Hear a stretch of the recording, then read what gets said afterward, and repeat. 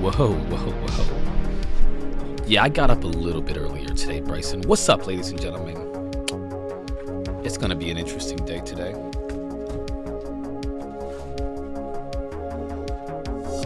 I always got some things to talk about, though. You know, that's why I do this thing. Because I can just talk about, what the heck is this? Yeah,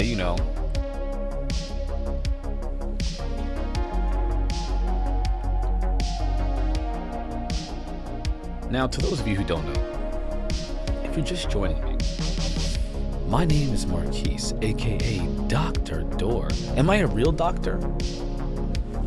No. No, why would you believe that?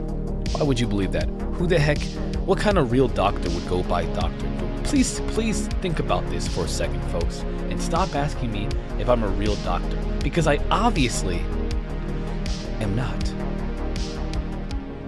My gosh, this is insane. The insanity, the petulance.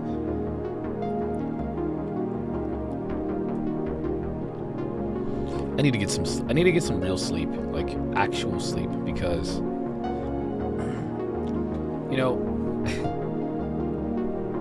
I feel like if I got some real sleep, I'd be able to clap some more cheeks in debates, okay? Because the debate lords are, man, listen, I'm actually, some people say, oh, you're good at debate. I'm not good at debating. I'm not very good at rhetoric. I'm about to get that PhD once I get some sleep and some real sleep. But I'm also not very good at lying. And some people who are debaters know how to twist the truth just enough to where it's not a complete lie. It's like a gaslighting, if you will, a changing and manipulation of reality. And I'm just not that great at that. And man, some debaters are fantastic. However, I enjoy it still. The challenge. I enjoy the challenge. And it's up to you, audience, to decide whether or not you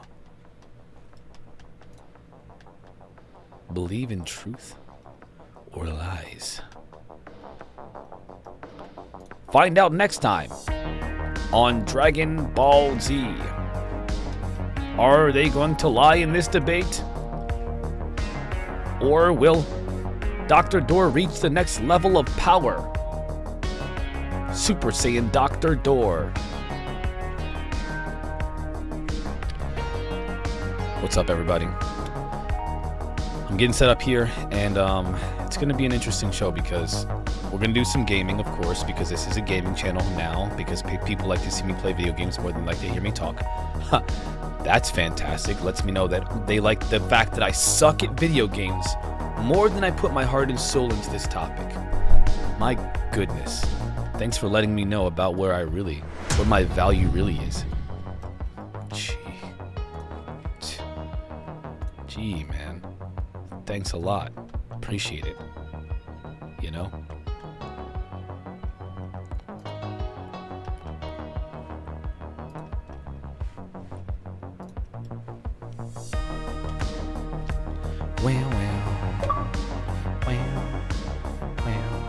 Freaking love this music. So, I gotta talk about Starfield for a little bit too today, because I am so excited for Starfield. I am so ready for Starfield, it's not even funny. Hold on one second.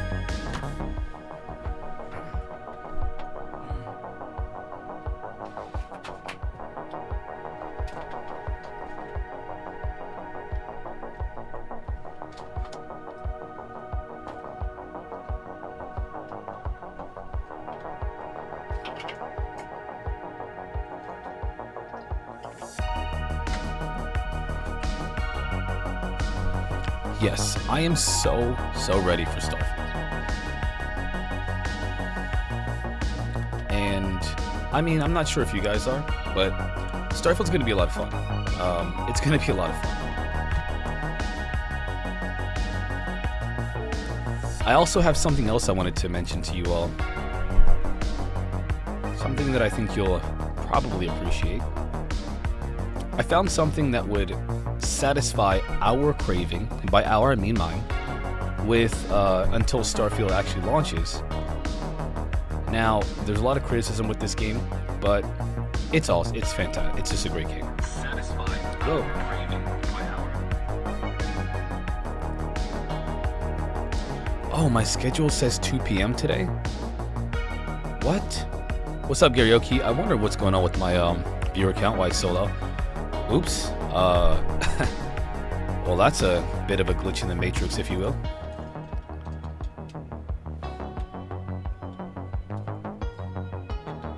Dang, I didn't know that. Seriously. Not great. Not great. Can't lie. Oops. Sorry. The show is definitely 12 p.m. Eastern to 4 p.m. Eastern, Monday through Friday. The only reason it would be 2 p.m. is because, remember, last week there was a lot of things going on with the family. Excuse me. And, yeah, that was a mistake. I should have changed it. So Twitch is weird. At least as far as I understand it. Twitch does not allow you to change the schedule for one day. It makes you change it for every single day. On that day, every single week. Indefinitely. Good day, kind sir.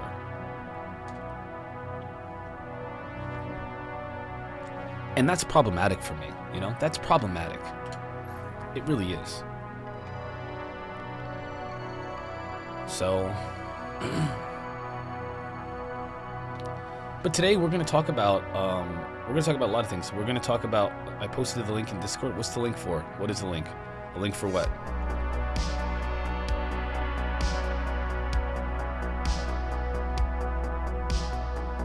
Hold on. Oh, yeah, because nobody knows it. Well, it goes out on like 5 different platforms whenever I go live. Facebook, it goes out. See, I can't get it to go out on Instagram for some reason. Instagram will not allow me to, well, it won't connect to my Instagram for some reason.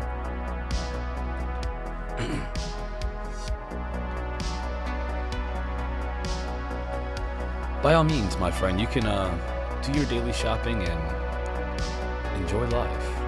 You know, enjoy it.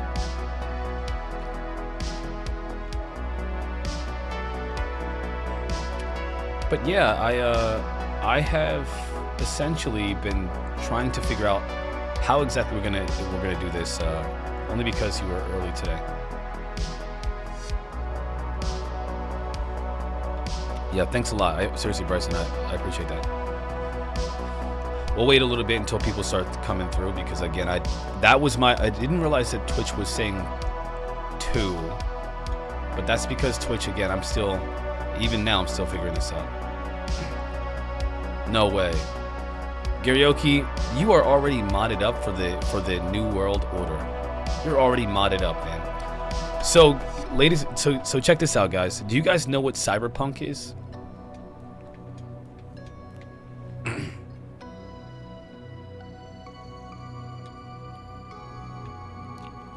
Hit me up in the chat if you know. If you know what cyberpunk is, hit me up in the chat. Let me know what's up.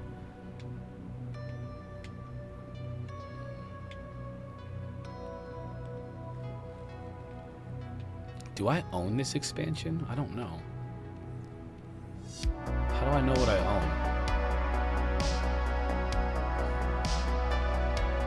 own? Later, Twitch chat. Later, Bryson. Catch you when you get back, fam.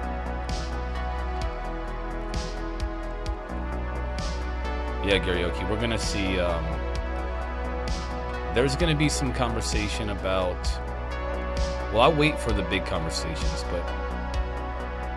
If you want, Garyoki, you can come on and we can have a chat. By all means, we can have a chat. I would love to.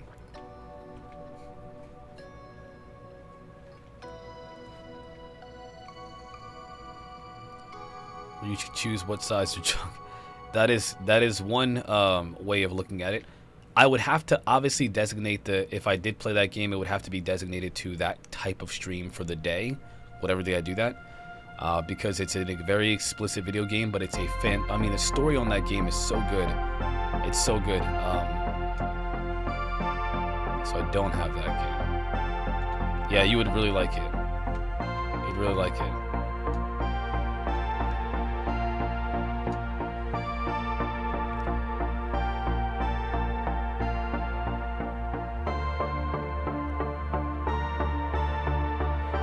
Yeah, Cyberpunk's pretty cool though. Personally, I like Cyberpunk the game. I just obviously we got to be careful. We have to be careful with playing that on live because of the explicit nature of the video game itself. We just gotta wait. We're waiting for people to come through. We are doing a roundtable today. We are. You ready to come on?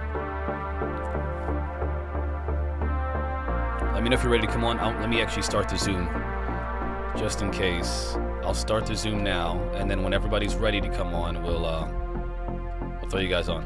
And Gal, in case Peanut wants to join us. I don't know if Peanut's going to join us or not, but if she does, she's obviously more than welcome.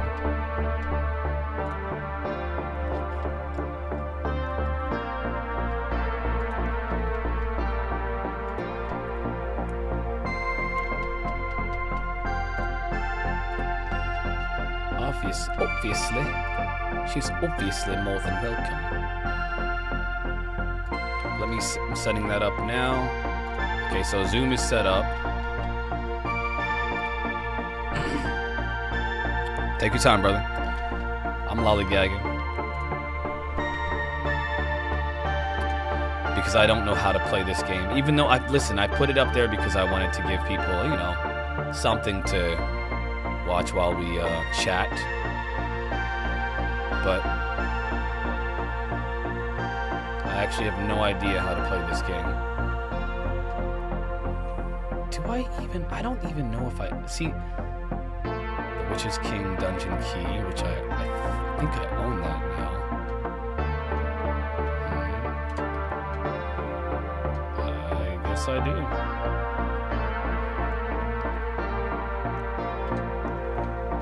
No, I don't. I have no idea. Apparently I don't own any of these. Hold on one second. Let's check something else out. What's up, Momska? Welcome to the chat. Pleasure to have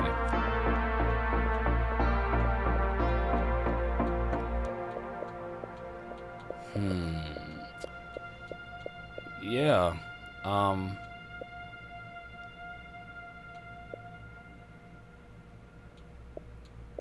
Too violent. That was such a fun game to play.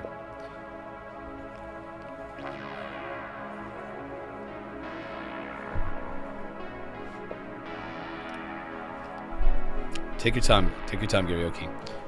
Right now I'm literally just lollygagging around because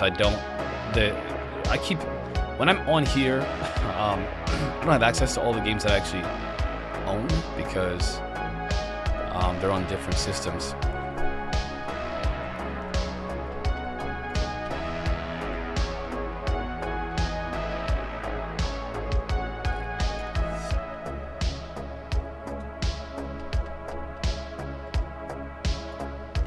They're on very different systems. And I want to keep you guys and gals entertained. Thank you so much, Amska. I appreciate that. It was a fun show last night. I really enjoyed it. I wish I had more time to talk to him because I had so many more questions. I did not get a chance to really say everything that I wanted to. There was a lot that I want to say. I know what we're gonna do now. I have figured it out.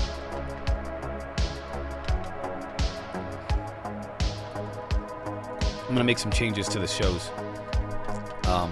Because I think we gotta play something that's a little bit more destructive. Dashboard. Let's go, Twitch. Let's go.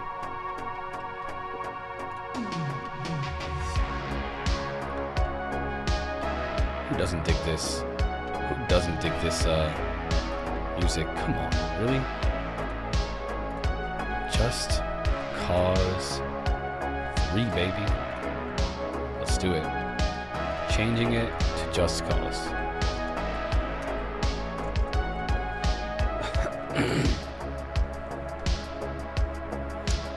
Basically, nobody's playing it, but that's okay. This is a mature rated video game that may not be suitable for some viewers.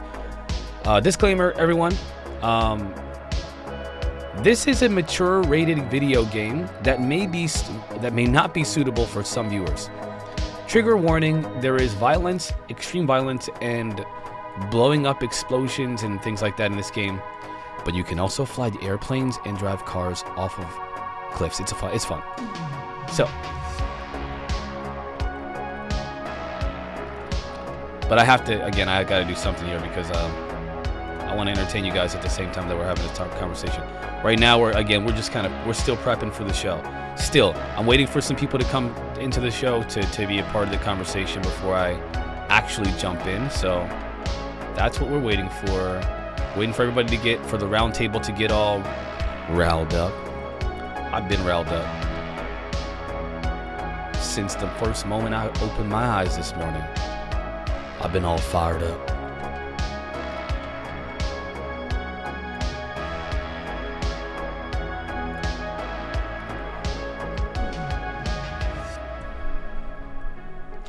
Yeah, that was a very interesting conversation, Momska. So, in case you didn't see, which most of you who are on my Twitch channel probably didn't see, pair well with the hot tubs on TT.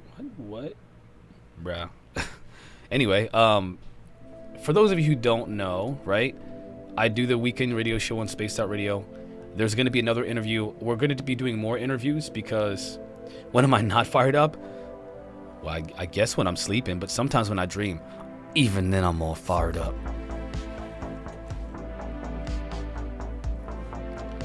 But I feel like that the gentleman last night, Dave, we did not have enough time. I really wanted to have a much longer conversation with him, ask him some more questions about his work, more of his books. We only really touched on one, like I think one of his books, when there was so much more that we could have talked about.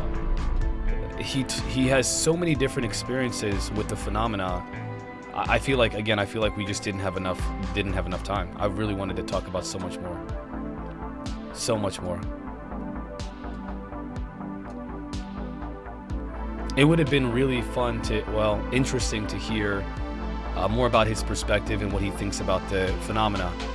Garioki, if you're ready, I'll send you the link down. Sending the link, the Zoom link in Discord now.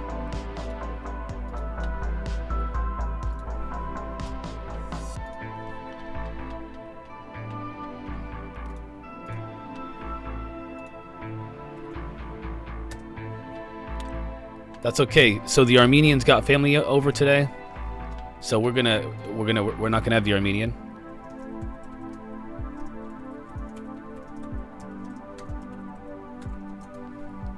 Awesome. I love it when people are having a wholesome day, with family. I love that. That's the best part of life, is spending it with people that you love. That's really what it's about. Spending time with the people that you love. What's up, my boy? Garioki? What's up, man? Yo, what's up, man? Let me go ahead and put you Where on. are you? I can't see you. Oops, I'm going to put you on, I'm going to bring you on. There you go. You're on, my brother. You're on. I thought everywhere was foggy, then I realised I need to clean my glasses. Oh, man, I have that problem literally all the time. My glasses sometimes, and they're broken, so that doesn't help, right? Definitely does not help. The problem we got here in the UK, it's so hot, we're just not used to it. Like glasses fogging up and stuff like, What is it? It's hotter than usual? Really? Yeah. Oh, it's crazy. Oh, wow. Huh.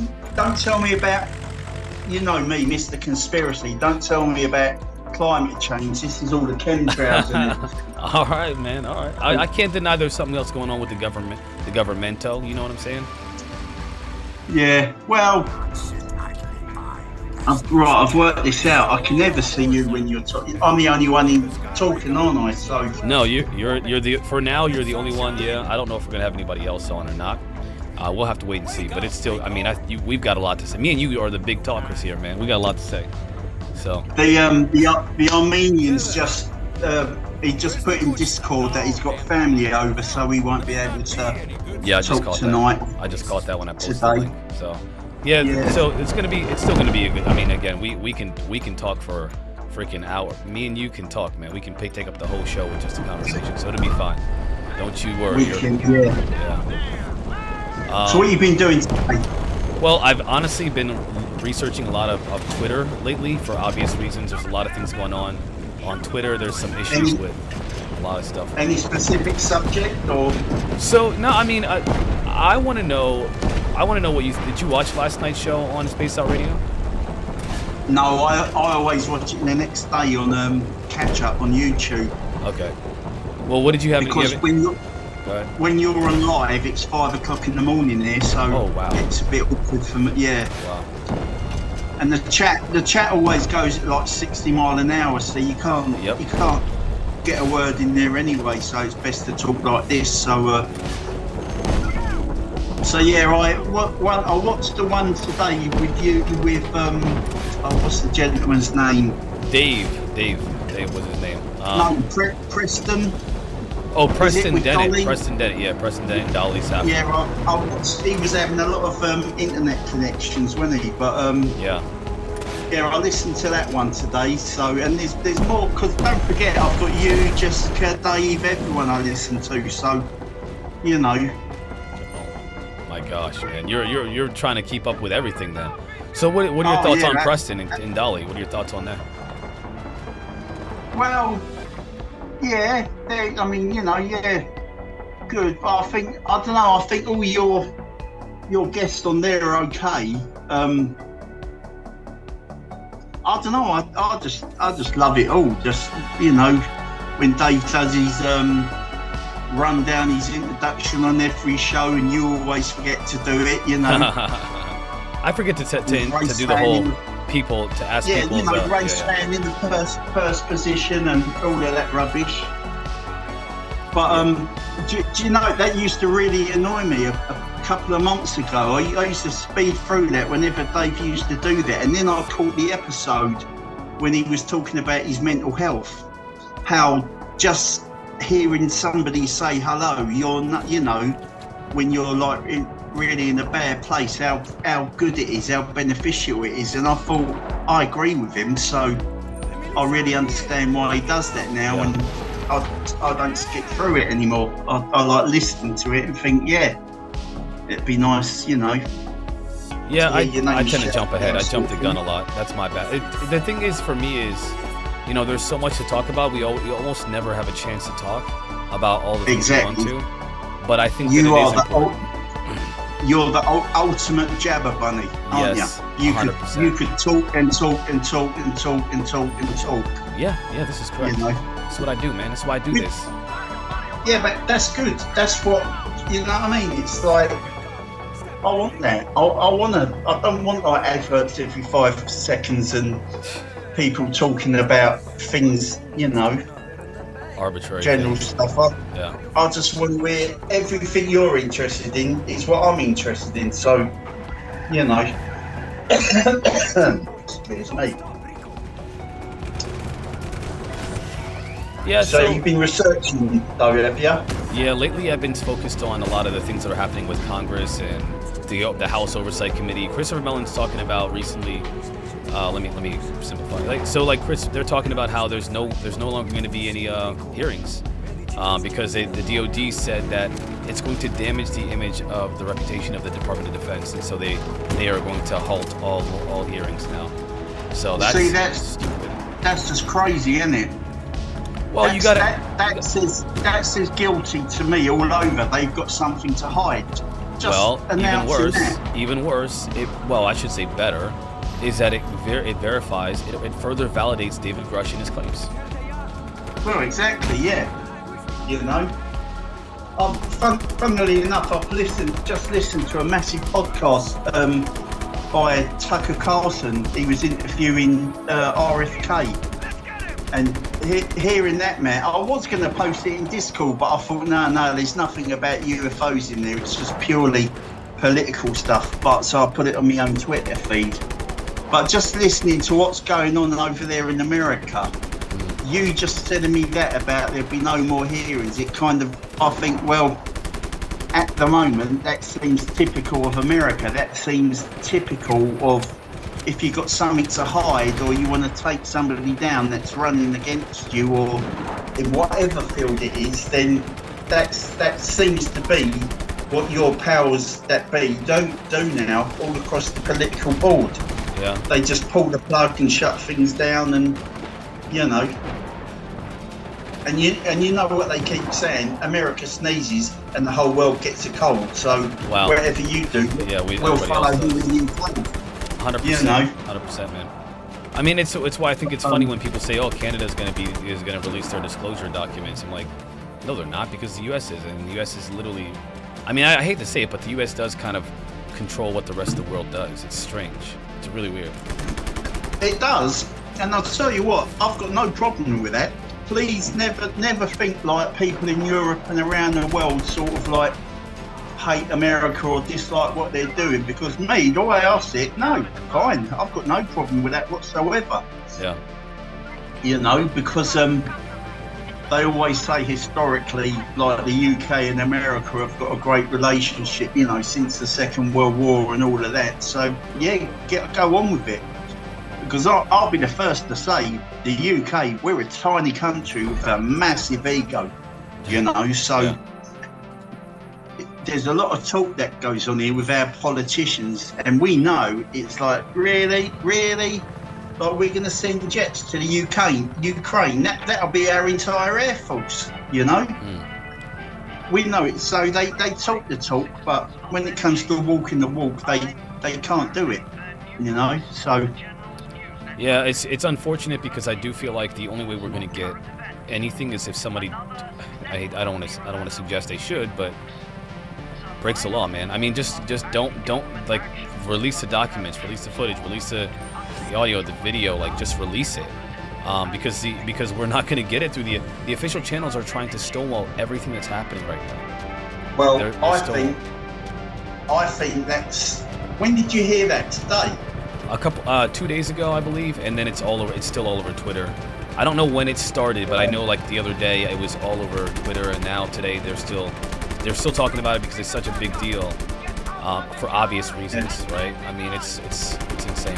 It's insane. See, that says to me the UFO field has been put back by at least 10 years.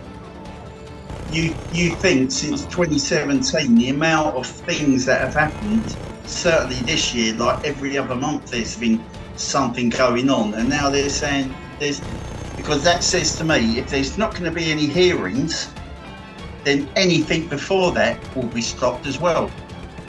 Any video, any talk, whatever, you know. And Richard Dolan made mention of this about 6 months ago. Wasn't there a thing about you're not allowed to promote conspiracies or anything like that, and if you do, you'll be shut down? And the big talk at the time, I remember Richard Dolan saying it, he said, well, does that involve the UFO community? Are we all going to get shut down? And now you saying that, I don't know. Exactly. So now you saying that, if they're saying there's not going to be any formal hearings about UFOs because it shows the DOD whatever in a bad light, then are they going to do anything before that? You know. I don't know. You know my perspective, right? I would be happy if the UFO. Let me put it this way: it would be better for the UFO subject to be shut down for 10 years than for it to be what I fear it is, right? You know what my concern is. My concern is that the whole purpose of the disclosure is because something is imminent. That's the reason for the rush to disclose it. Everything is because there's something imminent about to happen. And, I would prefer that another 10 years is great, because that means that the planet has another 10 years. I'm not convinced that's the case. My biggest concern now is that they're going to allow us to descend into chaos to the very last day and say nothing, and we will all be blindsided by our inevitable end. Yeah, I know. It really will be like Independence Day, won't it? I don't know about that. More No, than- I don't think it's. I don't think they're gonna come down and blow us all up. I'm thinking more like, if anything, the day after tomorrow, type stuff. Yeah, and then, or like something a else. major climate sort of. A cataclysm, or many cataclysms. Yeah, yeah. No, I don't. I think it's already happening. What the past 3 years, I reckon they have possibly. I mean, if we were robots, all they'd have to do is put a bug into our systems worldwide to affect us, but we're not. So they're kind of letting us. It's like people said before. The best way is to destroy a culture, a society, is to do it from within. You know. Yeah, So but that's kind of what I say about the phenomena. I don't think it's going to blow us all up. I think it's from within. Yeah, we'll kill ourselves, and when it's all done and dusted and all over, they'll land and just walk out, you know, brushing their hands, thinking, right, I'll have a condo over there, we'll have a hotel there, and a bank. You know what I mean? Yeah, It's like, Yeah. as long as it's, I know it's totally different for you because you're a family man, but as long as it's short and sweet, I don't care either way. You know, just get it over with if it's going to happen. I mean, we're all gonna die. I don't have any fantasy to the contrary, but I would prefer that my children get to grow up and have a life, you know, to at least experience life before. But if whatever happens, happens. The thing, what I'll say to that is what I say to everybody. All the kids will be okay because they'll grow and evolve with it, or whatever happens. Right. They'll adapt. They'll grow up loving it because we know the old ways and all of that. We think it's bad. It was the same when cash machines, you call them ATMs, don't you? When they come out, I remember my mum and dad were terrified of using them back in the 80s. And they still go down the bank every Saturday morning and get cash for the rest of the week. But me and my brother and all my mates were like, yeah, cash machine. On the, you know, go to the pub, have a few drinks, get some money on the way. And my mum and dad and all their age, their generation were like, no, that's the work of the devil. Cash machines, like, you trust getting your money out of a computer in the wall. And it's like, you know, and now we all live with it, don't we? They're like, it's such second nature. And I think your kids and everyone's kids, that's how it will be for them. They will grow and evolve and accept it all because they don't know anything. They won't know anything different, will they? No, they won't. You know? Yeah. It's like they'll adapt, you know, they'll adapt to whatever. Exactly, mate, exactly. You think about it, you'll be like 115 years old, looking exactly the same because, like they say, black don't crack. You know, Black don't crack. That's funny. That's what they say over here. I don't know if that's like a worldwide. No, they say that it's worldwide. It's worldwide. That's so funny. Yeah. That's so funny. Black don't So yeah, crack. so you'll look exactly the same as you do now, but you'll be like 80, 90, 100 years older. Hopefully. And they'll be saying, Dad, is it true you used to, if you wanted to see a doctor, you could go and sit there in an office, and because we just do it all online now, it's so much easier. We'd be like, nah, I want to see someone. I want to see them face to face. I don't want to talk to a robot online, and because things like that, we find it hard to understand it. But kids are like, yeah, that's, you know, you fools back in the day used to do this, used to do that, and it's like, no, just do it all. They'll have rings. They won't have iPhones and that, and Androids. They'll have it on a ring or a wristwatch, you know. So I don't think you've got anything to worry with the kid. No one's got anything to worry. It's only. Well, I mean, we got drunk physics in the chat saying that there's no data for any of this stuff we're talking about. But here's the thing: climate scientists have been ringing the alarm bell for, I don't know, about a decade or so, maybe longer, that we are accelerating our whatever this climate change or global warming. They used to be global warming. They changed it to climate change because it's not just that things are getting hotter. It's that all the weather is becoming more and more extreme. And so according to climate scientists, there is an issue. It is unanimous for the most part that there's an issue. There are a few scientists who say, oh, there's nothing to worry about. Well, the world will continue on, but we will not survive the potential problems that climate will give us in the future. That's the problem, man. That's the problem. We will. Listen to me. I've just been saying how hot it is here in the UK. I can't really, because we haven't got the infrastructure for it. I've got a fan on next to me in my kitchen because we don't have air conditioning or anything like that. We're just, I'm sure we will in another 5-10 years sort of thing. But okay, so we're talking climate change tonight today, are we? Well, I mean, we can talk about what I'm saying is that when it comes to cataclysms, why would I even mention that? Because some UFO guy said there's going to be a global cataclysm, or because climate scientists have been warning that there's an impending, the potential impending to multiple weather phenomena that could end all of civilization, or at least be very disruptive to civilization. Marquise, take that bandana off, put your head down, because we're going to clash heads now. Let me tell you, it's all bollocks.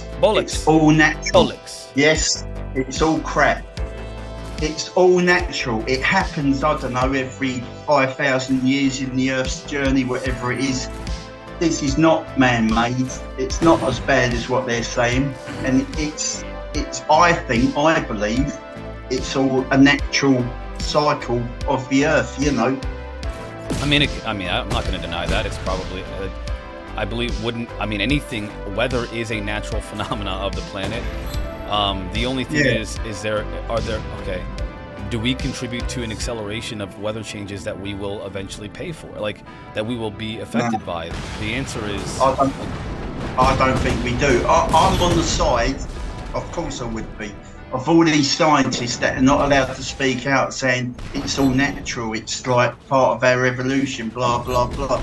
I'm on their side. I do think this is all natural, really. And, all right, fair enough, it's warming up and colder in the winter, things like that. Well, I don't mind. I know people that spend £2,000 to fly away on holiday or vacation to sit in weather like this. So if it's warming up, at least you're saving money on, you can sit in your own back garden. You haven't got to fly somewhere hot and sit on the beach and enjoy it. You can enjoy it all indoors, can't you? But I won't worry about it. I'm not convinced that we're going to be able to just what is it? And again, I'm not a climate scientist. This is a layman's reading a couple articles over the last couple years perspective of it, right? There's enough alarm where it's like, oh my gosh, maybe we will experience some kind of I guess the weather will become more and more extreme, whether it be bigger blizzards to worse tornadoes and hurricanes and earthquakes But again, like the UFO field, that's just what we've been told. Have you seen anything with your own two eyes? Yeah, the world is on volcanoes. fire. Yeah, the world is on fire. You what, sorry? The world is on fire, well, yes. that's another pretty clear. That's another heavily sort of dubious thing, isn't it? All these potentially. All of a sudden, there's wildfires in all the countries around the world. Canada, Hawaii, Australia a few years ago, and I was there for that, by the way. Some fires in Australia, so. Global. I don't know what global greening is. I don't know what that is. I only know the very layman's. Just like hearing, even if you just have a very surface level perspective of it, I think that scientists do understand. I mean, they're studying it. We're just listen to me right now. I literally just read some articles about it, and so I have a perspective based off of what the majority of scientists claim to see with this issue. And so I think that according to them, that they believe there's an issue, I'm going to go with it. I'm going to have to trust that because, again, I don't have access directly to the technology and data. So what can we do but trust that? Yeah, but they told us all of that all the way through COVID, didn't they? There was the science and there was science and the science. All of these people that attend it, and this is my view, by the way, nothing to do with your channel or whatever. This is solely my opinion. But all of them people writing all the stuff you're reading, it's all like, you know, like Fauci. You're concerned that you can't trust it because the people that have yeah, you have a distrust in the authority figures, whether they be scientists or otherwise. I've got distrust in absolutely everything because, like I said about the UFO field as well, until they land and I see them with my own two eyes, until I get a volcano just grow out the ground down the road from me and I can see it all, you know, and there's meteorites crashing into the sea and all of that. Yeah, you can show me as much. It'll be too late by then. What do you mean, dude?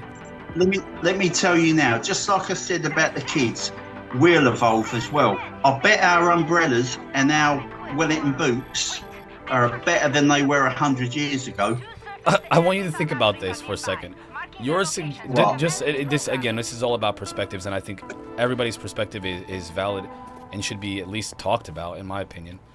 But you're suggesting that we ignore the climate scientists because you don't trust them. But if they're not saying, wouldn't it be better for them, more advantageous if they're these ominous figures to be like, hey, everything's fine, don't worry about it, guys. And then instead of being like, hey guys, we should probably stop burning fossil fuels, which by the way everybody believes we should, because it's destroying the planet. Like what is the resistance to their? I cannot figure this one out for the life of me. These things will not. They could potentially destroy us all.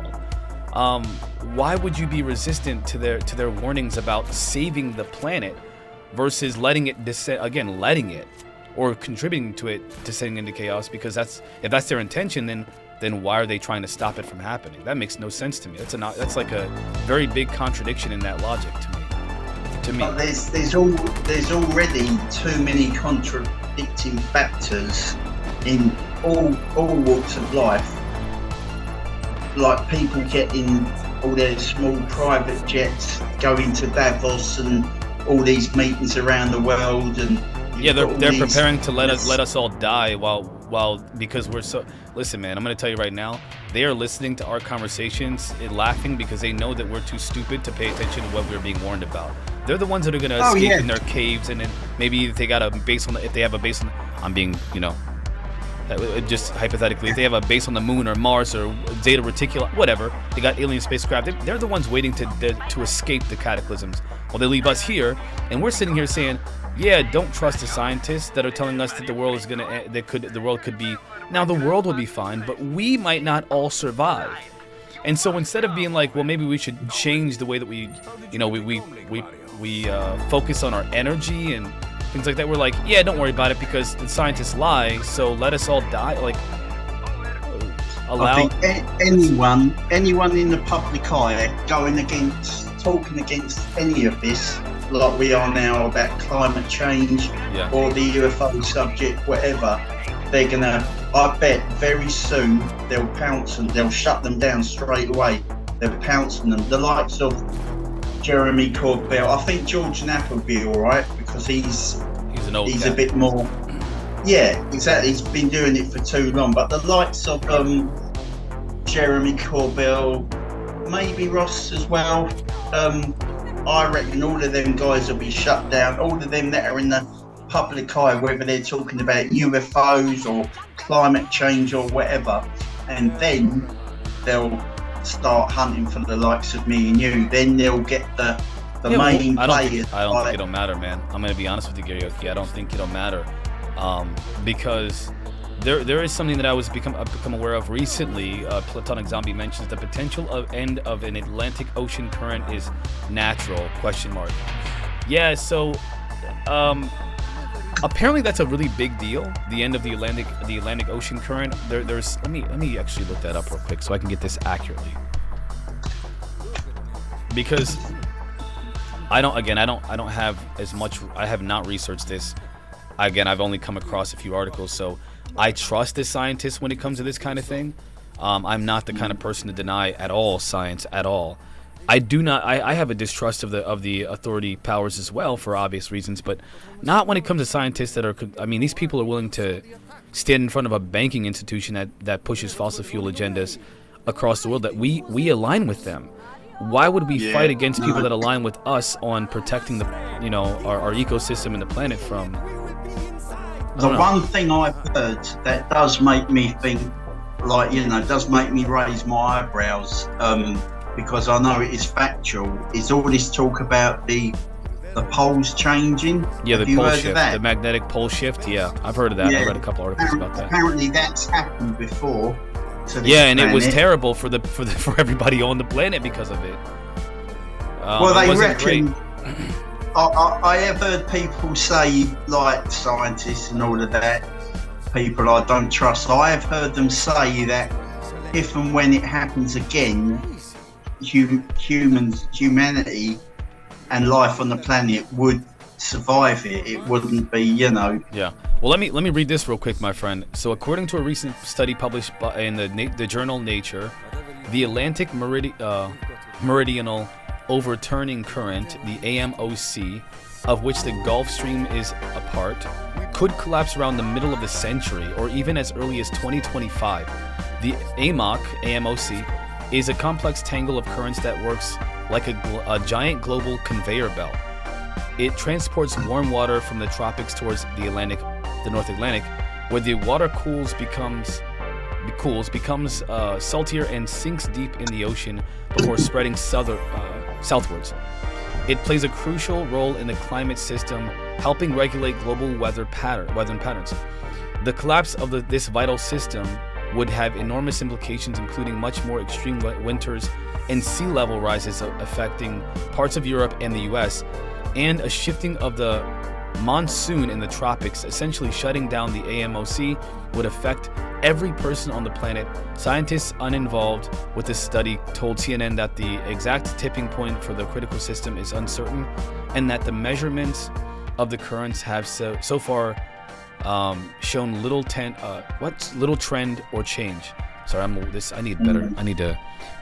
but they agree these results are alarming and provide new evidence that the tipping point could occur sooner than previously thought.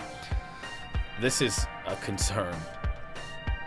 Again, I'm not the scientist, but the scientists are saying we could be in a lot of trouble, the whole world. And so to me, isn't that that's what happened in the day after tomorrow? But it was the wind. That is exactly what happened. It wasn't the seas. Yeah. It was the winds. Yeah. I mean, what do you think? I know they do exist, them winds, because, say, for example, when we fly from the UK to America, it's 8 hours, and when we fly back, it's 6 hours. It's always faster coming back because these winds, and I don't know, what do you call it? The upper atmosphere? I don't know. The upper atmosphere? What is it? Does anybody know what upper the... Let me, hold on. I think it's got an actual name, and in that film, Day After Tomorrow, there was a massive change in that. They predicted it for something like it's going to happen in 10 years, and then all of a sudden, bang, it happened the next week, and it's over. Yeah, we won't have enough time to prepare for it. I think that's the problem, is that people are concerned about that. And the reason why we tie that, by the way, somebody asked, Drunk Physics asking, while we're talking about UFOs and this, is because ufologists have mentioned that this is a potential concern. This thermosphere, I think it's called, which on Earth lies between the altitudes of about 80 and 700 kilometers. So this layer is very hot and thin and contains a lot of ionized particles that interact with solar radiation and magnetic fields. There's also the exosphere and the ionosphere. The only other thing that I wanted to kind of say that was an issue was that there's these freaking solar storms that are going to hit us as well, which are a concern for science. I mean, I don't think we should ignore this at all. I don't care what climate scientist may be a part of the Illuminati. I think that there's a concern for us all, according to what scientists have been saying at least for the past decade that I've been paying attention to it, and probably maybe longer, but a lot more recently. There's an acceleration of concern recently because of the things that we're talking about now. Exactly, it's all been happening recently. They weren't talking about this when I was at school. What about you? I did hear about climate change. I heard about global warming when I was in school. When I was in school, global warming was a thing. It was a big deal. I can remember the first I ever heard about it, I think I was in my teens back in the 80s, and it was all about CFCs, and they all said, "Oh, we got to get rid of our refrigerators and stuff like that because they let off these CFCs, which keep in mind, whole ozone layer."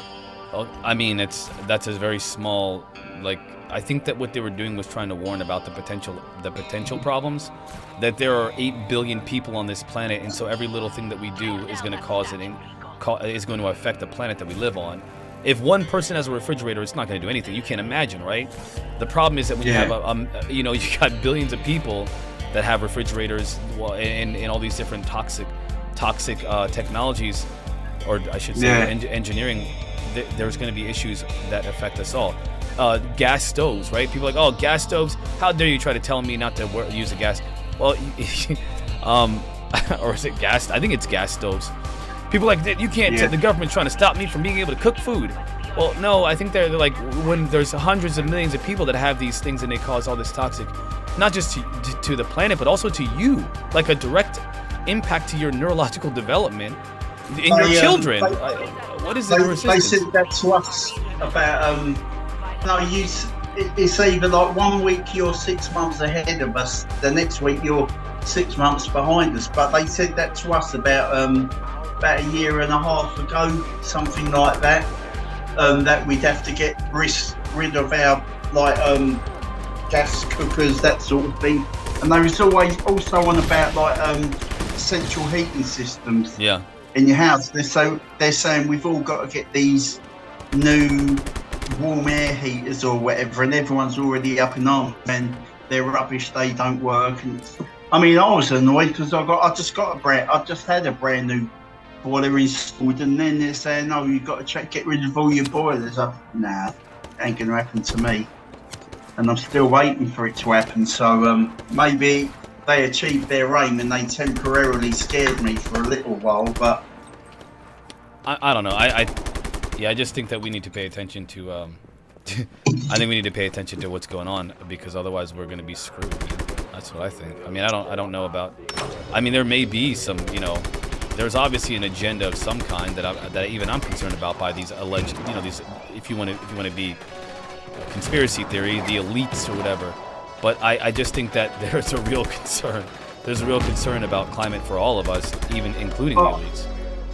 What you got to think of is, where's this agenda come from? Is it from them?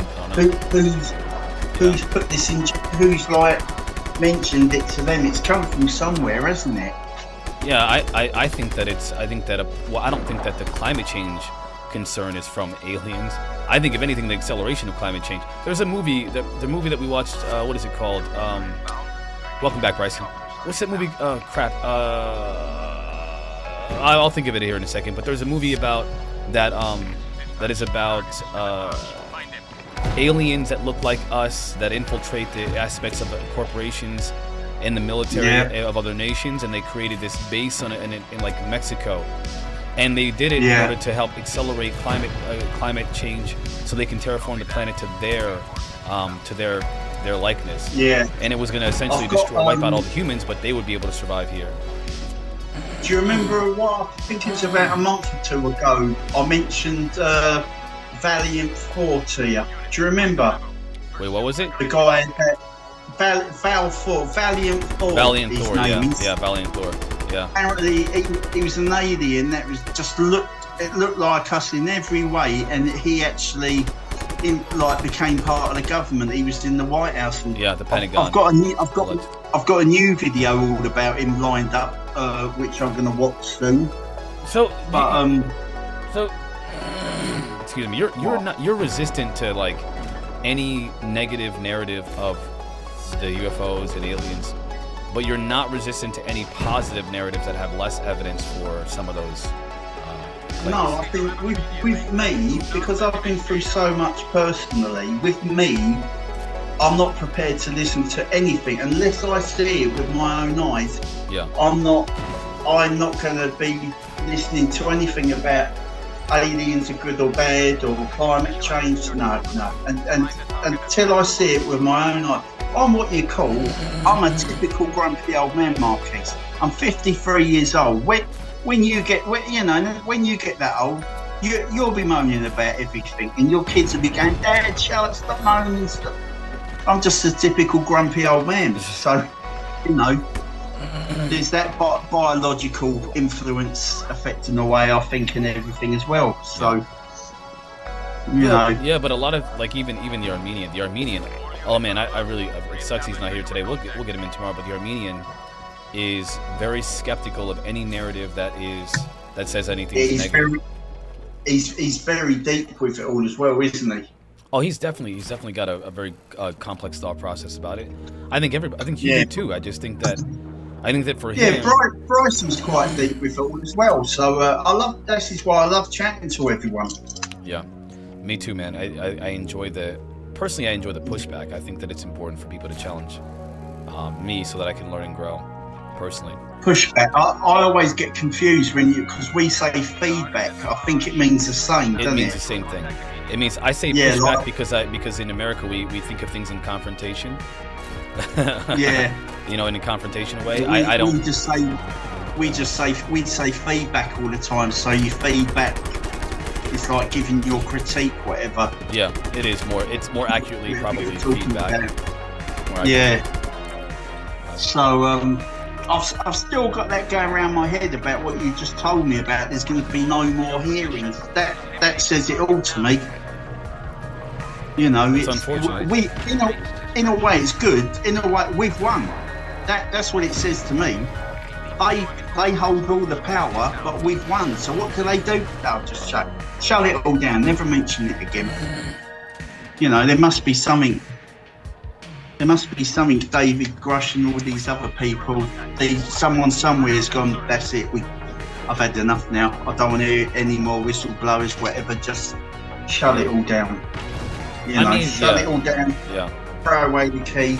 And we're going to go back 10 years now, where we'll be buying DVDs on the black market, all about UFO sightings and Bigfoot sightings, and stuff like that. I think all the TV shows and clips on YouTube, etc. I think they're going to be highly censored now. I don't know. I hope not, but. I hope not, but. I think shows like Need to Know and Richard Dolan's show and all that, they'll still survive, but I think they'll be curtailed to a limit, I reckon. I think that a lot of the big names will probably be okay. Probably. I think we will probably be in trouble, as in it's the smaller creators that talk about this phenomenon. But I also think that they're not going to just come and hunt people down. I'm not of the persuasion that they're going to hunt people down either. No, if you go out your way, if you publish something that they feel is a conspiracy theory, they won't throw you in prison, or they'll just say no. It's just like the YouTube guidelines and algorithms now. Yeah.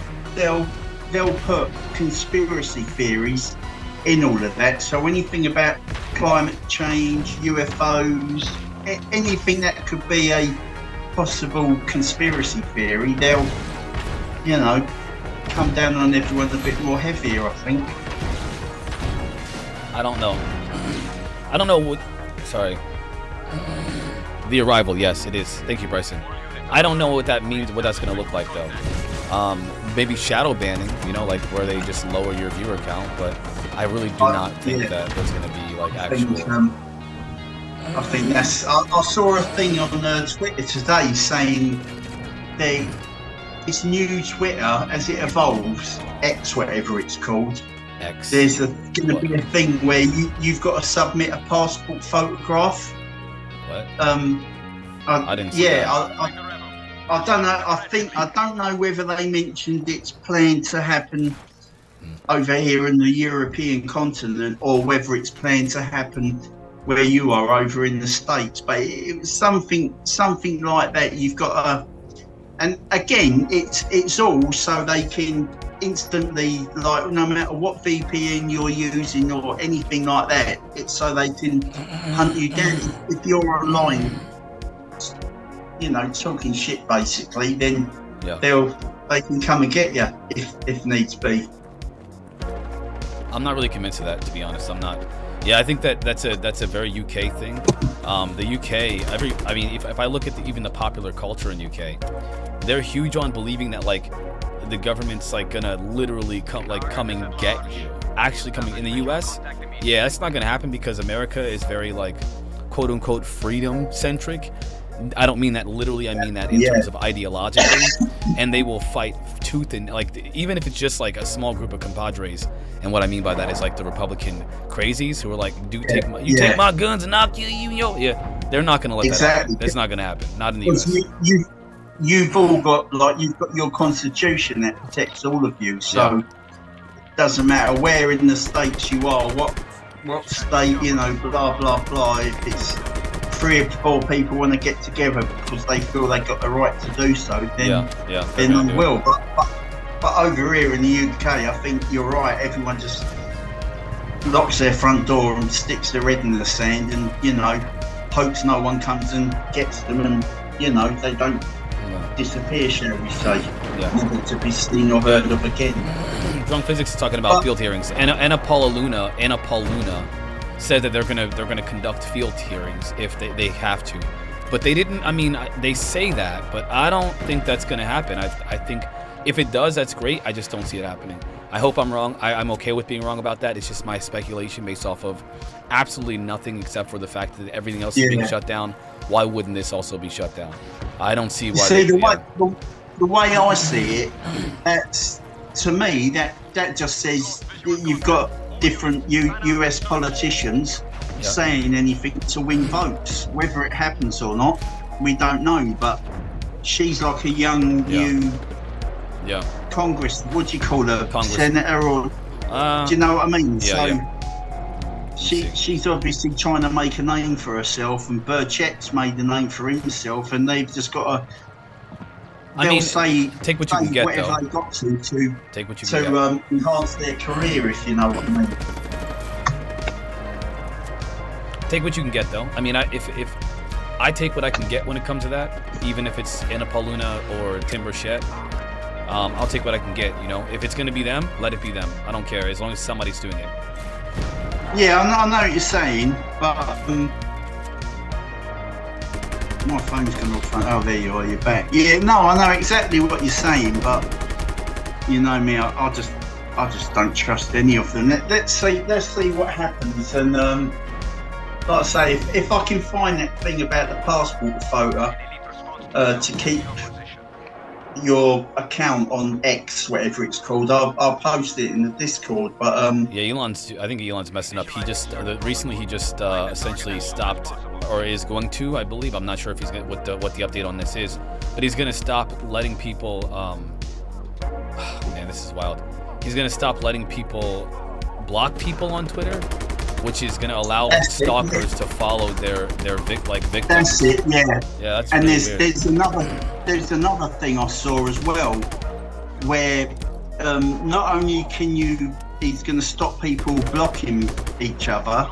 Yeah. You can now, over here, this side of the pond, there's going to be a button where you can report the comment direct to the EU, like European, council sort of thing. So it's going to be the same as click here if you want to report it as a crime to the police, whatever.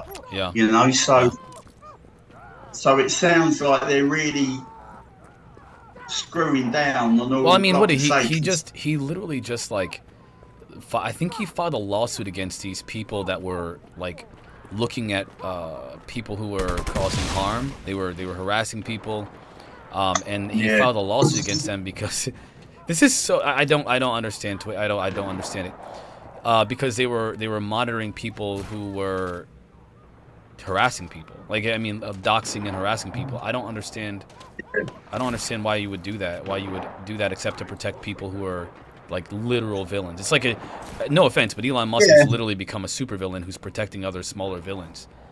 I mean, exactly. What's going on here? What's happening? So don't get me wrong. If that's what people are doing, if they are like doxing people and stuff like that, then Oh yeah, he understands that. He got on that kid that the Elon Jet Twitter account. He He got on that kid because he was tracking his flights and stuff like that. That's So right. Yeah. how are you gonna have this hypocritical Yeah, view where you're like, oh, I don't want anybody tracking me, but everybody else, yeah, I'm gonna protect them from protect the people that are tracking them and the people that are harassing them. That's it's so strange to me. That's how it's going to be with all of them, the elites. You know, do Yeah. as I say, not as I do. One Yeah. rule for me, one rule for you. You know, that sort of thing. So where's Bryson today? Anyway, is he in the chat? Is he? I don't know. I don't know. Bryson, you coming on? I think he's doing some house chores. I don't think he can handle. I don't think he can handle these 4-hour conversations, my guy. I think that's a me and you thing. Well, no, I think Bryson's like me. It's like when we're talking about God and religion and this, that, and the other. That's when he fell asleep the other night, wasn't it? So. Oh, come on, expand your consciousness, my guys. You got to be able to talk about these things. I mean, if you ignore one of the most powerful influences on human history, you're missing out on a pretty big part of what's going on here. Marquise, you're not dragging me into it. I'm not talking about it. Oh no, we don't have to talk about it today. I'm I'm talking about in general. If we're talking about, for example, if there's a UFO, if there's a UFO landing at I don't know, at the Catholic Church, are we going to be like, oh, we're going to ignore that because there's a religious aspect to the phenomena? Are we doing that now? Like, what's the deal? What's the deal? What if aliens come down and say they're Catholic? What are we going to do? What are we exactly. Gonna do?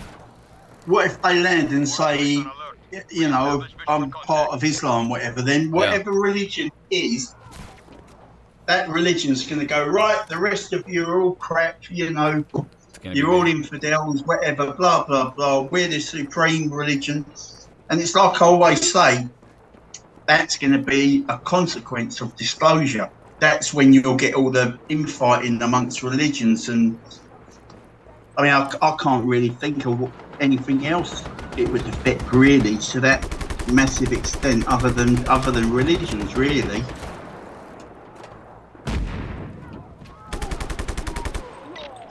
What about you? Well, I don't think that aliens are going to land and say they're this god or that god. Personally, I mean maybe, but I don't think they're going to do that anytime soon. I think it's going to be more along the lines of telling us that it's not about gods, it's about them, that they are the gods. You know, they are and have been the gods that every civilization has been worshiping, or at least most of them. That's what I think. I think they're going to come to be our saviors. I think they're going to pronounce to be our saviors. This is speculation, pure speculation, ladies and gentlemen.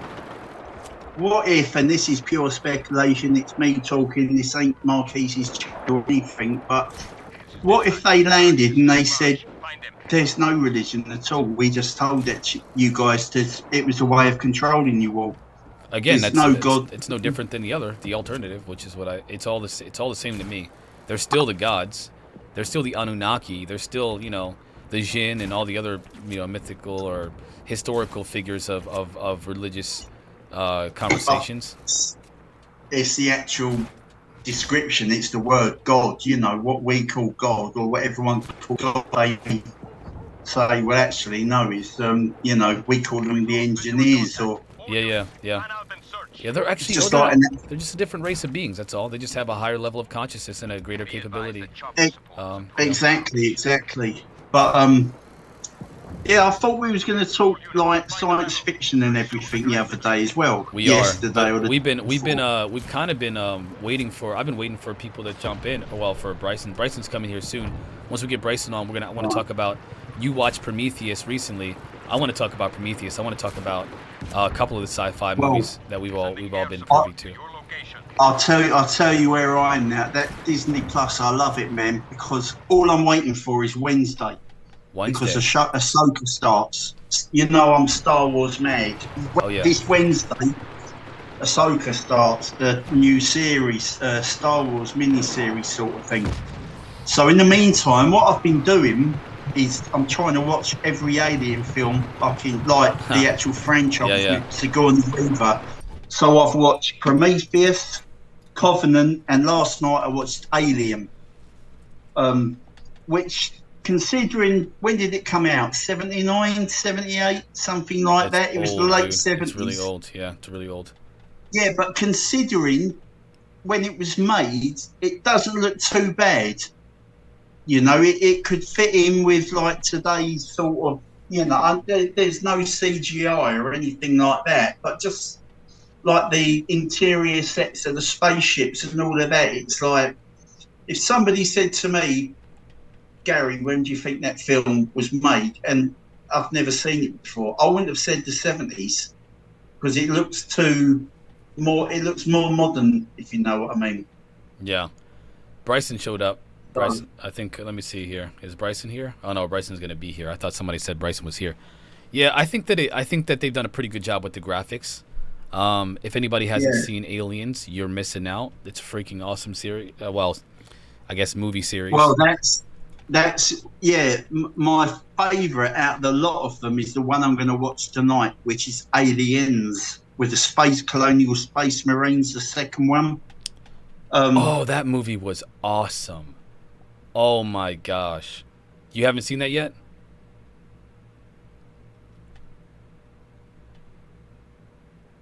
Gary, you're muted. What's up, Bryson? Yo, what's up? I just had to throw on the sunglasses and throw in a background. Cool beans, man. I don't know if I can do that live. Yeah, man, you can do it live. You're doing pretty good. Karaoke, you're muted and your camera's off, my guy. I don't know what happened. But yeah, man. Still there? Yep, we're still here. Oh, sorry, I had a phone. Did you hear that? All of that? No, I didn't hear anything. You were No. Did it cut me off? Yeah. But yeah, so that's the film I'm watching tonight, Aliens.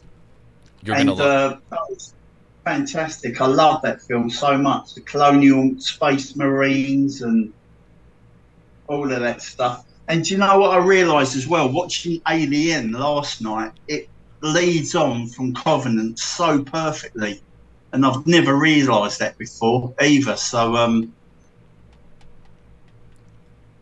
well, Aliens, in case anybody doesn't know, is this the one where the prisoners land on the planet? I thought that's Predator. That's Predator. No, Predator. That's Space Marines come to a colony to save it from the aliens. Predators. Hello, Bryson. The second movie was when they got Ripley out of the space, the sleep chamber, and then they have to go save a colony that's being attacked. That's it, yeah. No. I'm referring to the movie in the sequel. Predators. Hold on one second. Let me actually, because this movie was absolutely amazing. Let me go to the cast. What? Yeah. No, is it? Yeah. Predators. So you're talking about the 2017 movie? Where they get mercenaries? Yep. Well, is it 2017? I thought it was. They're all mercenaries, I don't think it was 2017. Let me actually check it out. Hold on. Let's pull this up on YouTube. That was the one with Adrian Brody, one of the newer ones. I believe we're talking about the same thing. Yeah. But I just watched Aliens, Prometheus, and Covenant all in the last 2 weeks. No way. Here, so it's all fresh on my mind. Yeah, it's called Predators. Predators came out 13 years ago, so 2010, 2011. What, Predators? Really? Wow. It's freaking awesome, man. That is an excellent film, I must say. And that girl, they got the girl from the Asian girl from Predator, is in it, isn't she? Let me pull up that cast again. Let's check out the cast. Olivia Munn, Elpedia. No, I don't know who. I have no idea. I don't see any Asian chick in here. Oh, Amber Midthunder? Midhunter? Midthunder? I don't know. Let me pull up. Let me actually pull up my. Let me show my screen so you guys can see.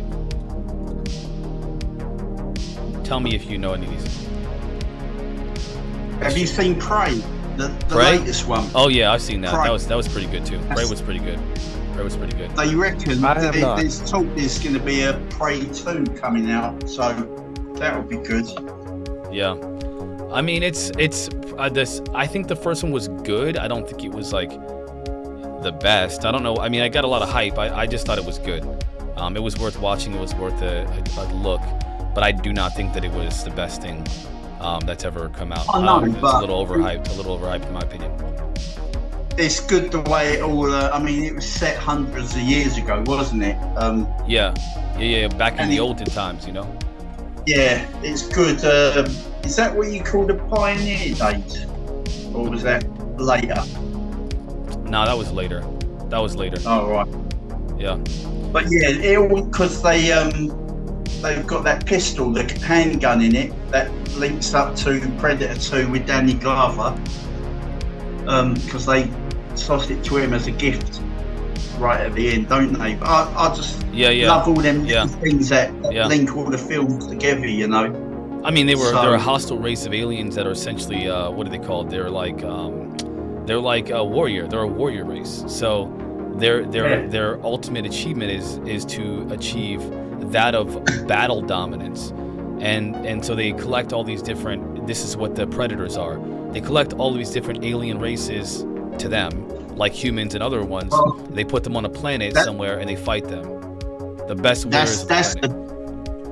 One of the best shots is in Predator 2 with Danny Glover when he goes on their spaceship right at the end, and they've got the skulls on the wall, and there's a human skull, an alien skull, and a couple more, and obviously they see them as like the most violent, you know, biggest game to get from the universe. They're bad people. They've done some bad things. Each of them has done something terrible. So yeah. But in the AVP, Alien versus Predator films, they're seen more as like the good guys. Well, sort of thing, yeah, compared to the aliens, yeah. I think that the aliens were their creation, and they created either they created it or they captured it. They didn't create it. They captured one, the queen alien, and then they planted. I was just going to say, yeah, one of my favourite AVP films is there's the one where it shows you them on Earth with the black chick, and they. Sorry. With the black chick, the one with the black chick. You know? Yeah. Yeah. It might have been that she was she the mountaineer. Mountaineer. No, I think it. Yeah, I think it was the one after that they made where they show the aliens or the predators like in Egypt. They're building the pyramids. They found a pyramid under the ice, I believe, in Antarctica. It's ironic that they would do this, by the way, because there's allegedly a pyramid in Antarctica, a black pyramid. Yeah. They find a pyramid under the ice in Antarctica where there's a perfect like opening of like a cylinder-shaped opening, like somebody shot a beam of energy down into the ice. And then there's underneath there they go down and discover that there's a pyramid, and this pyramid essentially is a bunch of different puzzles and traps to get through. It's changing. The pyramid changes based off of certain stepping on certain tiles and so forth. And that inside there's an alien. You know the Alien series. There's one of those aliens that's in there, a mother alien, and she's essentially put there as a factory, as a birthing factory, in order for the predator to come down and fight them as a challenge. And they do this all across the galaxy. These predators, they plant them all across the galaxy and fight them. And sometimes they lose, sometimes they win. And it's just so awesome. It's a pretty cool movie, man. It's a pretty cool movie. It is pretty cool, but I think, like, you know, you keep saying, oh, aliens are bad, they're going to come and, like, destroy us in some way, whatever. I don't say that. No, I don't say destroy, but I know what you're saying. Don't try and get out of it now. You do. I do not say that. I know which side of the toast you put your butter on. This guy. But I think if they said to us, right, we've got evidence that they are like the xenomorphs, they're called, aren't they? The actual aliens. Yeah, xenomorphs. If they said like they're coming, then I would worry. I would shit myself. I got to show you guys something. This is really cool. You got a couple seconds to watch a video? I mean, I'm on my phone. I can't. But okay, so this is hold on one second. This is a really cool channel. This YouTube channel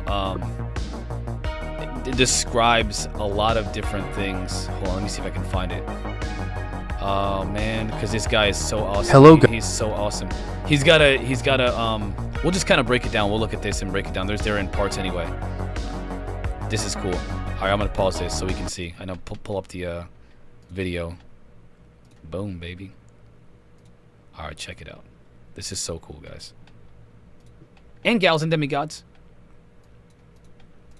Hello guys, Croft is here. Over the last... Can you hear, Garyuki? No, I can't see or hear nothing. So You don't have another device or anything like that?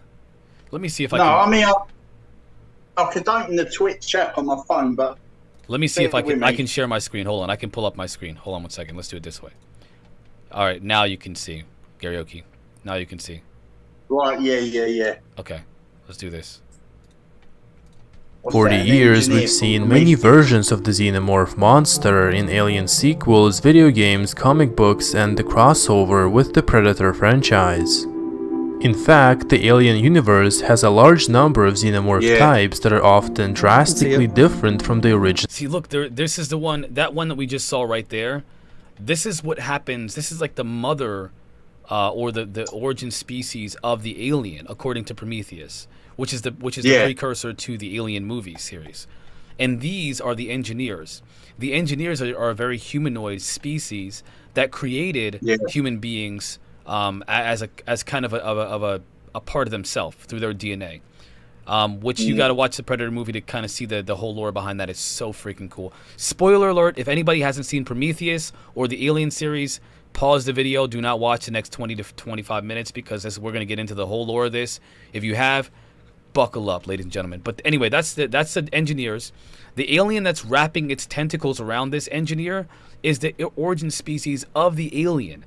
The big black long-headed, the crazy big teeth, like creatures that are just violent. They spit out, their tongue kind of penetrates any solid. By the way, the books are oh my gosh, the books are so freaking good. Okay, anyway, so I'm kidding. This is my sci-fi brain coming out, y'all. So anyway, that's what those things are.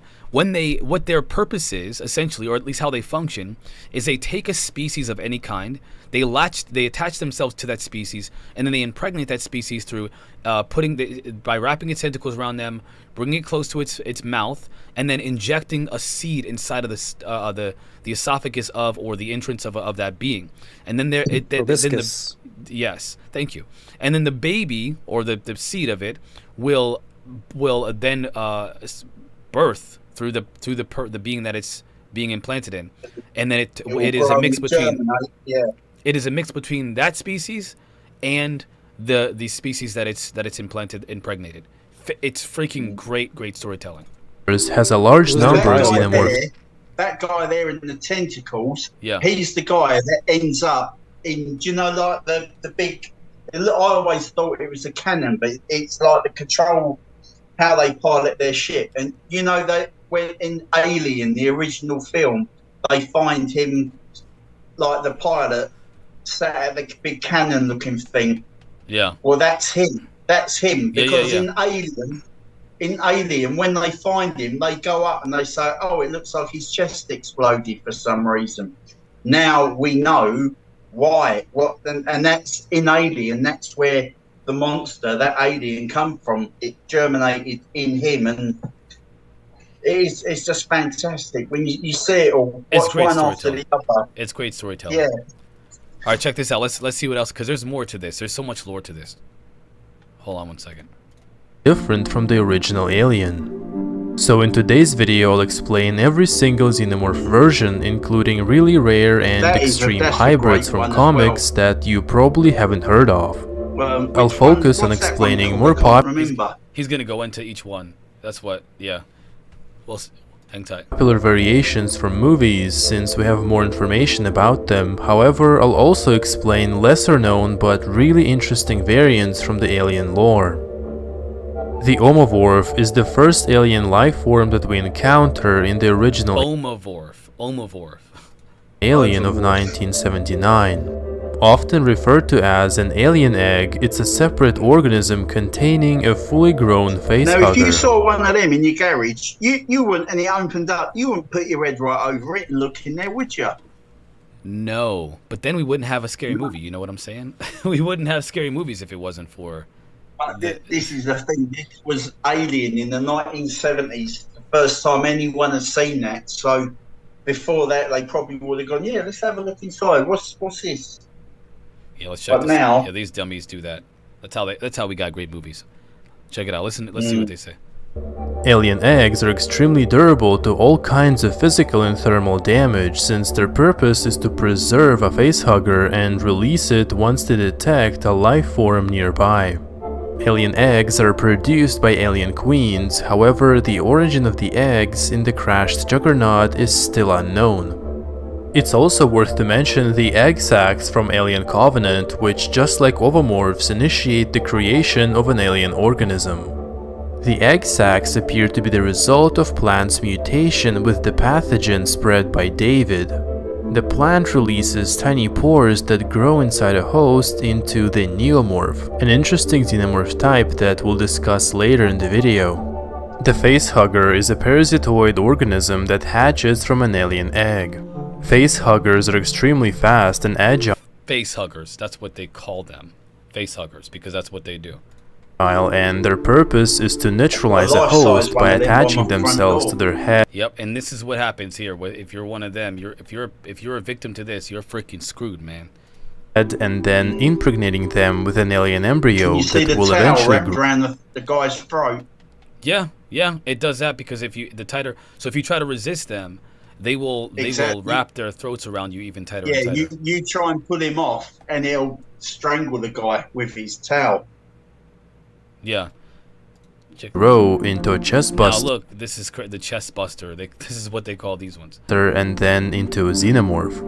One particular variation of that creature is the royal facehugger from Alien 3 that has an ability to lay an alien queen embryo inside a host. What's the difference between that and a normal face? Hang on, octo face hugger.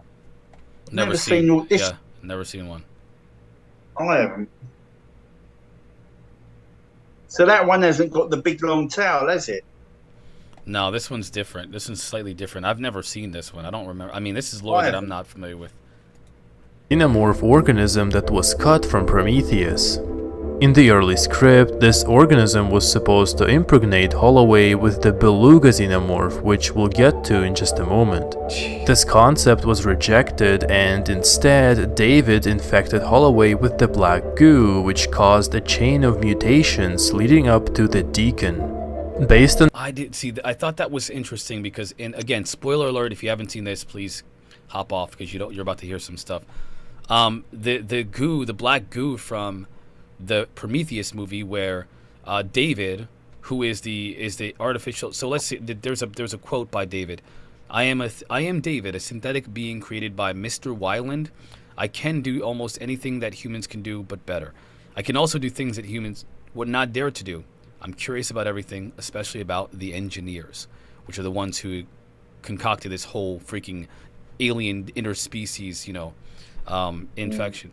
So David takes one of the vials or containers from inside the alien spacecraft they find on that planet, and there's this black goo in it, and he dips his finger. Again, spoiler alert. He dips his finger, just a drop of it, into one of the crew members' water, and it infects them with this. It just changes their whole biology. It's so crazy. In early scripts, the Octofacehugger was supposed to be an ancient version of the Xenomorph facehugger that was later modified by engineers to become a biological weapon. The Chestbuster is not a separate organism, but rather an infant form of the Xenomorph. Or Prometheus. Which one? Where the two guys. Michael David. Fassbender? What's the other guy called? Yeah. I don't know. He has a second character that he plays in the. Oh, David. Whenever because the first one gets destroyed, and the second one. Yeah, so the first one doesn't actually fully die. He gets his head ripped off, and then the main character takes him to the home planet of these aliens. She's like, "Let's go take this fire, to them." And then he somehow survives. The lady ends up dying. So again, spoiler alert: in Covenant, Alien Covenant, she dies, but David survives. And then there's another expedition that goes off into space to the home planet of the engineers, or they think it's the engineers' home planet. And then I think that's what it was. But either way, they find this planet that they go to, or maybe they find a beacon from David. I don't remember exactly what it is. Wait, no, David activates a beacon, so they go to that planet, and it looks like Earth. It's Earth-like. They can breathe the air. There's plants. There's life, and it's not exactly friendly. I'm not going to spoil that. But then they find David in a facility or a cave or something like that, where he's waiting for them to arrive there so he can continue the experiment that he originally was planning on doing. And he tries to convince the new David, the new artificially intelligent biological thing, whatever, to Walter. Thank you, Bryson, to help him essentially take out the human race. I mean, he's doing it under the auspices of I'm a scientist. I'm just curious about what's going to happen. He's a psychopath. Now we spoke. Yeah, about Danny this McBride is the captain, and he's dropping off colonists. They've got a colony of like 2,000 people on their ship that they're dropping off. Yeah. Yeah, it's wild. But we spoke about this on Discord the other day because I didn't fully understand it.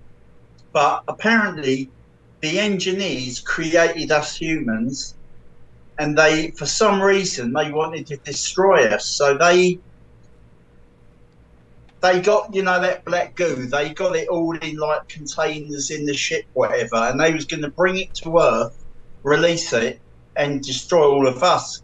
But it turned on them, so they crash landed on that planet. It was a military base, so they crash landed with the weapon to destroy us, but it overtook them and destroyed them. And that was the whole premise for the film, was to set off a beacon, whatever, to get us, or get the expedition of humans to go there to use them as bait to create even more and more and more aliens. So, and I think and then it was right at the end of Covenant when they're going home. Yeah. And he coughs up the little glass balls with the alien embryo, and he puts them in. Yeah. We're not doing this in sequence. We are all platonic zombies. So we're all over the place. There is one thing that I think is interesting though. I want to know, because they do tie the Predator and the alien and the engineers all together at some point. They haven't done that yet. They've only tied the engineers and the xenomorphs together. But I'm curious, and then separately they've tied the Predators and the xenomorphs together, but they haven't tied all three of them together. Like there's like three alien species that we're aware of. The engineers, which are very humanoid. They're just much bigger and much smarter. Obviously, they live longer ad infinitum. A lot of differences. And then there's the xenomorphs, which are these guys that we're looking at right now. But they're a product of the face huggers, that they were calling the face huggers. I think so. That's essentially a hybrid race from the second race, and then there's the Predators, which are those these warriors, this race of warrior aliens that have dreadlocks. Yeah, that's right. They haven't tied them all three together in one movie, not yet. Mm-hmm. I look forward to seeing that one day.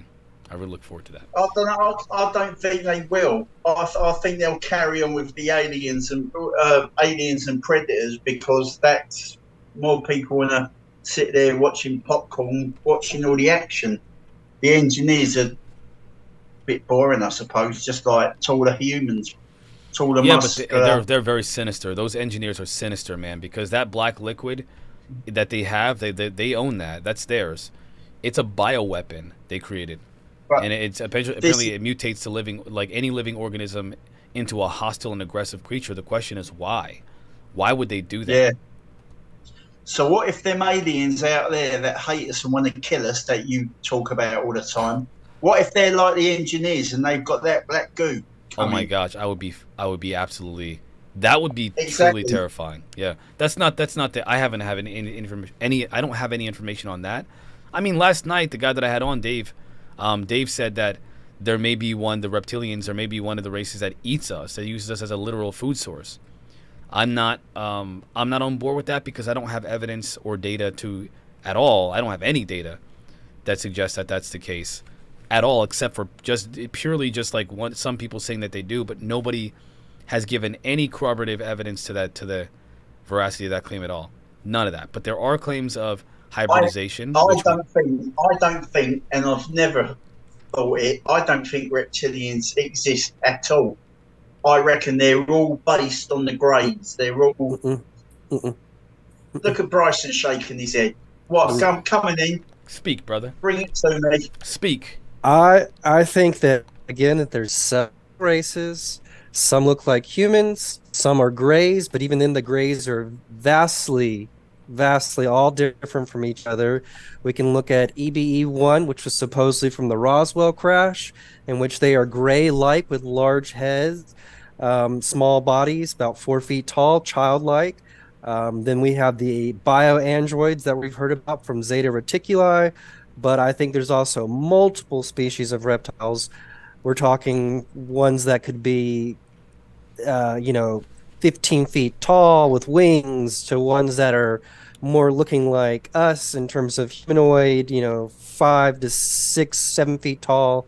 But that's all speculation. That's all based on rumor. Right. You have the eyewitness testimony, which is the weakest form of evidence, telling us that yes, they're out there. But to group and lump them all together, for me, that would be, a misnomer, or, I'm losing the word. But yeah, I disagree. I believe there are reptilians, and I believe that is a phenotype that can be found amongst the various species that are out there. I don't know. I personally think that a lot of it's illusory. I think that I'm of the persuasion that there may be two different hypotheses, in my opinion. Either there is a diversity of life that throughout the cosmos that is just unimaginable, or there's one intelligence appearing to be multiple different intelligences, including the different forms, to confuse us into thinking that there are multiple different species throughout the cosmos. I do believe there are different species. The question is it one or the other of those hypotheses? That's my question. I don't know. Well, I agree with you, which blows my mind. I'm agreeing with Marquise. What the hell's happening? Yeah. Times are changing. The way I see it, do you know the new the new Star Trek films with Chris Pine and Zachary? The series? I like the new movies, the J.J. Abrams movies. Oh, okay. Yeah. They're fun, I guess. Yeah, well, do you know, I think it's, I can't remember which one. I think it's the second one, when they're on that planet and they can't disclose themselves because of the Prime Directive, but there's that really, like, it's like an indigenous tribal. I think in the universe we're like that indigenous race on that planet. Except they're not. Yeah, but what's the? This is what gets me, Karaoke, and I still can't get an answer. I mean, listen, I remember I love Dolly. I think Dolly's a wonderful person, and I believe her experiences. I don't doubt that at all. I'm serious. I believe her. I just think that I just worry. I'm concerned that her experience is not. It's not universal. Other people have different experiences, and so I think that the other people, you cannot tell me. You can say this, but then you're advocating for another being being able to essentially, again, I hate to be a broken record, assault even the youngest of us. I don't accept that. I will not accept that. That is what's happening. It is not unanimous. It is different. And so either there's one thing happening or there's multiple things happening. Either is terrifying to me. And if you ignore because you don't like the negative, you're leaving the vulnerable. You don't have to experience it. Of course you can say, that's rubbish. But what about the little kid who has been dealing with trauma and can't tell anybody about it because they won't believe them, who's been assaulted by non-human intelligence and again left with nothing but trauma? They can't. Essentially, what's happening is that we're ignoring them. We're ignoring their testimony. We're ignoring their experience because we don't like it.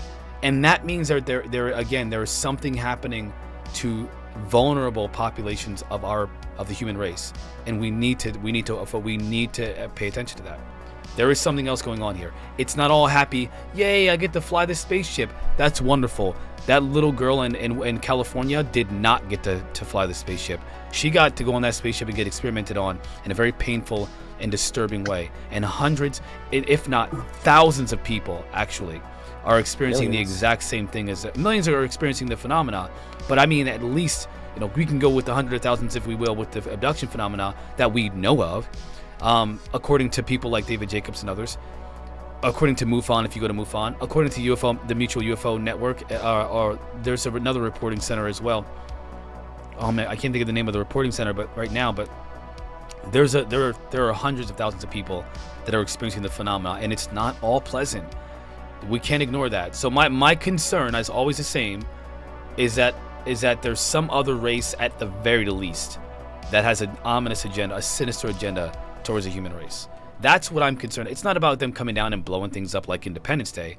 It's more like infiltration, subterfuge, and deception, and as well as this clandestine activity on this planet, all of which are 100% true, undeniably so. It's undeniable. It's true.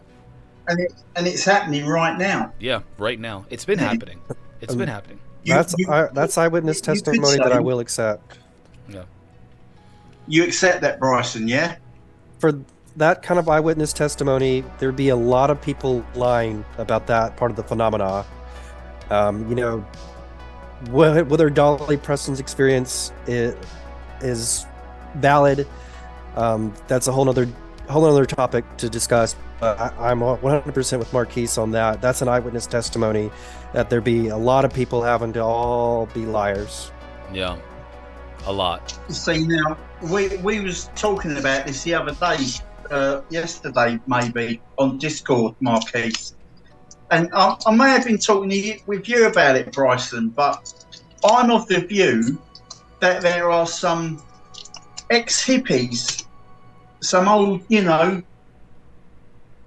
moonbeams from the 60s, 70s and early 80s that seem to want to, you know, it's almost like they're still on a bad acid trip, because they talk about, wow, man, yeah, I saw the aliens and this, that and the other, and it's like, and there's never ever any proof. And I'm not going to mention any names, but I think there's too many of these people that you can tell they're.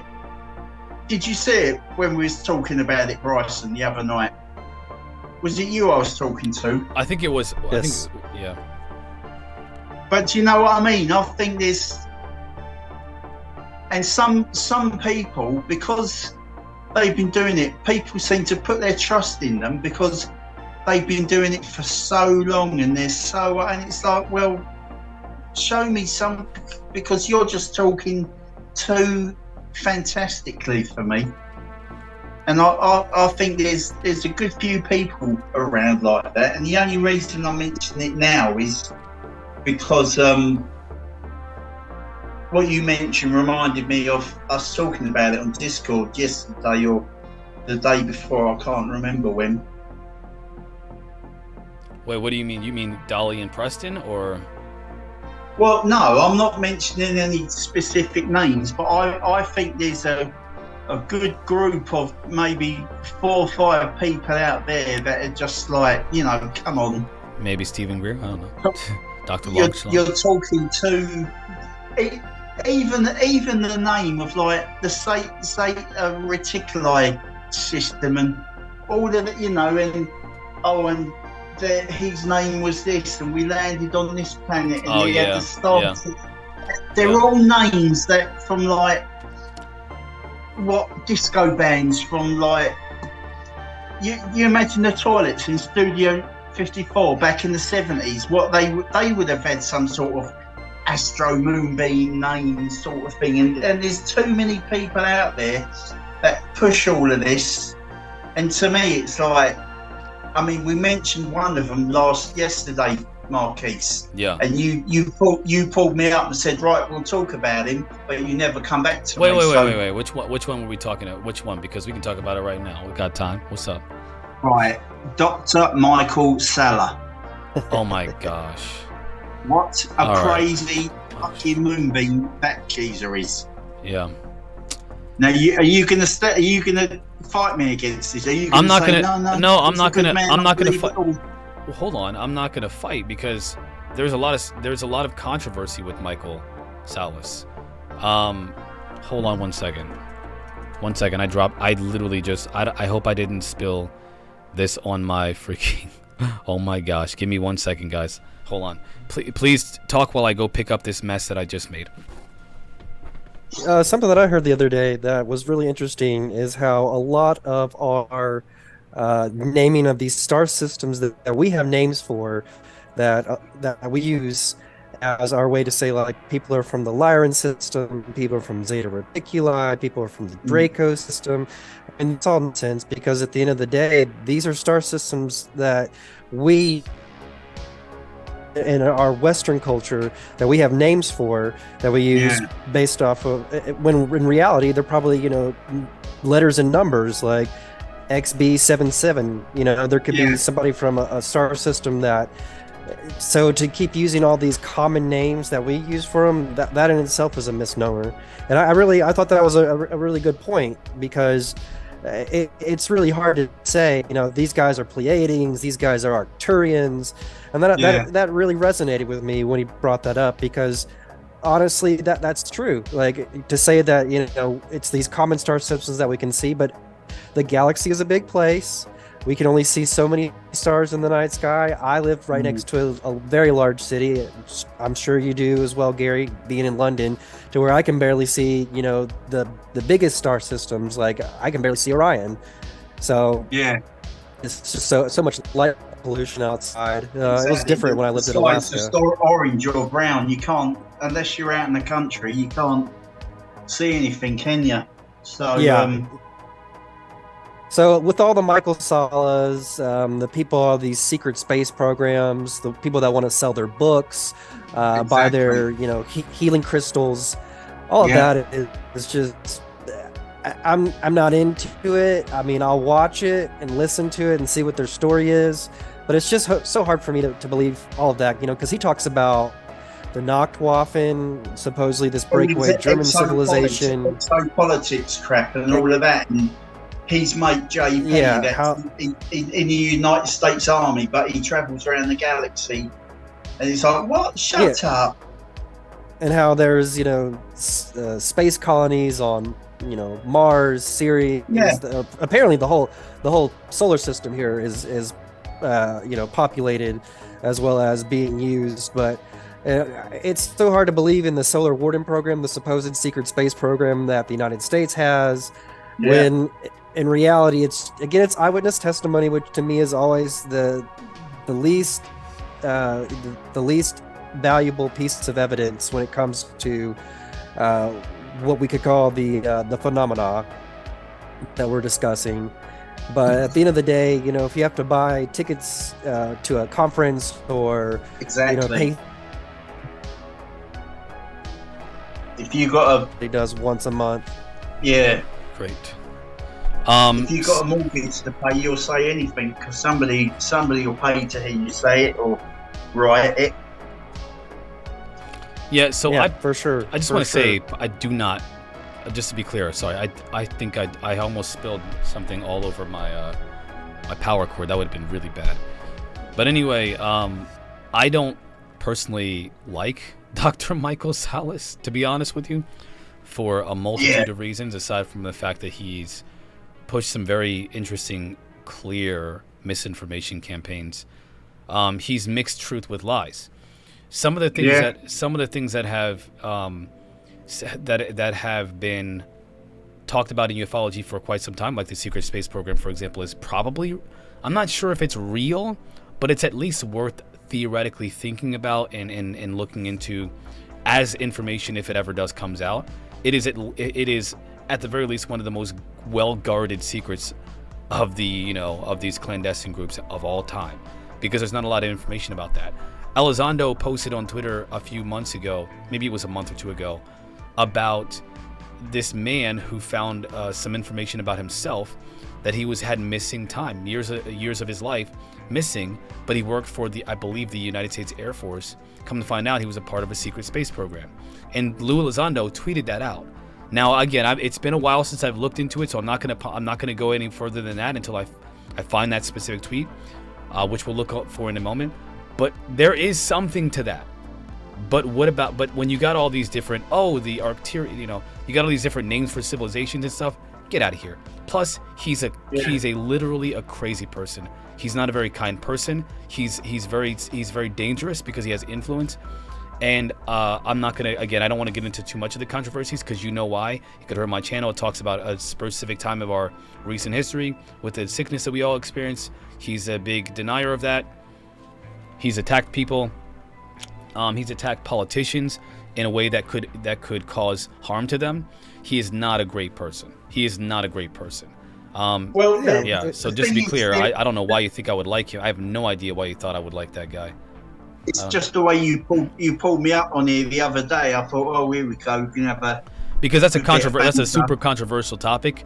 Whenever, like, if you were to be like, listen, man, if you were to say something like, Alex Jones was right about Sandy Hook, I'd be like, what? Oh, okay, we'll talk about that because I can't talk about that on the show. There are certain things that I can't talk about on Spaced Out Radio because it could really hurt Dave, and I could get into a lot of trouble for that. Yeah. So, but I believe that Michael Salas is, because of the nature of what he's done, the COVID denial, the threats of violence against certain politicians, and then of course the obvious blatant misinformation. That's stuff I can't talk. There's no point in talking about that on that show. He's one of about 5 people I had to stop following them about a couple of months ago now. I followed them all. I had all the notifications on YouTube, Twitter, everywhere. And I used to sit there because I sit and watch all the videos and listen to them in the background every day, all me Spaced Out Radio, everything, from like 7 o'clock in the morning and until 5 o'clock, till, I'm sat here talking to you guys. And I just thought, no, it's unhealthy. It's bad for my mental health. I can't, Salah and Jimmy Church and I just thought, no. I want facts and, Yeah. Momska says something I want to bring up here. Momska says Dr. Salas claims that good ETs got rid of all the bad Greys. Not true. Greys are still here. I don't know if he said that, but if he did, obviously that's a lie. It's obviously a lie. His contact Elena Denon says all the negatives have been purged from their solar system, and that our space brothers, the Galactic Federation of Worlds, is ensuring that we're being protected now. Oh my gosh. And that seems so outlandish because I want to believe. It sounds nice. It sounds great. It's fun. But it's they only agree with people that agree with them. If someone disagrees or brings up, hey, I don't think that's true, they immediately block that person. They immediately harass them, shut them down. Which is which is also equally dangerous.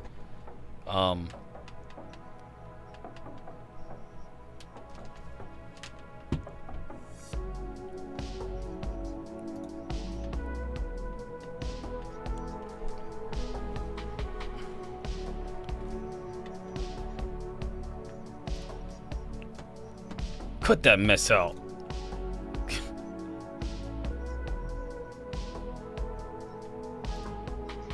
Yeah.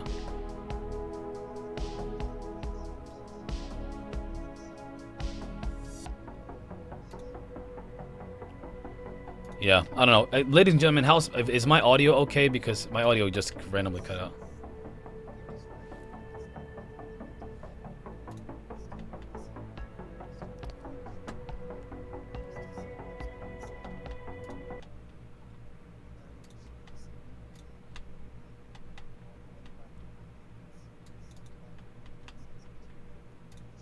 Yeah. Cut that mess out. Cut that mess out if you can. If you're gonna play that game, cut that mess out.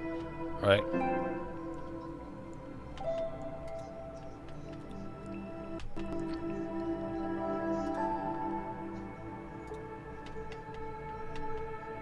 Whatever.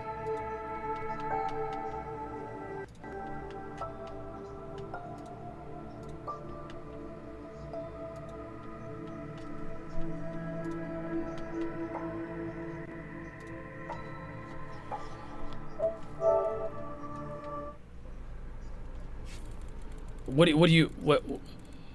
do you? Yeah, that's the problem. Hold on one second. I'll fix it. Yeah. Hold on. Case, and he usually jumps.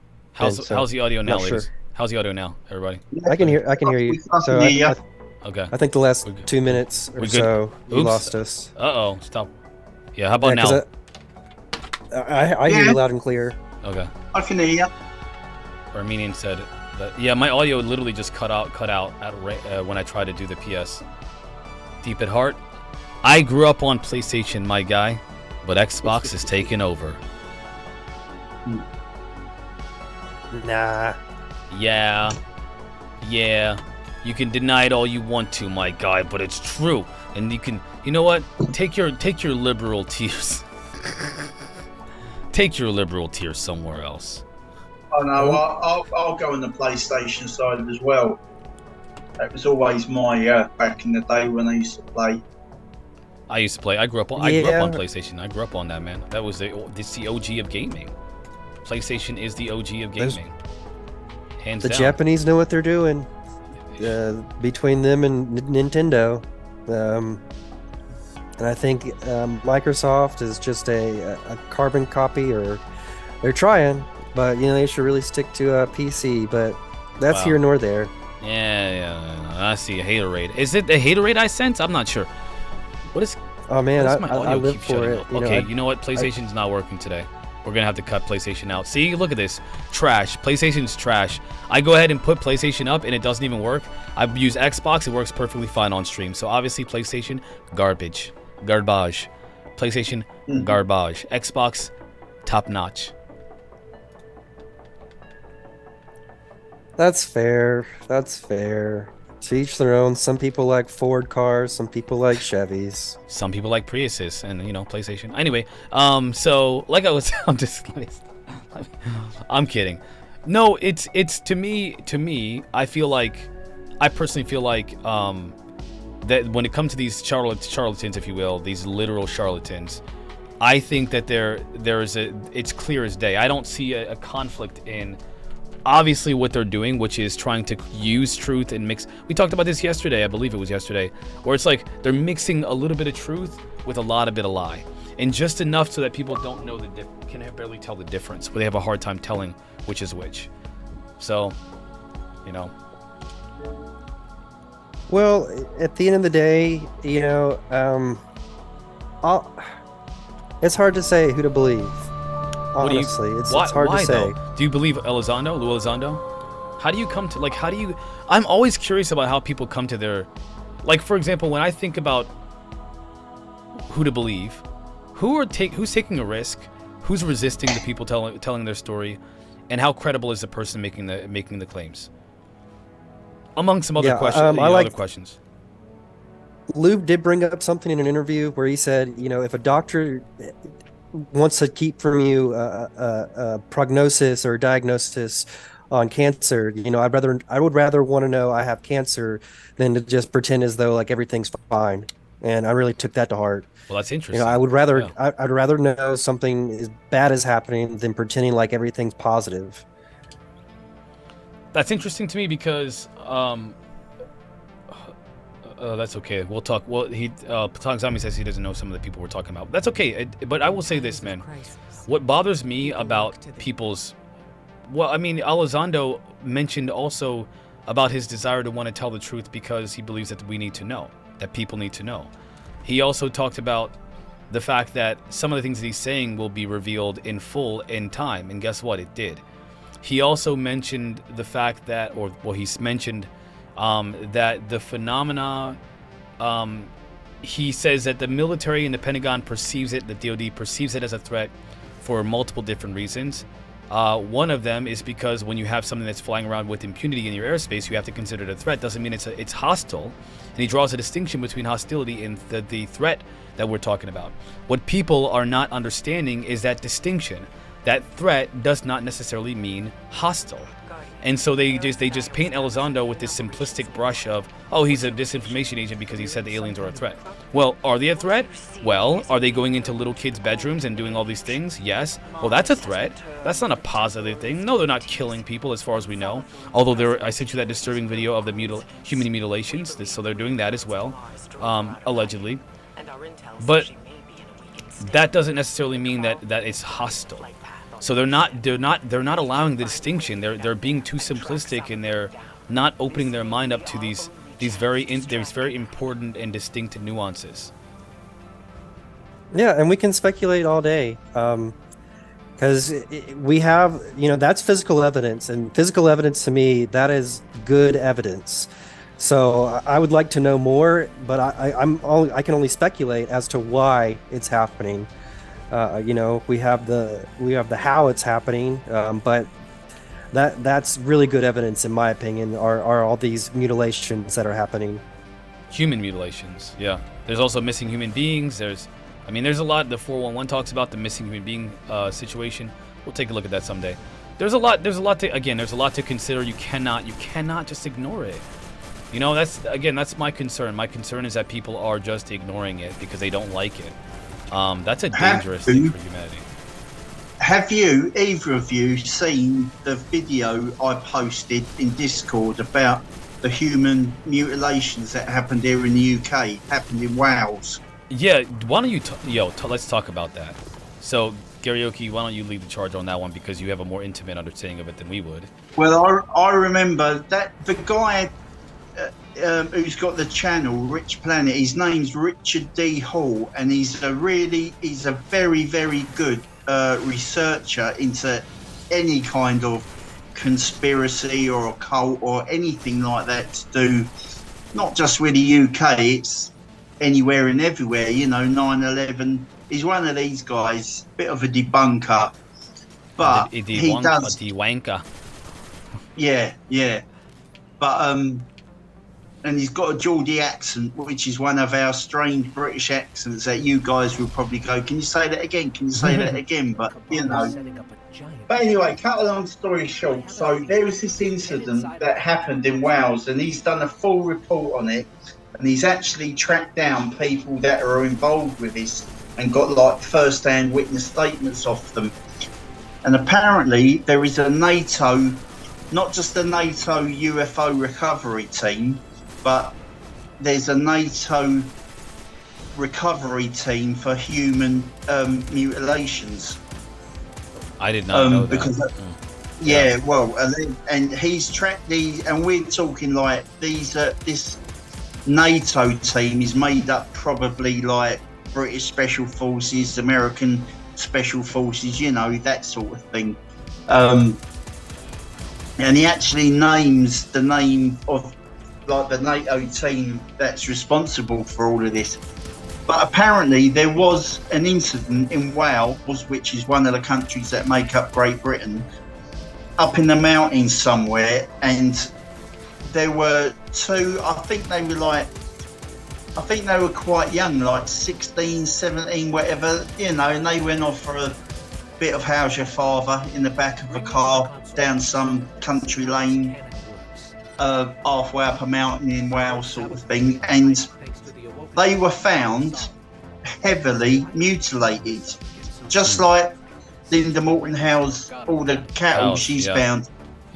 Well, these humans, the boy and the girl, the man and the woman, the young man and woman, they had like genitals removed, and like the video we see from Peru with a guy with half his face, they were like Pedicatas, face peelers. Yeah, and it was all done with surgical precision. There was no blood or anything, and apparently this NATO team was sent out there urgently to like make a cordon around the incident and to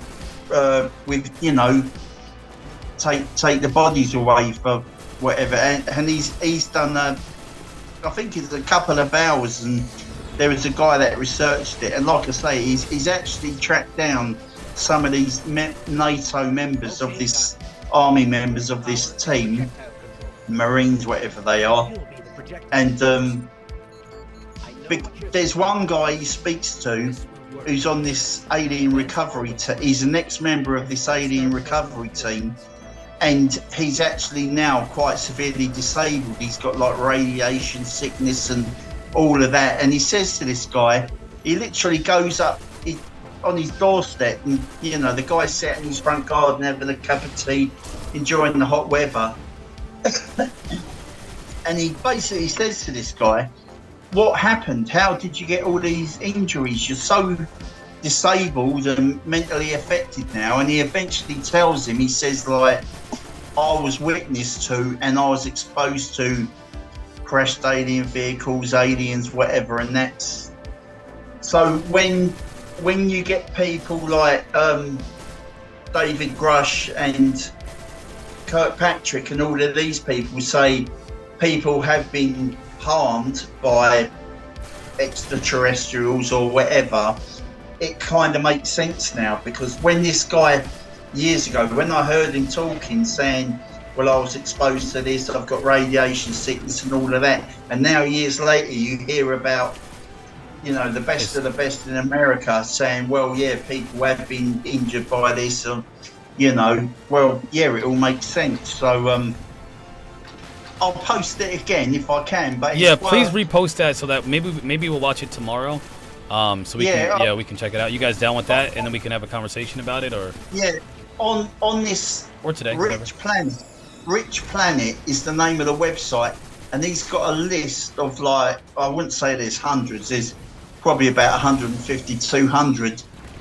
Every single episode of all the things he's like covered, and one of these subjects is the NATO recovery, and this is the guy. He's the sort of guy, he won't read books and reports. No, he's out there in the middle of the field in Wales going, I think there's a secret base over there, let's go and look. And you can see him getting stopped by our version of, like, the camo dudes at Area 51, our MOD, Ministry of Defence Police, you know.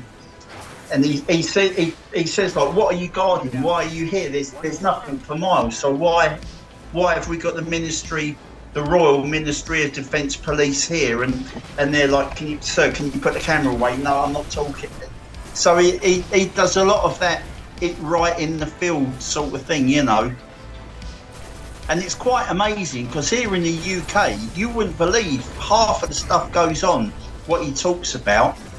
I mean, if he was in America and he was going on about, yeah, there's Area 51 and blah, he'd go, well, yeah, I've heard about that. But for us guys to hear about secret bases and, you know, like the Calvine incident up in Scotland. Oh, yeah, he's all over that all the time. So it's good to watch, but he also is a serious debunker, you know. He's probably spoken about Sandy Hook like Alex Jones has as well, you know. Yeah, you guys post it. You're posting it in the wrong. I think you're posting in the general. There's too much chat. You got to post it in, like, the content sec. There's a content sub. I don't know. I see that. Yeah. Please add those kind of things to that. I don't see. I think I have put it in the content one, but I like putting it in the general one just to get everyone else's comments and opinions on it, you know. No, Platonic Zombie, you have okay, so I'm going to open up, unlock, I think I have it locked. I'm going to unlock the content section today. As a matter of fact, let me just do that while we're talking right now. And then I'm going to post it here in the Discord. It is only for content. Do not add the only commentary I want is if you're trying to explain what I'm looking at. Do not put a conversation in this section or I will delete it. We need to be able to stay focused in this section. I do the same thing on my channel. I do the same thing. You know, there's places to have general chat, which is what we do, but you know, I'm not a part of that part of the server. So that's the reason why I've missed a lot of stuff, and it just gets lost in the discussion if we have, you know, 10, 15 people talking. And I love that, but like there's a place for that, the general chat. Then there's a place for research. And I'm going to open this up for everybody. Give me 1 second while I do that. Because for some reason... on my Discord, I have the same thing. I have a few different channels that are, you know, content only, please. You know, because I will delete it. Because it just gets, you know, things get lost in the conversation. I can wake up on mine and, you know, maybe 5 messages have happened over the course of 8 hours, or I can wake up and it's got 150 messages. And I have to scroll through all of them to make sure, you know, nobody's being mean or doing naughty things. You know what I mean? Yeah. Because we can't be there 24/7. No, I can't be there 24/7. I can't get the why it's not working now. Actually all of my Discord has been deleted. Not my. No, I see it now. You do? I don't. Mine doesn't show up on mine. Hold on. Let me actually. That's not good. Why can't I see it? I'm the one who created it. Hold on. Yeah, that's weird. I post in general. That's what I see on my end. I created 2 because I can't see what you see. I created 2 by accident. It doesn't matter. You can. I'll have to change the name of one of them. But post in the research content only section, the research content only. So if you're on Discord, can you share that research content only, please, Bryson, in the YouTube or Twitch chat, or both if you can? I can't. I don't have access to my I own can't Discord. share links. Okay, let me see if I can. Yeah, I'm not seeing my own Discord. What is up with that? What in the world? I had to join my own. Thank you, I guess. What is up with that? All right, so I'm going to invite you guys to this. Let's just copy the link and post it in this in the. Speaking of which, I have to. Oh my gosh, I didn't. It's the settings. I had the same thing happen where one of my channels was apparently private that only I could see, and I was posting links, every day. And then someone finally told me, like, yeah, I can't see what you post on there. I'm like, wait, what?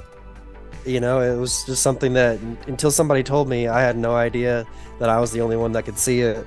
It's all about the permissions that you give to people amongst the group every day. And it happens.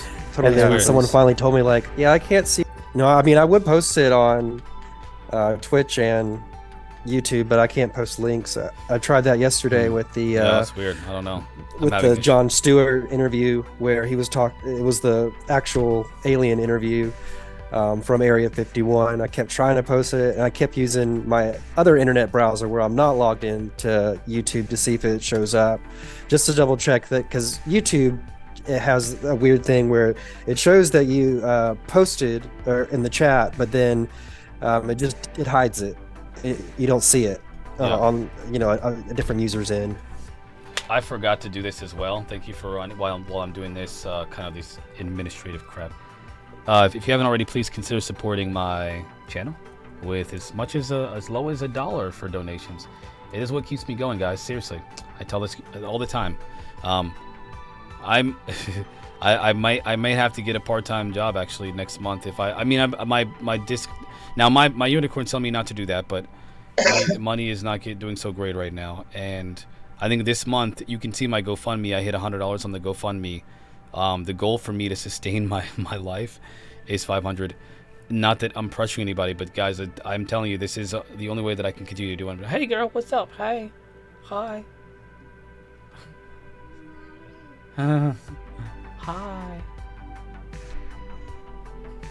Sorry, the baby just woke up. Yeah, but anyway, and I'm gonna post that Discord. I just posted it in Twitch, so it's there. I'm gonna post it in YouTube in just 1 second.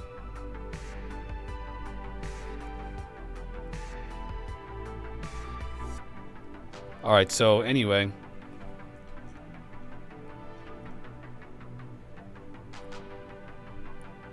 Yeah, the biggest thing for me is that I have so much information, so many videos, so many links that people share with me that it just gets lost sometimes, and I hate it, but I don't hate it. I just hate losing it because someone shares something that I want to watch or something that I want to see, and I'd be like, all right, well, I'm on a chat right now, and I can't do it at the moment, and I'll forget. I need reminders.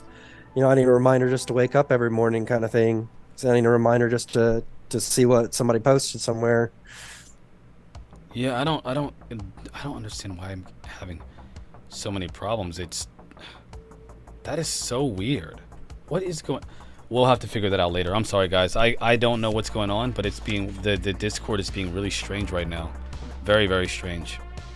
So if you can, I can't invite anybody into the right Discord. Yeah, that's weird. Well, I shared the link to it, so hopefully that can be used. Yeah, thank you for that. Anyway, so yeah, let me see. Like I was saying, everybody, my gosh, now my whole Discord is reset. What is going on? Going back to science fiction, though, there's one film I keep seeing advertised. I've never watched it. I can't remember what it's called. Is it Eternity or Infinity or Elysium? That's no Eternity Infinity. I don't know. What is it like? What's it about? Tell me what it's about and we'll be able to figure it out. I think the name of the film is about the actual ship, the starship, the spaceship, what they use. Oh man. I can't remember. Serenity. Serenity.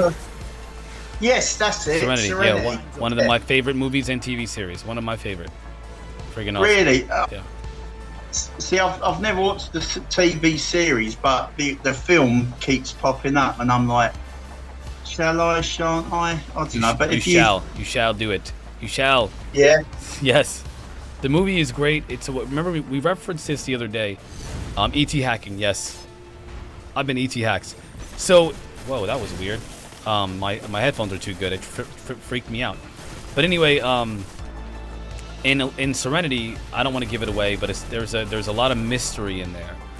There are multiple different races of beings, I guess you could say, but not like I should say extraterrestrial per se, but humans living throughout the cosmos.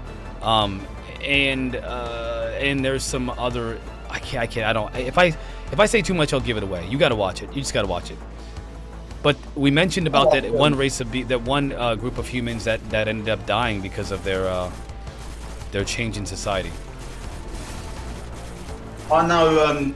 Come Wednesday, because Ahsoka's out Wednesday, I'll get back into Star Wars mode. I'll be watching the entire series of Mandalorian and Boba Fett, and I'll be. I mean, I started today in Discord, like putting Star Wars quotes in there. Yeah. When Bryson put his. Next up, generators. Sorry, go on. Lex thinks you should watch the TV series first. Really? Yeah, I don't know why that would be. Why would you do that? Firefly? Because Firefly, the TV series Firefly is after the movie. Why would give me a reasoning for that one? I need to write this shit down, man. I'm the same way. I need to write things down. I've got someone just posted 2 videos I need to watch. And Serenity and Firefly. Yeah, Serenity is the movie, Firefly is the TV series. And the movie is before the TV series. Like the events of the movie are before the TV series. I don't know why. So Serenity is a film, Firefly. And what sort of decade did this come out? Are we talking like really 2005. It's old, man. It's old. Yeah, 20 years, 20 years ago. No, the show came first. Yeah, but the movie, Is it the events of the movie are before the show. Firefly is 2002. Yeah, but if you watch the show first, you will not be watching it in essence chronologically according to the story. You'll be watching it chronologically according to the date that it was released. So I don't think that's a very. Right. I mean, I would want to know what happened. You could do the whole retroactive storytelling. Sometimes that's cool. But I'd like to go in order. You said Lex in the chat says watch Firefly first and then the film. And what do you?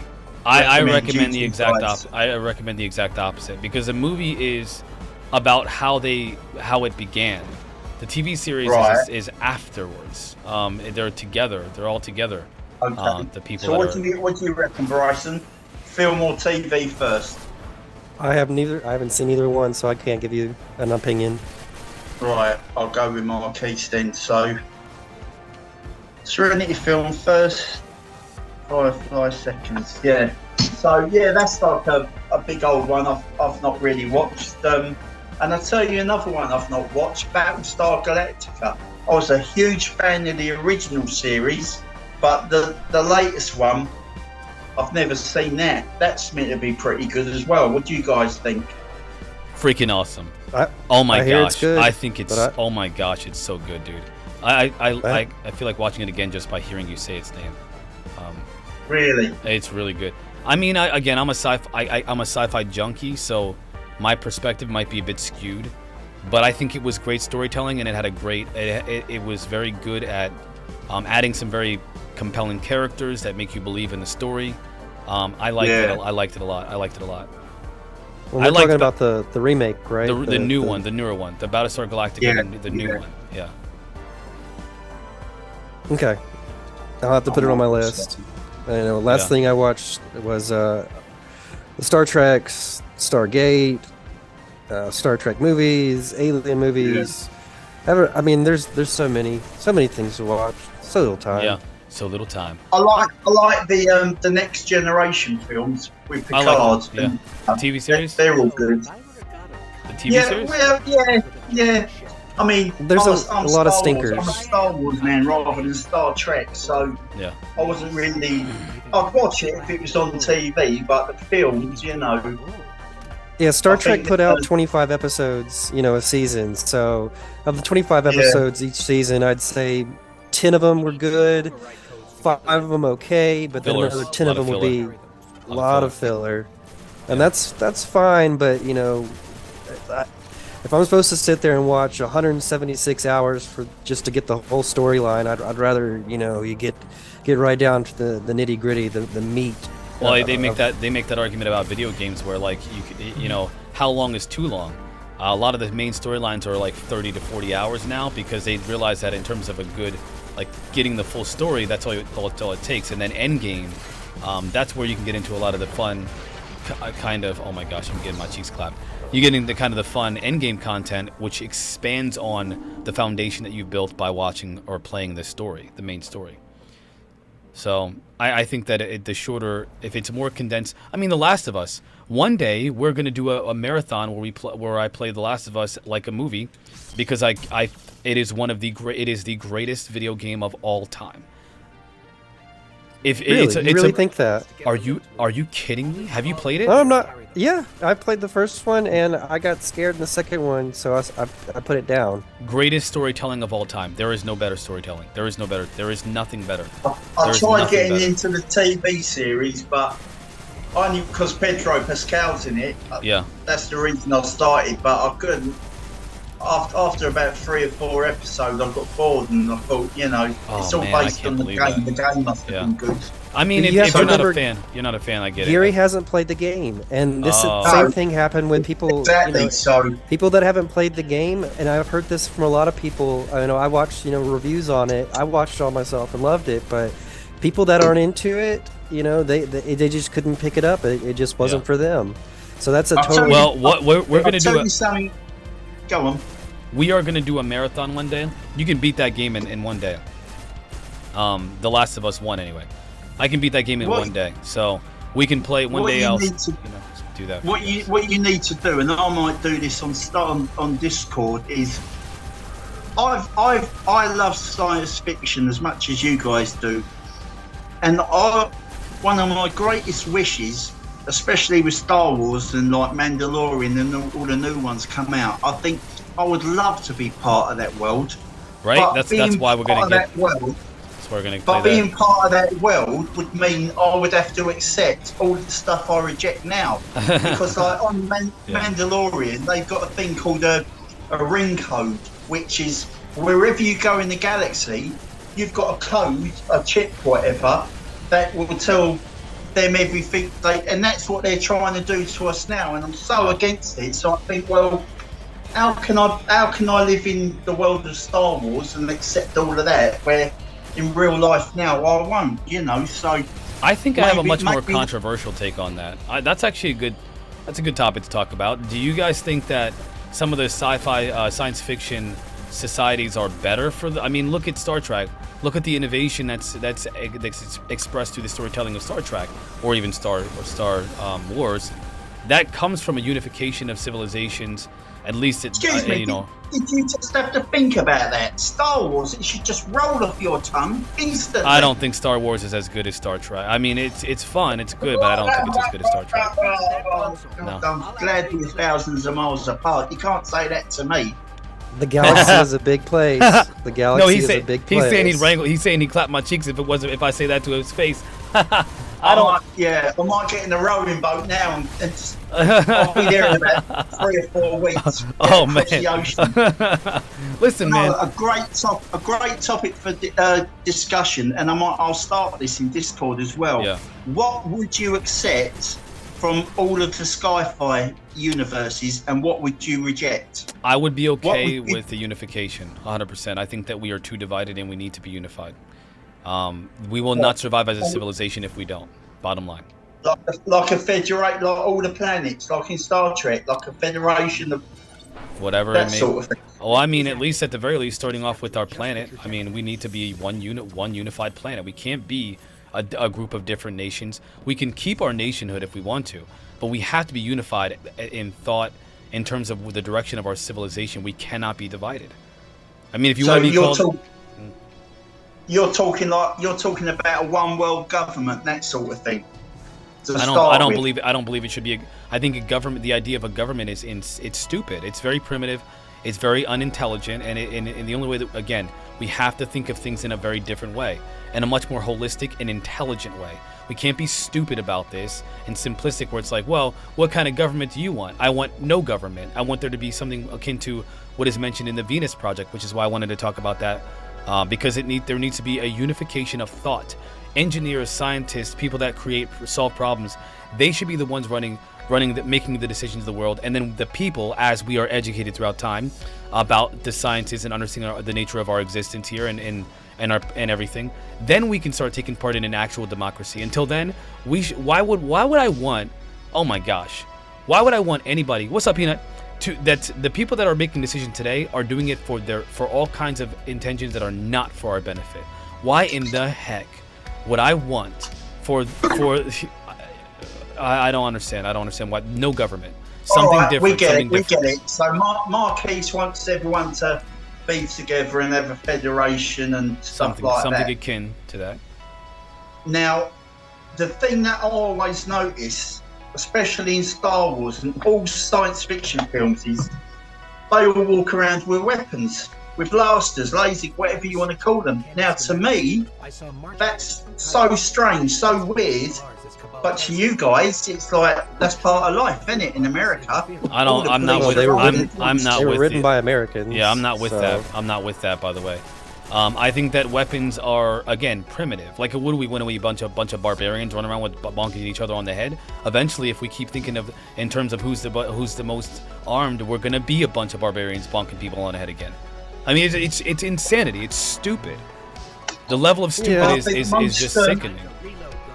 Do you see what I mean, though? It's like most science fiction you watch, especially Star Wars, it's like the Wild Wild West. Everyone's tooled up. Everyone's got a piece ready to go. Yeah. And they just shoot and kill, as you know. Well, I mean, think about our biology, right? Or we have an immune system that essentially repels any kind of diseases or sicknesses that will affect the body in a negative way. Human beings can be. I mean, we can think of our civilization more symbiotically. In a sense like that, where we think of what benefits the whole of us, versus like which one of our arms gets more resources because the arm is producing more. No, we all produce an equal amount of good for the whole of humanity, and until we as a society move past this primitive perspective where it's like, again, who has the biggest gun, who has the best fighting power, who makes the best lamps, then we're never going to get past this. We're going to be stuck here in this primitive state forever until our inevitable demise. Bottom line, it's stupid. It's dumb. What about? I could go outside now, get in my car like you guys could, and just drive anywhere. What if we each had our own spaceship and we could just fly anywhere in the galaxy, land on it, I'm going to have dinner on this planet, and then I'm going to go and chat up some fine-looking woman on that planet, and do you know what I mean? How do you feel about? Because there seems to be no hard barred in science fiction with travel around the galaxy. Well, we don't have that kind of tech yet. So, like, I would think. Well, we don't. But it's kind of saying like your home is wherever you lay your hat. You know, just because you're an Earthling doesn't mean you got to live here. You can go wherever you like. I mean, it sounds nice, but what does that look like right now? Exactly. How is that applicable to the way that we live our life? I want to know how we can get there. You know, like, how can we get to the point where we're traversing the cosmos with, you know, advanced technologies and propulsion systems and so forth? Not like this, all right? Not like this. Not the American way. This is the whole thing.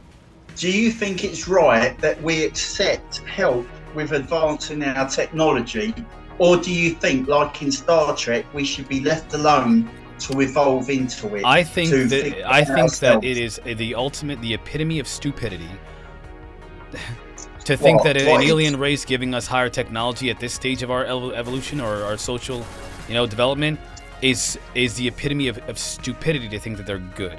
Any advanced race of beings that says, "Hey, let's give those violent monkeys some of our tech," you're not thinking, man. You're not thinking. Shit throwing monkeys that play with nuclear weapons. Yeah, let's give Go them on, more. Bryson. That was Let the Bryson prime. talk. That was the prime directive. You're not supposed to mess with the civilization until they've achieved at least space flight. Yeah, they're not doing that. More They're so, not doing that. They're not doing that though. and that's the thing. I think we as humans, we're at that stage where we hear these stories about people that have supposedly developed these, space warp, space flight capabilities that are greater than the rockets that we're using right now. And I just feel like if we were given that technology to use as a public and not just in the private sector, Dude. that we would end up like the space, what's the word to use? The Nomads. Yahtzees. No, I was going to say that we'd be like what we had in World War II. We'd be the bad guys. We'd try Oh, to take I see what you over mean. for resources and Yeah. take over for It'd be the planets. Wild Wild West. The Wild Wild West. Yeah. Only the Wild Wild And then universe. comes in Star Wars. Yeah. Oh, Yeah. I was gonna say, imagine if the aliens landed and they said, "We'll give you technology, but it's for every individual on the planet, not for governments It or would be so. large Have you organizations." met your neighbor? Do you like that? Like, bro, I don't even want to. Wow. There are people here that. Oh my gosh, the people that I live next to are the most racist, evil people I've ever met in my life, and there's plenty more, I'm sure. But I mean, like, they want to hang black people kind of thing, and Mexicans, they want to kill them. Why would I want them to have access to that technology? Are you insane? I mean, like, imagine It's Tim only- Burchett going on TV and be It's like, only a suggestion. It's only a suggestion. I'm not saying it's law. It's like, this is what we're going to do, Yeah. guys. it'd be dangerous. I'm only asking. Yeah, I think it'd be dangerous. Sci-fi. I agree with Bryson. I think if we each individually had technology, we would probably form clans or groups and fight against each other. Yeah, Just until like until in our Star inevitable Wars. demise. Until there's either going to be one left or none. I mean, we're talking. Yeah, and look at nukes with mutually assured destruction with the push of a button. And that- Do you think that if they didn't give us and that- anti-gravitic power, we'd do the same thing? And that would start on our planet and then expand. The more technology we had would expand to like up our other planets in our solar system and then further on, So yeah, I would like to be in my little starship with my own lightsaber Oh, and all man. of that, but Oh man. probably everywhere I went. If we ignore reality. if we ignore the reality of our like civilization, that sounds wonderful. Let's for a moment dispel any form of reality, looking at reality in this moment, and talk about the potentials, right? It would be really cool if we had advanced technology so that we can like travel the cosmos, like transport ourselves to other planets and just like walk around Venus and, well, not Venus. Maybe there's like, environmental protection where no matter where you're at, you get like a bubble of protection, so to speak, with this advanced tech, and you can just travel wherever you want to. You can turn into an orb and then go to another star system. Check out Zeta Reticuli, see if there's anything there, anything there. Check out the Goldilocks zones of all planets all over the cosmos. That would be freaking awesome, man. But that would you would have to dispel reality. Not only would you end up like, I don't know, a vagabond or something like that, but every science fiction series or film, whatever you watch, when there's somebody on their own traveling around the galaxy, like the Mandalorian, etc., they always seem to be like a mercenary, right? Sort of thing, That assumes that organized civilization and governments as well. There's still governmental-like powers. Whether it be communist or otherwise, it's still governmental. Yeah, so I think in that respect, I'd rather be a part of a group, whether it's part of an army or something with structure. Do you know what I mean? Yeah, some kind of an order or law or like a code or something like that, like a nomad's code or, whatever, an outlaw's code or something. Just something organised with rules, so. Yeah, but who's going to enforce those rules? It would be some You kind are of an sorry? oversight, some kind of a governmental like oversight, some kind of a power. We have to Yeah. police ourselves, and unfortunately, that's like you said. Why? If we police ourselves, it's like trusting your neighbor with technology that they wouldn't be able to handle and they wouldn't be able to use properly. So there's so many factors at place that No, it's for simple one, to me. It's simple to me. But what do you think, Bryson? Sorry, I interrupted you. No, I for one want to believe that everything's going to be great and we'll all work ourselves out and create this federation of planets like Star Trek. But I feel like it would end up like Star Wars, where it would be a Western, where there's no authority other than the blaster on your hip. I think it would be more like cavemen. Whatever survives after the Great War, the final war, it would be like cavemen. It would be brutal. Imagine if you would be on your own. You could do and go wherever you like. You wouldn't be holding to it. If you wanted to go here or there, just get in the ship and go. You didn't like somebody got into a fight, just blow them up, shoot them, whatever. Whereas now you've got to go to a company or an organisation to travel and then to live or stay there. You've got to pay money to do that, and I think Bryson's right. It would end up. It would be like an interstellar wild west. Guys, we won't make it. I gotta be. It's unfortunately. I feel like you're not thinking about like what's really real here. Like we will destroy ourselves. We will destroy. We will leave nothing but ash. We will leave nothing but ash. No, because we got guys like Putin. We don't have guys like you're talking about. We got guys like Putin. We got guys like Xi Jinping. We got guys like Kim Jong-il or Un or whatever. We don't have like people like the Americas or Britain or UK or whatever. We have people like them. We have African warlords who will. Oh my God, guys, you're not. Yeah, thinking. we don't have Picard. We don't have what sounds like it's all ideal. But at the end of the day, you're absolutely right, Marquise. To put that power into certain people's hands would be an understatement of how bad it could be. Yeah, I think we're talking a total destruction. There would be no one left. There would be no one left. Have you ever looked at some of the African warlords? I mean, there would be nothing left. Some of the mercenaries. Talk about mercenaries.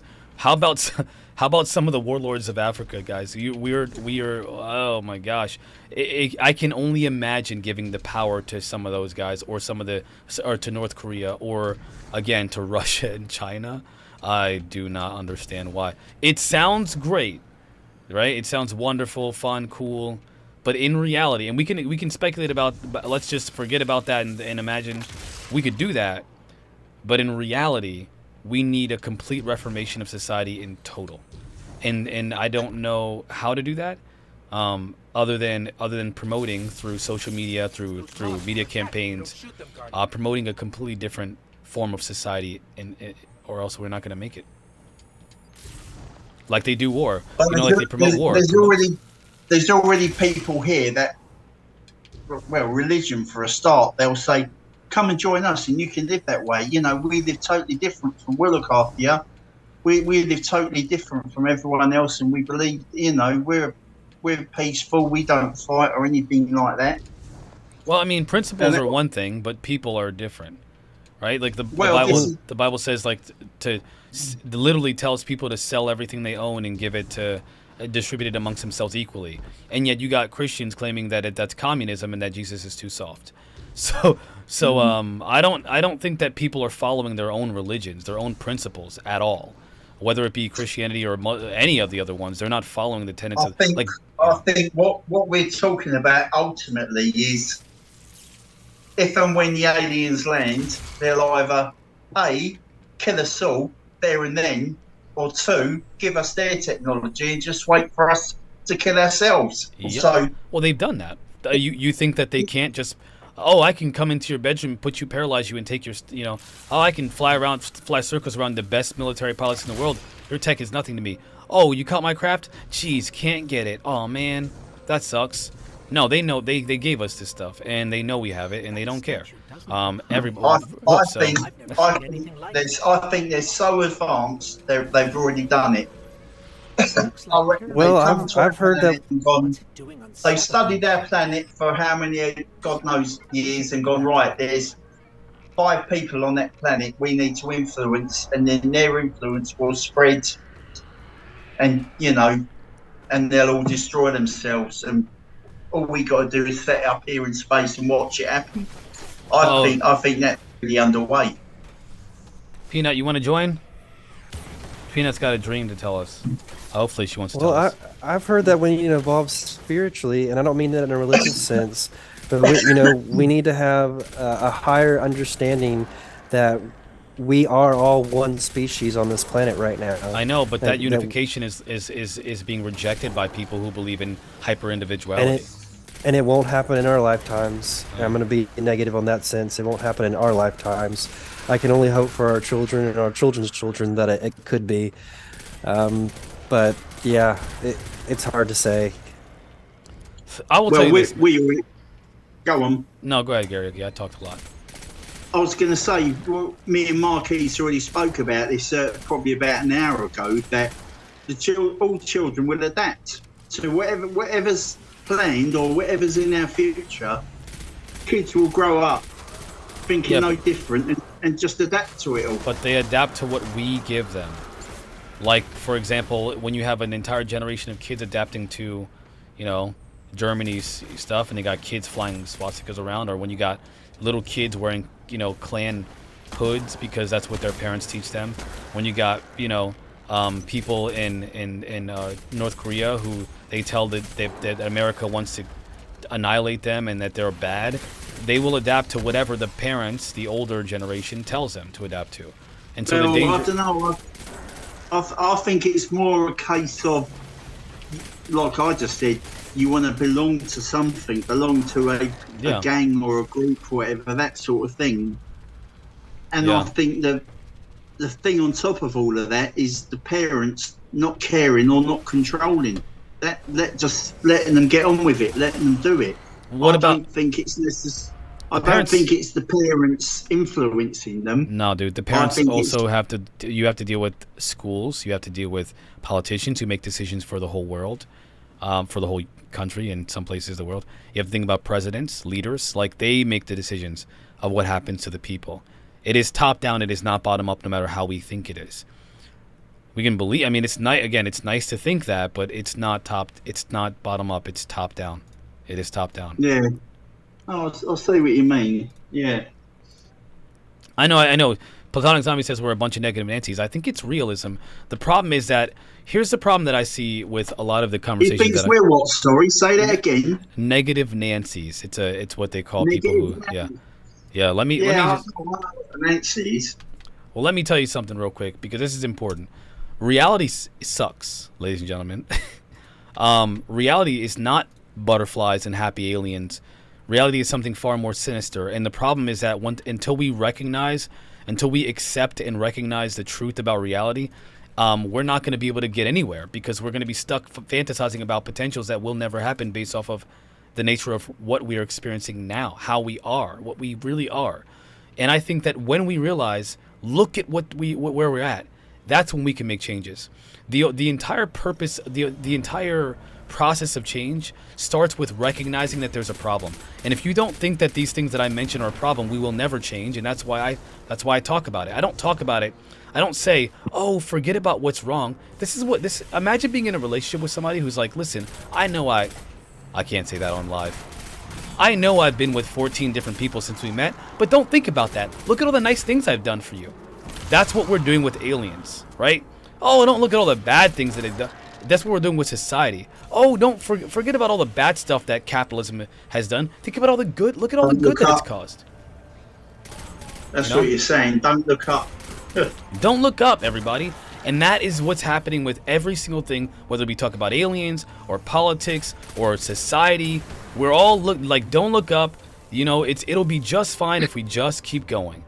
What? Like, right. Oh, don't worry about the weather. Don't worry about polluting the earth. Don't worry about it. Just everything's fine. Look at the nice stuff you have. That's what it's all about. Right, I need to leave you for a couple of minutes while I go and order my dinner. So, Yeah, go ahead. Peanut's with us. Peanut's here. Peanut's here. Have a lovely chat. We're going to talk about dreams, are you? All right, Peanut. Hi. Did you say you got a dream to talk about or something? Yeah, I had a weird dream about aliens last night. Right. Way weirder than Oh. anything I've ever had before. Let's hear it. Right. When I come back, I'll tell you about my dream I had last night. Nothing Ooh, crazy. You alright. guys won't find it crazy, but it was enough to make me phone my friend in Australia at R5 this morning. I had a dream too. 'Cause I'll I tell you knew- guys after Peanut and Gary. Okay? Right. I'll be back in a minute. I'm just going to order me Okay. dinner, all right? See you in a problem. bit. That's it. All right. Hit us up, Peanut. Alright. What's up, everyone? Sorry, I'm a little groggy. I literally just woke up, That's all right. but You're happy here. to be here as always. I'm happy to have you. We all are. Yeah, I've had the wonderful opportunity to be chatting it up with Dolly Saffron. So that's been very wonderful. I had a lovely conversation with her yesterday about things she felt were important to tell me, and I got to ask her lots of questions. And one of the things she's been wanting me to do is write my dreams down. And I actually haven't gotten the chance to write this one down, but I have never had such an in-depth dream about aliens before. And I've been obsessed with aliens for the past 4 years.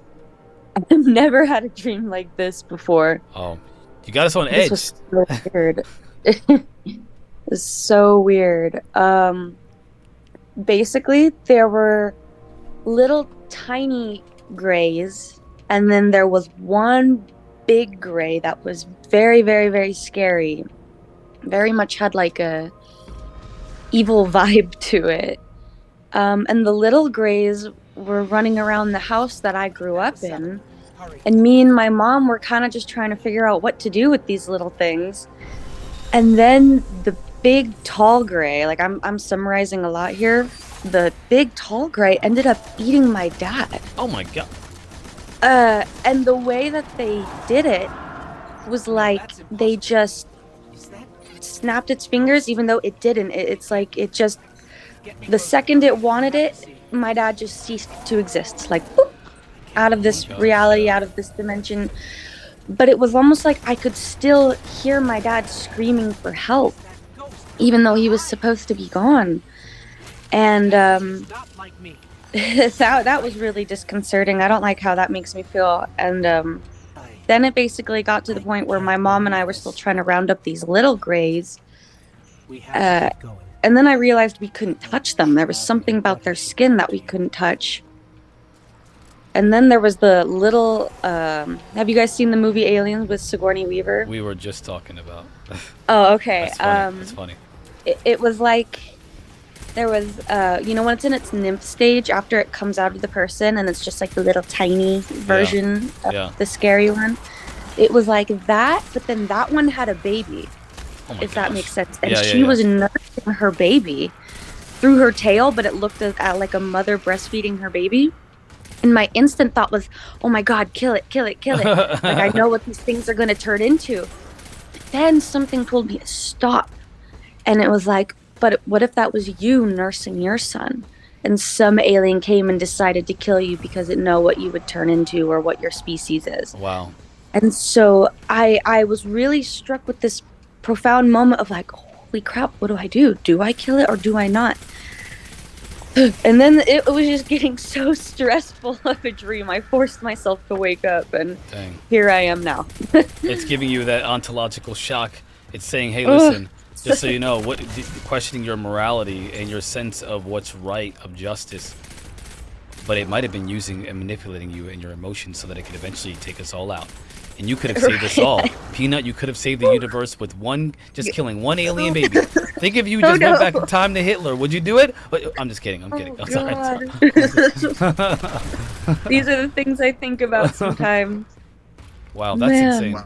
I had a dream Yeah. the other night that I was something happened on this planet. There was some kind of a takeover by this this is gonna sound crazy, but by an alien race that was kind of humanoid, but they were clearly different. There was some very interesting characteristics and features that made them very clearly different.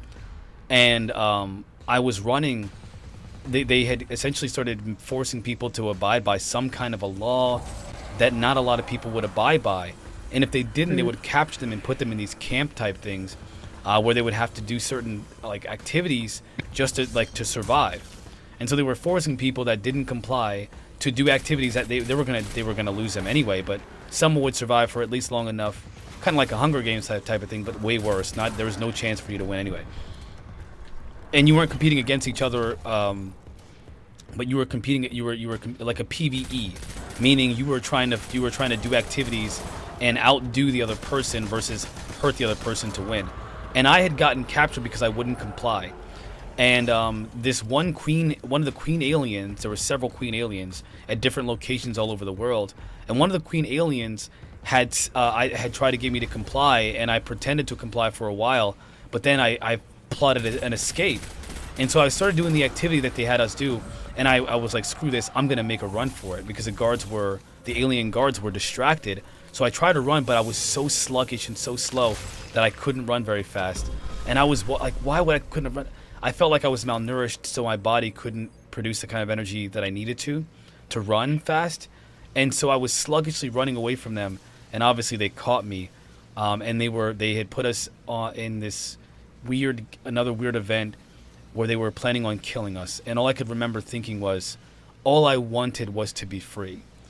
And some of my last words while I was on this weird platform thing where they were going to launch us into the air and then drop us into our death was all we wanted was to be free right before they dropped us to die. Oh my god. It was weird. That sounds like I was terrifying. I was wailing when I said I was wailing. All I wanted was to be free. It was weird. This place. It was weird. This And doesn't vivid. look like a hive. pretty profound. Yeah, we both had some really strange dreams lately. That happened the other night, by the way, ironically, Oh my god. after that conversation with Dolly. I mean, that's not going to influence my perspective on anything. It's just a weird dream, right? It's dreams. Like, if I have a dream that, like, you beat me up, Peanut, I'm not going to be scared because you're going to beat me up. Although I would be afraid to get beat up by you. I don't think it's imminent. So, you know, Almost sounds like Hey, a y'all. warning, though. yeah. What was that? I said, hey y'all. What's up? Welcome back. Hi, y'all. Welcome back there. Y'all come back I'm now, you hear? trying to be American for a second. Ain't nothing to it but to do it. Howdy, partner. Howdy, partner. I reckon I you had do this. it, right? Let me tell you about this dream I had. It Let's was hear it. quite crazy because I found out it was a very short dream. I couldn't remember much, but I had this dream about when I was in New York about 10 years ago, and there was like homeless people pushing trolleys around. Now, is that a thing you generally have all over the States, is it? What is Or, a trolley? What is that? Shopping cart. Oh, yeah. Uh, Yeah. Yeah. Yeah, we call them trolleys. A shopping That's funny. cart. That's funny. I'm going to use that from now on. Well, that's the proper English way. It's called a trolley, you know. I dig it. A trolley. So yeah. Do you generally like your homeless guys? Is that generally how Sometimes, you yeah. see them all over the place? I mean, not where I live, but yeah, in like cities, yeah, they do push trolleys around in cities. Some of them live out of their Yeah. trolleys. Like all their belongings are there. It really upsets Joe Rogan. He wants to delete them from existence because of it, because they have stuff, and they shouldn't have stuff if they're homeless. They should be dead, in his opinion, if they are homeless. Yeah, but that's so wrong. You just collect what you need if you're in that situation, and you know it's Yeah. not like you've got a PlayStation or a TV or a or a CD player in that No. car. You just you got your toothbrush and bedding, I suppose, to keep you warm when you sleep at night. The way out, we got homeless people over here, but you'll see them like sleeping in store doorways, that sort of thing. But Yeah. there's nothing, The reason I was speaking to my friend in Australia, he's a paramedic, and he's doing a study on how people's One second, I'll be welfare right and- back. I gotta take care of an important activity. Give me 1 second. I'll be right. Please talk. I can hear you. Okay. So yeah, I was talking to my friend. He's a paramedic, and he's doing a study on the way people's welfare and their mental health is like looked after around the world. Who's got good stuff and who's got bad stuff. And he was saying, in America, there's some people like homeless pushing around their carts, and they're like, they used to be nurses and like professional people. And I said, I can't believe it. That's like shocking. So your like welfare state and things like that over there seems not as good as ours maybe, because here they'll pay you for anything. They'll always help you out, and people take advantage of that really. Oh wow. The dole. Yeah, the dole, whatever. I mean, you can sit and watch Jerry Springer all day long if you want, and you'll still get money from the government to do that, you know. Let's talk about That's that. interesting. Yeah. Hold on. Best we have here is don't you Section get me 8 housing. Don't you get me started. We have food stamps, which is essentially to help pay for food, monthly stipends. But Cash assistance, but that's only if you're very poor. If you're extremely poor. Very Yeah. poor. Very Yeah. tricky to get it for some reason. It's Yeah. a And it- confusing process. and The it funny varies thing is, state if you- by I was state. going to say, do you have to prove that you're like that? It's not your Somewhat, fault, yeah. you know. Yeah. Yeah. No. So I'm black, y'all. I grew up on food stamps and cash assistance. You know what I'm saying? So I'm kidding. I'm serious, but I'm joking. It's not just a black thing. The thing is that especially in the black communities, it is a very, very big problem. If you make too much money, they will take you off cash assistance and food stamps. But when you to live, you're not going to make enough money working at certain jobs. The educational system is so terrible that most people can't even afford a higher education, even if they get it. And some people, especially in the black communities, don't even graduate from college because the lifestyle doesn't even open your mind up to the possibility of doing anything after high school anyway. You just want to survive. Now, I know I'm talking fast, so please bear with me on this one, but this is a topic that really frustrates me to my core. The thing about food stamps and cash assistance today is that people believe that there is a portion of the population that take advantage, and they do, by the way, take advantage of the welfare system. It is true. However, the majority of human beings in all over the world, just as Garayuki said, they have a desire to want to participate, and they have a desire to want to be a part of something bigger than themselves. They want to do something.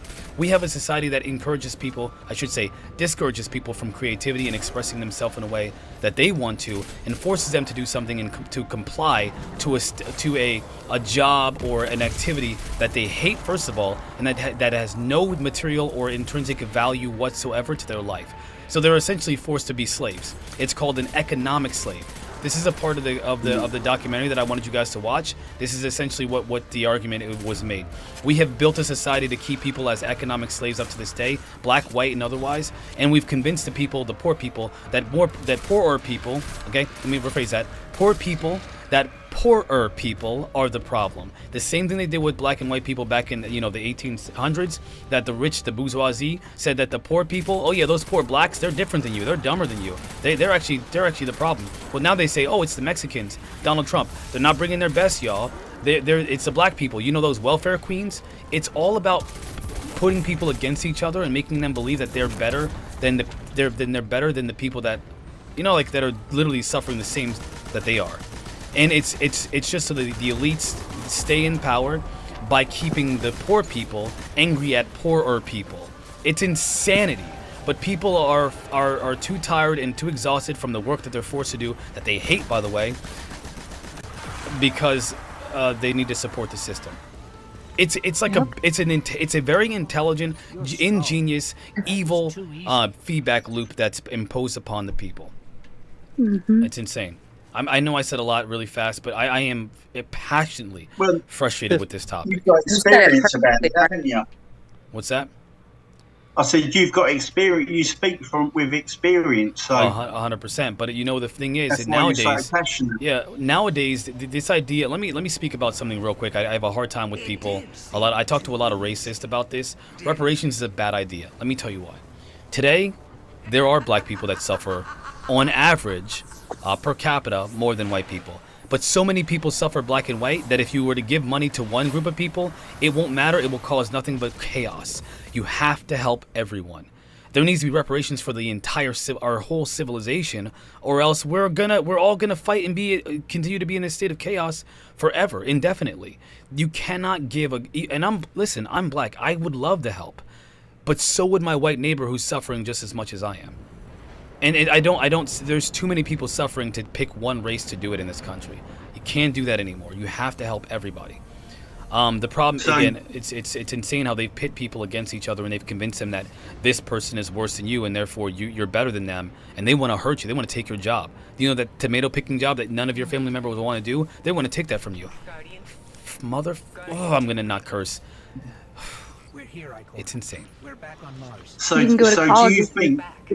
Oh, if you join the military, if you go and I serve know. our country. Yeah, I know. If you And go then, kill some other boy. It's so funny to me. Yeah, hey, if you go kill those brown people over there that we don't like for what reason? Oh, don't worry about that. If you go kill those brown people, those poor brown people, we will give you, the other poor people, more money so you can do things that you want to do. Oh, yeah, great. And then they idolize and they hyper-idolize. Oh, my gosh. The type of work that they idolize is like finance, banking. Things that literally do nothing but contribute to the degradation of our society. If you want to talk about this what do you call it, degeneracy? That's degenerate to me. I mean, it's insane. It's insane. We could talk about it all day. Man. We could talk about it all day. That was too blurry, by the way, Bryson. What you wrote. It said 100%. It said 100% signed. But yeah, I saw that on camera. Yeah. See, it's, over here in the UK, Marquise, it's kind of similar, but it's a lot worse in the fact that people are encouraged to sit there and do nothing. That's why we got such a big immigration problem at the moment, because you can come from wherever and the government will give you a 4-bedroom house for you and all your family, and then you can bring your extended family over, and you haven't got to work or do anything. I don't see that. Same. I don't see anything wrong with that, except for the fact that they don't give that same benefit to the people that live there.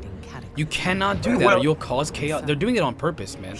They want you to be mad at those immigrants. They want you to be mad at them. The problem is they always used to do that for us, but now they don't, and that's where like the animosity, the hate's growing, because we think, well, what about us? We paid our stamps, what we call national insurance all our life.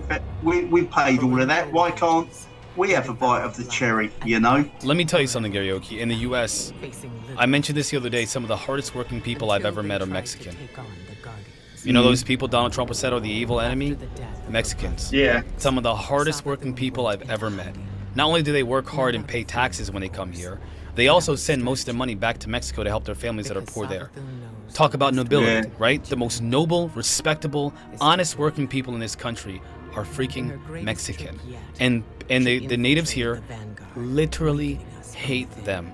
There was this big thing where they were like, why don't we go to the border and armed and go take out those women and children who are escaping poverty and violence in Mexico that we're afraid of. They just said that they want to, Ron DeSantis, oh my gosh, he says he wants to start a war with freaking Mexico. Okay, yet you're you're talking about starting a war with Mexico, yet you think the people that are escaping Mexico, the place you want to start a war with because you recognize how bad the cartels are, you want to start a war with them, but you're not going to help the people that are trying to escape that? Bring them over, invite them into the fold, let them build our economy, which by the way, they do build our economy up because they pay taxes, they contribute to our society, and we're fighting against them. He's experiencing a problem in Florida because he's made all these laws and regulations against undocumented immigrants, who, by the way, are the backbone of this guys. Oh, it's so funny. The construction industry and the farming industry in Florida was killed by this new, you need to show documents that you're a legal citizen in order to work.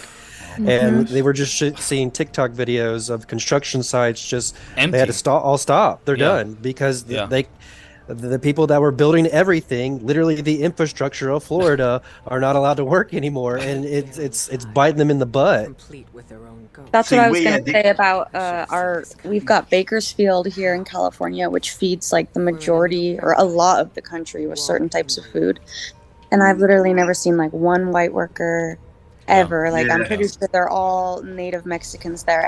And what's also kind of funny is people being upset at Mexico. Well, a lot of the Mexicans I know, like for instance, my husband's family, they literally are natives to this land that we're in. Like literally, his ancestors go all the way back until they can't even recount it anymore. And then as he's truck driving the country, he's got people looking at him like as if he should go back where he came from. When we're Oh my literally gosh, in yeah. their home. It just blows my mind. Yeah, it's See, that's insane. Thank you for sharing that, by the way, Peanut. And by the way, your Yeah. husband's awesome. He's freaking Thank awesome. you. And he's even more awesome now that we hear this. Obviously, I respect 100% the Mexican population because I feel like they go through the same thing that black people went through and still go through. But no, I think it's worse for Mexicans today in the U.S. I think it's much worse. And we had, can say it all of we had Central a America. Similar, or the same thing happened here. When have you guys heard about Brexit? When we left the European Union, we had so we're all instantly called racist because we left the EU. We stood on our own, which meant all the people from because the way it works in the EU is you can travel wherever you like. You don't need a passport. Once you're in the EU, that's it. You can move around wherever you like. So when we went through Brexit and we left the EU, that meant all the EU people that worked in our hospitals, supermarkets, wherever, they had to leave as well. And like Peanut was just saying, you used to see all of these people working away, cleaners and all of that, and all of a sudden they're gone. And I do agree with what everyone's saying. The Indigenous English people like me, we don't want to do them jobs. So who's going to do them? So that's what everyone keeps saying now. That's why they're letting so many immigrants in to do the job that we don't want to do, Yeah, the problem is, like I said, the problem is that you like I said, they've tricked people into believing that these people are the enemy. That they're your enemies. Yeah, absolutely. Yeah. It's like with the rest of Europe, us, the UK, we're the enemy now because we've left. Other countries like Italy and Denmark, they want to leave as well because they've had enough. But when it comes to even like sports, football, soccer, football games, and we have this big, I don't know if you've ever heard of it, the Eurovision Song Contest. Every year, it's all the countries from Europe have a singer, and we basically, it's like, I don't know, do you have the X Factor over there or anything like that? Yeah. It's kind of like that, but you've got like one guy, one woman from Poland, one from the UK, one from Greece. Now, they all vote against us. We always come absolute last in that competition because they all hate us. We're now the enemy of Europe because we left it and we stood on our own.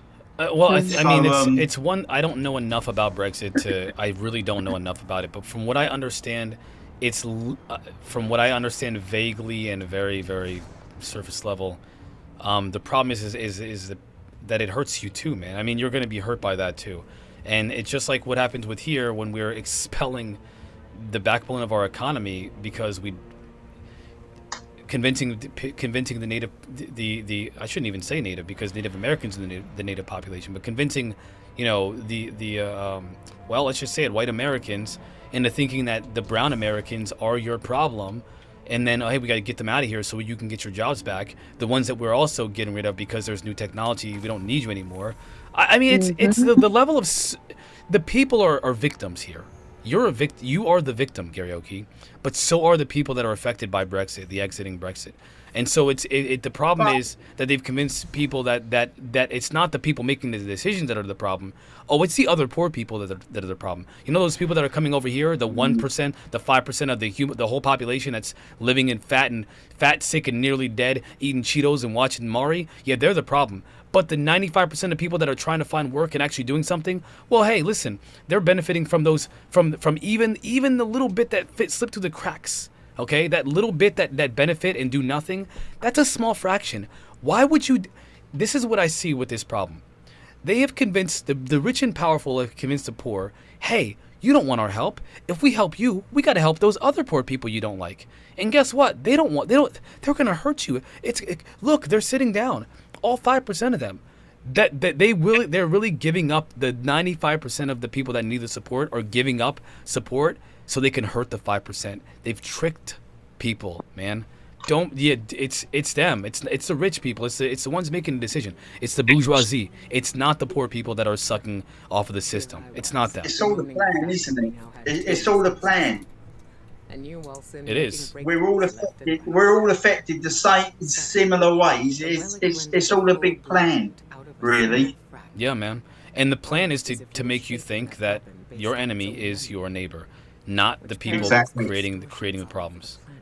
I'll tell you something, though, Marquise, and this will make you gasp, maybe, but I've never seen a black homeless person here in the UK ever. Seriously, No way. every guy you see, like in the sleeping bag in the shop doorway or whatever, they're all white. I know there are black homeless people here, but they're obviously, they're not going to lower themselves to sleeping on the street, that sort of thing. Really, I don't know the statistics, and I will say that the homeless population there's a lot of homeless is relative in the U.S. For a couple of reasons. We get from sci-fi to homeless people. Society. So we're talking about society. Conversation it's just how flows the like a conversation- river. Yep. We might have a train of thought with one station that drops us off, and it's supposed to be all on track, but like a river, it just flows, and Amen. it hits the Different easiest. tributaries. Yeah. Amen, Yes, brother. the easiest point of what's the word I'm looking for? Anyway, you know what I mean. I know what you mean, brother. Preach, brother, preach. No, to me, I feel like we, whether we're talking about aliens or we're talking about society, I think it's all relevant, and I think that unless we recognize the actual problem, the people, we will never be able to come to a consensus reality, which is what we need in order to push past whatever this roadblock is in our society. Like, for example, people are mad at Elizondo. Dude, Elizondo is the hero of the story, not the Department of Defense. Elizondo is literally going against the Department of Defense for you, and yet you think he's the enemy. This is what blows my mind. It's like the people that want to help we're fighting against because we've been convinced by the. I don't, and that's why I feel like it's my duty to do this. I do this because I feel like it is of the utmost importance to educate people and expand their mind, their consciousness into thinking about things from a different perspective. I think it's my duty to tell you once again you're wrong, Marquise. Wrong. That guy is the enemy. He's all part of the system. He's an undercover agent. Get out there, mate. Oh my gosh. Get them on your side. Tell me what he said that makes you feel like he's an undercover agent, and how does it not benefit us? Every single time that man has opened his, I stopped watching these interviews. If he come on, turn it off. Just like Dr. Sala and all them other people, he was one of them. I just thought, no, I don't want to hear it. Talking about, Why? Let's talk about the Bay of. He talks about the Bay of Pigs to get everyone on his side. His dad was a hero, this, that, and the other, and it's all manipulation. Everything he says. That guy, like us, like me and you, can talk to you for 2 hours and not tell you anything. You just think like he's gone off on a tangent again. So I don't believe any of them. It's all an undercover operation to manipulate us, I think. But what's the purpose, though? That's my question. So, like, what are they trying to manipulate us into doing? So, if you're watching this, you're not watching this. So, while we're all talking and discussing things like we are now, I think the purpose is they do not and will not ever disclose anything to us. Be they whistleblowers or whatever, they'll control them like they have done today, saying, like you told me, there's going to be no more UFO hearings ever or anything like that. And another way of controlling it all is put agents out there. He's like a modern day Richard Doty to me, Elizondo and all that crew, Yeah.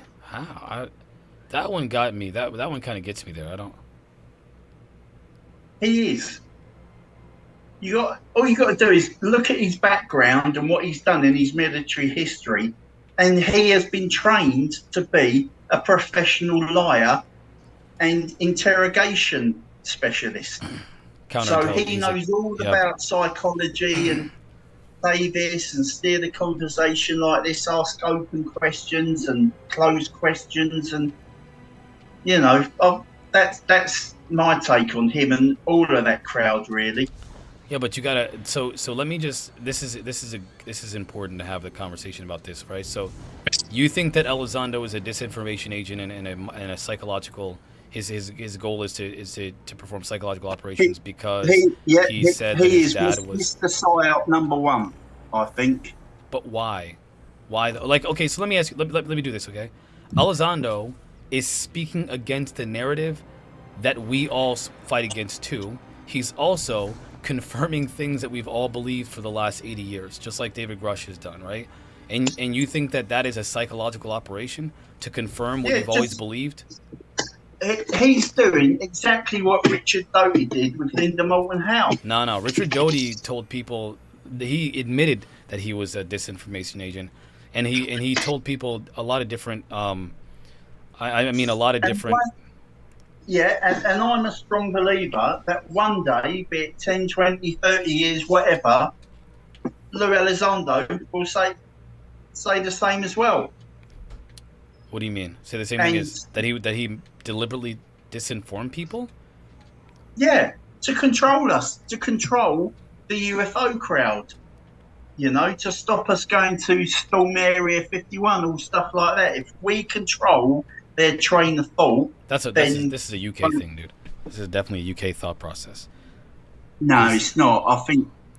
I mean, it's also. I mean, unless you're a gun-carrying American that wants to overtake the government, like this is a UK thing. Because like we in the US, like if you think about, so imagine this: you believe that aliens are real, you believe that they're on this planet, you believe that they've been here for a long time. A guy comes out and says aliens are here, they're on this planet, they're real, and they've been here for a long time. And by the way, you believe the government's been lying to you, and he says the government's been lying to you. You think that is a disinformation tactic? I'm trying to think of a good analogy here. Say for example, one day one of your kids comes to see you and says, "Daddy, my mouth hurts really, really bad." And you have a look and it's like, right, you need to go to the dentist. No, I'm not going to the dentist. Well, you're in so much pain. You go to the dentist and get it fixed. And there's nothing, you spend a week talking to one of your children, trying to get them to go, you need to go to the dentist. No, I'm not going to the dentist. Well, you'll be in pain. I don't want to be in pain. We'll go to the dentist then. Then you go and see one of your friends and you say, can you have a word?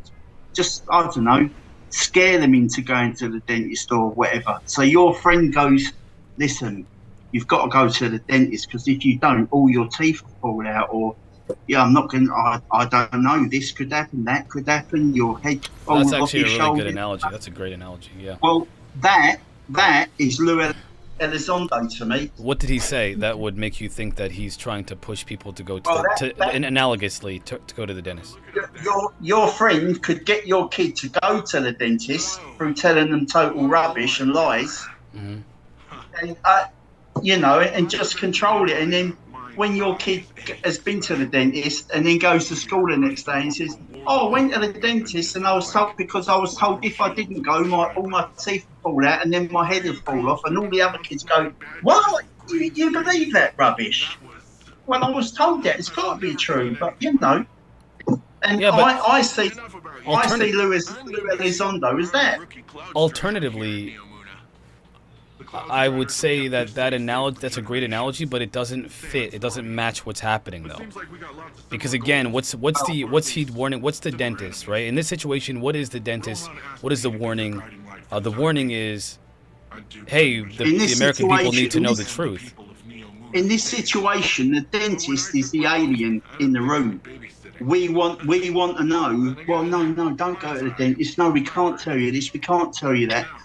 Or remove the dentist and say, come on, let's come to the dentist. There's nothing to see. It's all good. You won't be in any pain, whatever. Yeah, but, I but, think but I that mean, what's Elizondo saying that's like that though? So for again, you gave a great analogy, by the way. Elizondo is telling us that the government is hiding information about UFOs and aliens. That is not. There's nothing that's not antithetical to what people believe anyway. So then, what would be the play here? What's the play? it would be better if Lou Elizondo said 3 key facts, but he doesn't. Every interview, he's going on and on and on. You know, and everyone just wants to shake his hand and like, oh yeah, you're an ex-veteran, blah What do blah you want blah. him? What do you want him to say and do? What do you want him to say and do? Give me an example of what would be good. He turns around and it's like, well, I was in charge of ATIP, whatever it's called, and then everyone goes, well, it never existed. It was just like a hobby for him, a part-time job, and it's like, do you expect us to believe that? I don't care what you do. If you're working in an office, as soon as that 5 o'clock, whenever home time is, you're gone. You don't stay there till 6, 7 o'clock and go, well, I want to concentrate on, you know, doing my own thing now, a bit of research. It's like, don't tell, he's talking rubbish. So everything he's come out with, he starts talking about it, and then all of a sudden he's talking about something totally different, like the Bay of Pigs, or just something to get your attention, to make you agree with something that's not actually what you want to talk to him about. It's not a UK thing. I reckon I'm probably the only guy in the UK that thinks this way. Well, everybody I've talked to from the UK, I've talked to a couple people, they say something. I mean, I met someone who literally from the UK who stormed Area 51. I'm only speaking about, like I said, the people that I'm aware of, the people that I know, who've I've only heard it from the UK. I've only heard stuff like that from that kind of thinking. Again, I don't know everybody in the UK. That would be unfair to generalize like that. My exposure is very limited to my work in this field. The only other thing that I think is this is what gets me though. It's like if I wanted to know the truth about aliens, and somebody tells me, I wouldn't be fighting them. You know, like I don't quite understand what you want. What do you want to hear? Like what would be the perfect whistleblower? What would they do and what would they say? Forget about what people have done wrong. What would be the perfect whistleblower to you? Give me some sort of evidence, a photograph, or you know. You'd believe it? What if they give you a photograph of a mutilated human being and said this is what they're doing? All the positive narratives are wrong. What would you believe it? Well, at least that's evidence of a consequence of interacting with an alien. You know, it's like that picture what we saw from Peru, the guy on the beach or the side of the river with his face gone. It's like, who the hell could have ever? That really did shock me. That really made me stand back and think, I can't think of anything or anyone that could have done that other than aliens. So if they did, a whistleblower did say, well, look, they did this to this person and they did this to this person 20 years ago, at least that's something related and, you know. Bryson, you've been silent for quite some time, dude. Hold on one second. Oh.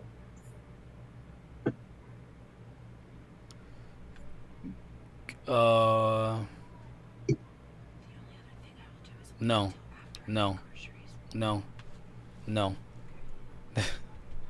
Yes. Sorry. Yes. Yes. There's yes. one of the older kids is trying to. Yeah, that's not gonna work out. But anyway, one of the older kids is saying they got a toothache.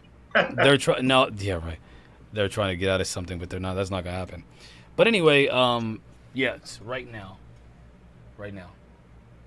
Not later. No, or else. Yeah. No, right now. You know what I mean? You know, like. Well, I don't know what he wants me to say. I mean, I can add to the conversation, but I just like hear you guys go back and forth. It's fun for well, me. you've said some interesting things in the chat, and the Armenian is with you. I am concerned. Sometimes you guys scare me. All right, sometimes you guys scare me. I'll tell you why. Obviously, you guys know that there are plenty of nice people in this world. I've met them. Some of the most wonderful people I've ever met. They are. I mean, they're humans. I've never met a wonderful, lion or a wonderful, elephant. I've never met one. They may be out there, but I never met some. I assume a good elephant. I've met some wonderful people though. As a matter of fact, most people are just trying to survive at the very least. But there are some that want to take us all out, all of us out, that don't agree with them. And I think that when we're looking at anything, whether it be the phenomena or human beings, ignoring that because we want to just look at how nice the world is and how nice people are is dumb. And when we have this, like, I don't know, this disregard for the alternative to the happy alien narrative, we are doing that exact thing. Did George Bush lie about weapons about Osama bin Laden? Yeah. Is there any real danger at all to terrorists all over the world? Absolutely. So do we ignore all of the data about terrorists because somebody did so? Like, that's where I feel like we're going wrong with this phenomena. Like, there are people that will literally say, okay, listen, remember that one time that George Bush was wrong? Well, I think everybody's wrong that might say that now because I heard George Bush say it, and so therefore it must all be wrong because if George Bush said it, then it must be wrong. Like, that's so simple and so scarily dangerous to me that people do that with aliens. It's so scary to me because there are human mutilations, just like there are happy alien abductions.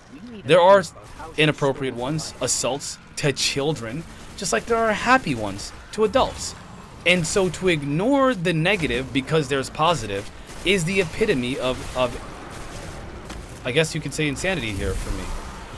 When I talk to, we're gonna get Armenian on here one of these days this week. Armenian, he's reading the book, David Jacobs' book, and he's like, I don't trust it because he doesn't want. Because David Jacobs has a very, very disturbing take based off of the data. And he doesn't like the data. He doesn't like the data. He doesn't like the way the data is being collected.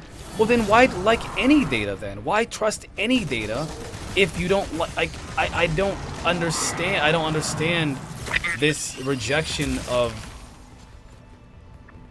I don't get it. I don't get it. I think it's dangerous. And honestly, I don't. It scares me that people are doing this all the time. Everywhere I turn, it's happening all the time. It's happening everywhere. Twitter, Facebook, here on live.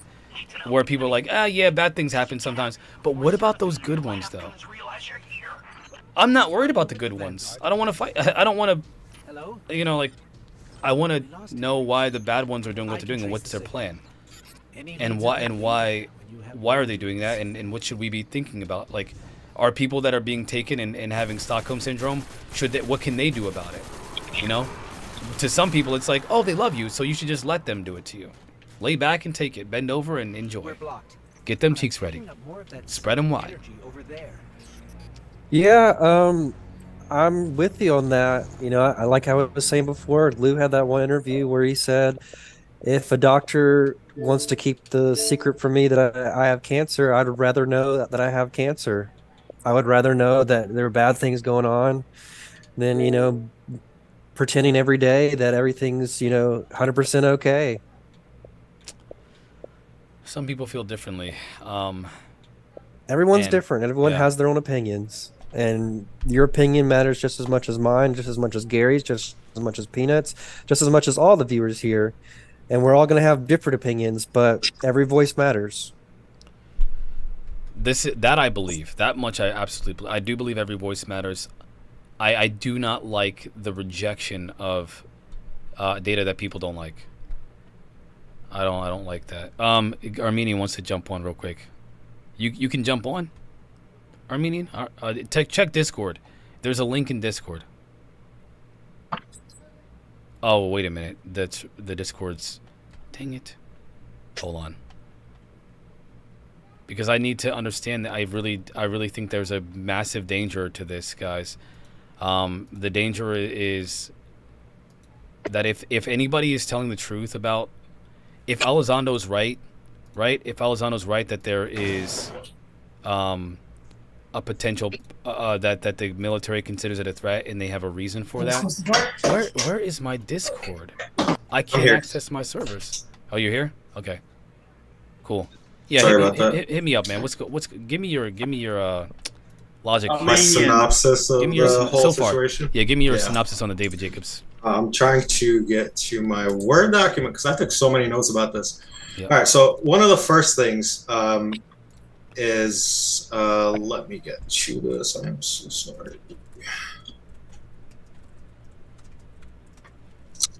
Okay.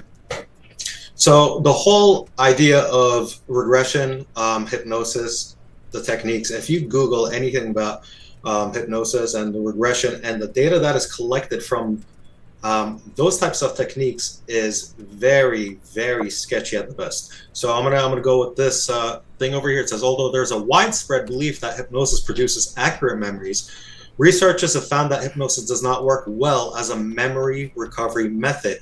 In addition, people who have been hypnotized tend to feel confident that their memories are accurate, contributing to the persistence of false memories. So that's one issue out of like 10 or 20 issues that I have with that specific thing that's going on with that. So that's scientifically proven, basically, that you can't. They're saying that you cannot scientifically use this data as accurate retrieval method. Okay. Okay. So let's go first with that. So the premise of the whole book is based on that very assertion that all of these abductees methods, the way that the memories are retrieved, is through that exact method. So I have concerns about that. I mean, who wouldn't? I mean, I want real data. I want scientific data.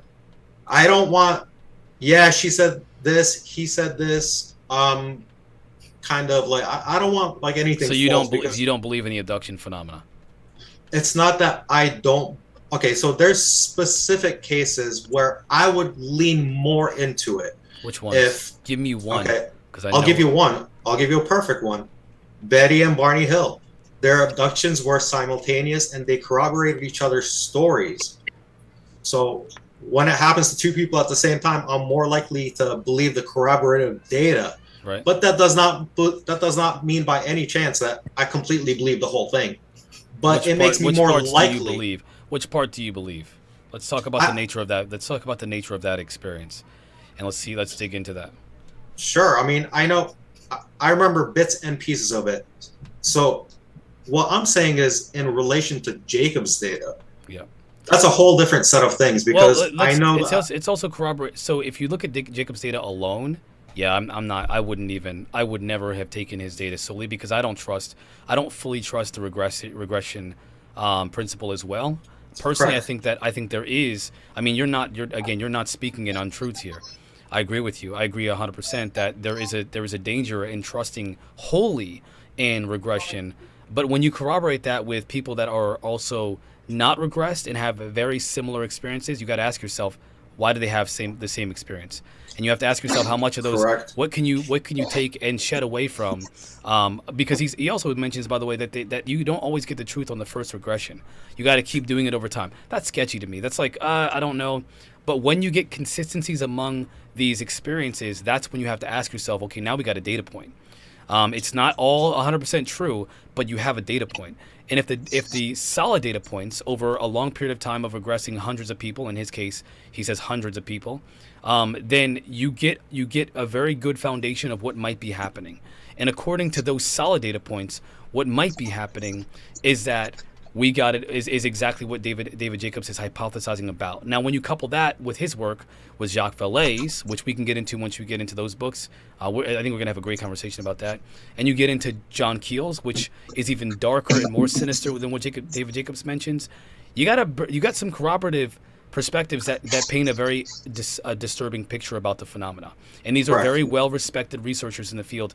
Among researchers, again, people can make all kinds of criticisms about them, but they are very well respected people in the field of ufology by other ufologists. And if you're going to talk about data, that's where we have the most data is from ufologists who've taken the work, have done the legwork, talked to people, work with whether it be government officials and otherwise. And there is a corroborative foundation here to work from, and it's all the same. It's consistent across all of them. The strong data points, meaning the ones that are not, oh, I just regressed someone yesterday and they said they saw zeta reticulans from the star system. That's not strong. Working with people for years at a time, establishing that baseline and developing a very solid foundation for what their experiences might be, corroborating them with other experiences that have never met each other, and then painting that picture then. So to your point, yes, that is true. It is unreliable in part. It is even more unreliable on its own, but it is not wholly unreliable if you corroborate it with other data as well as across other experiencers. Then you get some good data points. Right. Does that make sense? I'm totally, I'm totally agreeing with you that you have to be able to take multiple sources and corroborate data across the board.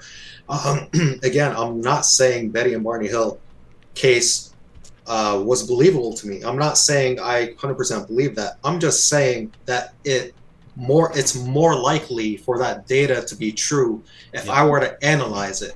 Yes, there are going to be similarities. One of the things that Jacobs even says, he says, false memories and confabulation are often a great detriment to hypnotization. Mm-hmm. So false memories are created during the hypnotization process. Right. And as I was listening, there were a lot of times where he was correcting the hypnotized person and kind of leading them, even inserting his own ideas into the abductees' heads. He mentioned that, by the way. He mentioned that in an interview with Richard Dolan, I believe, a year or so ago.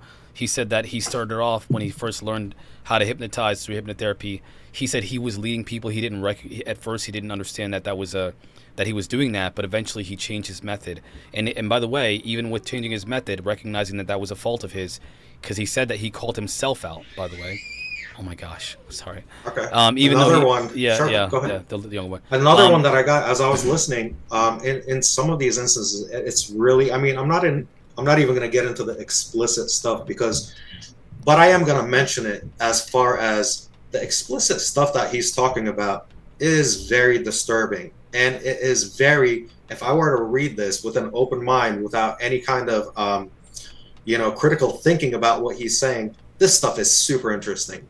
It makes me want to go, oh my God, I want to read more about this because it is so explicit and it is so out there, and it is very disturbing stuff. Very disturbing stuff. Well, you have to ask yourself, speaking of critical thinking, if you go in there with an open mind, you could do either or. You could say, wow, this is interesting, I believe it, and it's all true. 100%. Or you can do what I did and say, okay, that's interesting, but like, is anybody else talking about this? And then find other corroborating data to see if it's true.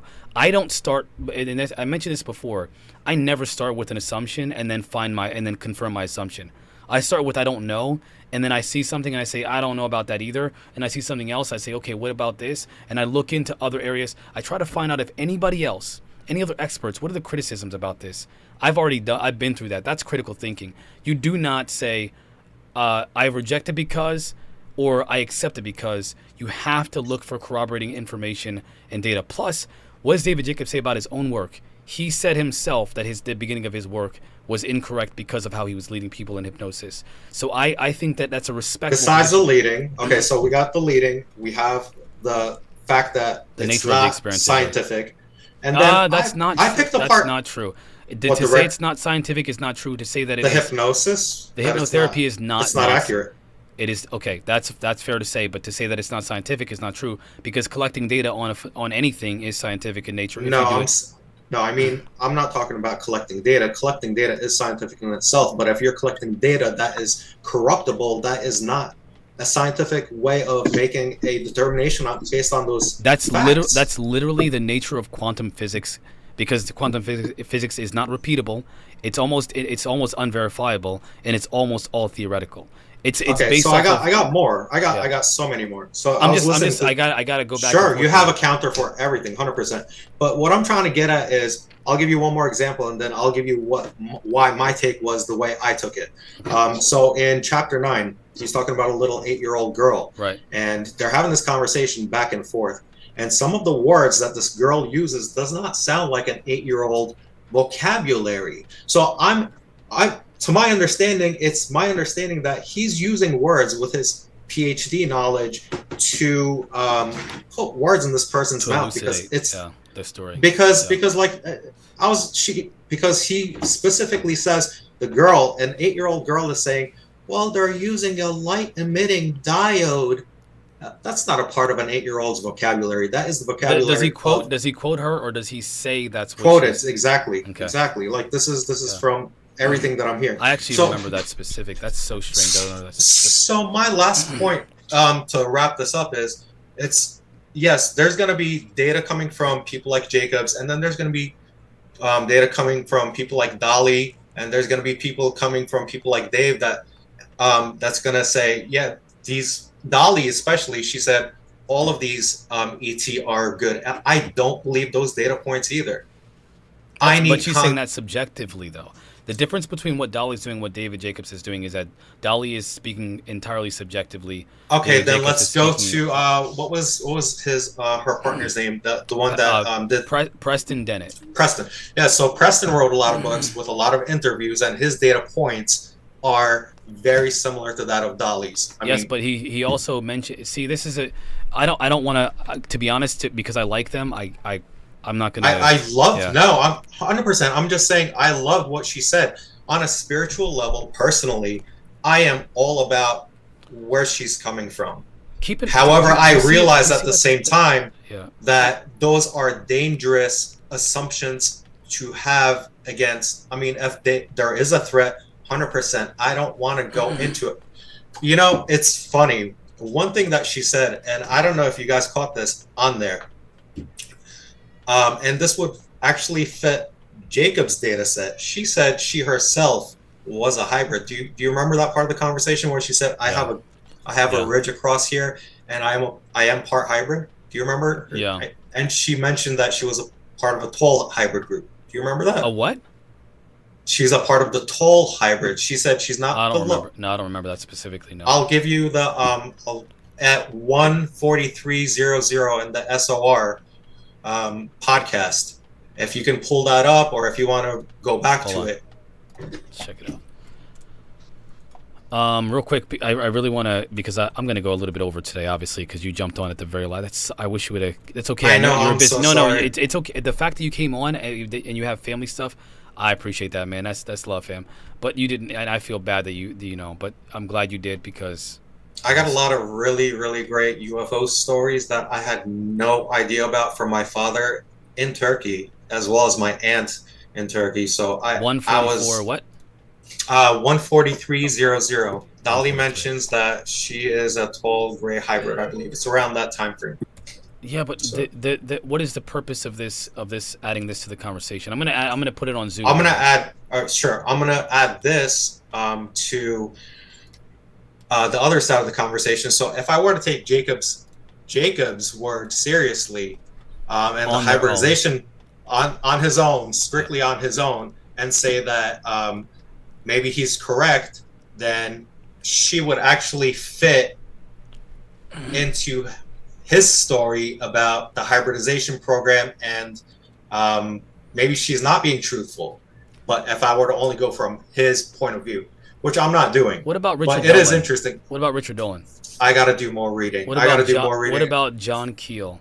I'm doing this. There's a purpose for why I'm doing it. I know, and I'm going to get to all of those. I promise you. I can only do like one person that you recommended at a time. That's why I started with Jacobs. We will do this slowly, but I am almost certain, based off of how you're using logic right now, you're going to reject what you find, because I think what I see in you is a desire for hope. I see a desire to hope for a better outlook on this phenomenon, just as you look for a better outlook on humanity itself. I'm not sure. Peanut? Yep, that's Peanut.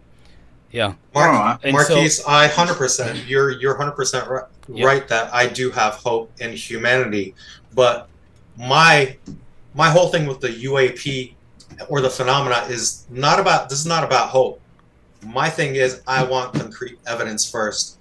We'll get to what their intentions are later. I just want proof, concrete proof that the UAP are here, that there is EBE or extra dimensional. I want concrete proof of that first. What happens when the problem with what you're asking for is that we're probably not going to get the kind of proof, evidence that people need to make the assumptions that you're talking about their intentions. However, through inference, there is a clear picture, no matter what angle you look at it, whether it be from military pilots that talk about dogfights, whether it be from looking at the last 50 years of military engagement with these phenomena, whether you talk about the military being involved with, for example, operations in parts of our ocean, Sure. where there's a hamburger-sized UFO releasing UAPs that are, according to witnesses that are, forget about hypnosis, that are alleging that we are capturing, we are fighting these things, these Tic Tacs and other things, objects from a non-human intelligence that's sitting in our ocean, releasing these Tic Tacs and other UFOs, different types of UFOs that house human beings inside of them that they're abducting people with. It doesn't matter what you look at. Every single angle that you look at this from, wakeful, hypnosis, whatever, says something sinister is happening with their intentions. And that's not even talking about the stuff that's happening in space that I don't even mention, because there's some things I'm not allowed to say. But there's other things I can refer to by people like Tom DeLonge. And it's all painting a very disturbing picture, and it will be, if we do things the way that people are doing it, it'll be too late. It'll be too late. We will be doomed, because there is something happening here. It is not for our benefit, and it's obviously not for our benefit. But if we do this whole, well, we don't know because we don't have an alien that's punched us in the face personally, we're doomed, man. We're doomed. Inference. We have nothing but inference at this point, and very solid, strong inference through data points. So the only data that I'm going to be strictly going for, like everything that I make is basically just conjecture on my part. The only real data points that I can use is like the videos, corroborative data, things like that. As far as where and this is why I think it's unfortunate that I honestly wish that people could have these conversations in public. If you knew, I hate to say this, if you knew what I knew, you would not feel the way that you do. You would be in my position. Trust me, bro. Perhaps, but that'll never be me, dude. right? Yeah, I can't ever yeah. be inside your head. I wish you could sit in some conversations that I had. I think there's a lot there's unfortunately a lot of information that isn't released to the public, that if it were, even I guarantee you would reject it even then. You say it's a military operation, just like Garioki says, because you reject anything that's negative because you don't believe in the people presenting the information, or you don't believe in the nature of how it was presented or collected. If a military pilot comes forward and says, "Hey man, we've been dogfighting these things," will you accept it? If he says it under oath, I would more likely to believe it, yes. If he were to say it under oath in a congressional setting, 100%, I would be more likely to believe that. So you're giving a bar. Okay. Remember, you set that bar because the bar would never have been that before David Grush. Be honest here. What would you have set the bar from before? I've said that all along. I've said I am so happy about the disclosure part of these people coming forward and saying this. What did they say? The disclosure part. It's not our friends, man. And that's what frustrates me. It's like, oh, I believe David Grush, except for that part. Okay, so Fravors. I'm sorry. David Grush. So Grush is completely different. I'm talking about firsthand experience. Well, that's the only thing. See, do you see what I'm saying? You see where I'm coming from? Can I also mention though, Grush is not the first person to do this. I mean, this happened back in 2001 when they wanted people to testify during the Greer, the Disclosure Project or whatever. Yeah. So yes, there's plenty of people. But what's the problem with Greer? The problem with Greer is that he'll.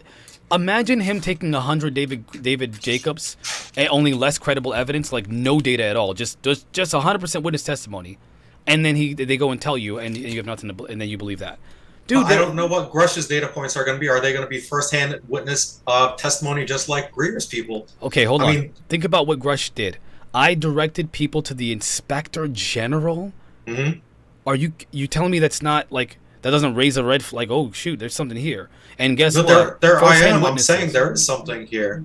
No, not just something. There's now. So here's okay. Let me try to back this up because there's a lot of things in my mind right now. So you look at David Jacobs' data, and on its own, you're 100% correct. I have no quarrels with that. But in conjunction with all the other data, as well as all the other data. I mean, if you're looking at all the other data, then you got to use Preston's data of the friendly ET, the healing ET. I do. Okay, so if you were to put that into the mix, then you would have more of a 50-50. Yeah, some of these beings are good and some of them are threats. You got something else happening. Because do you know what else David Jacobs does mention about human healings?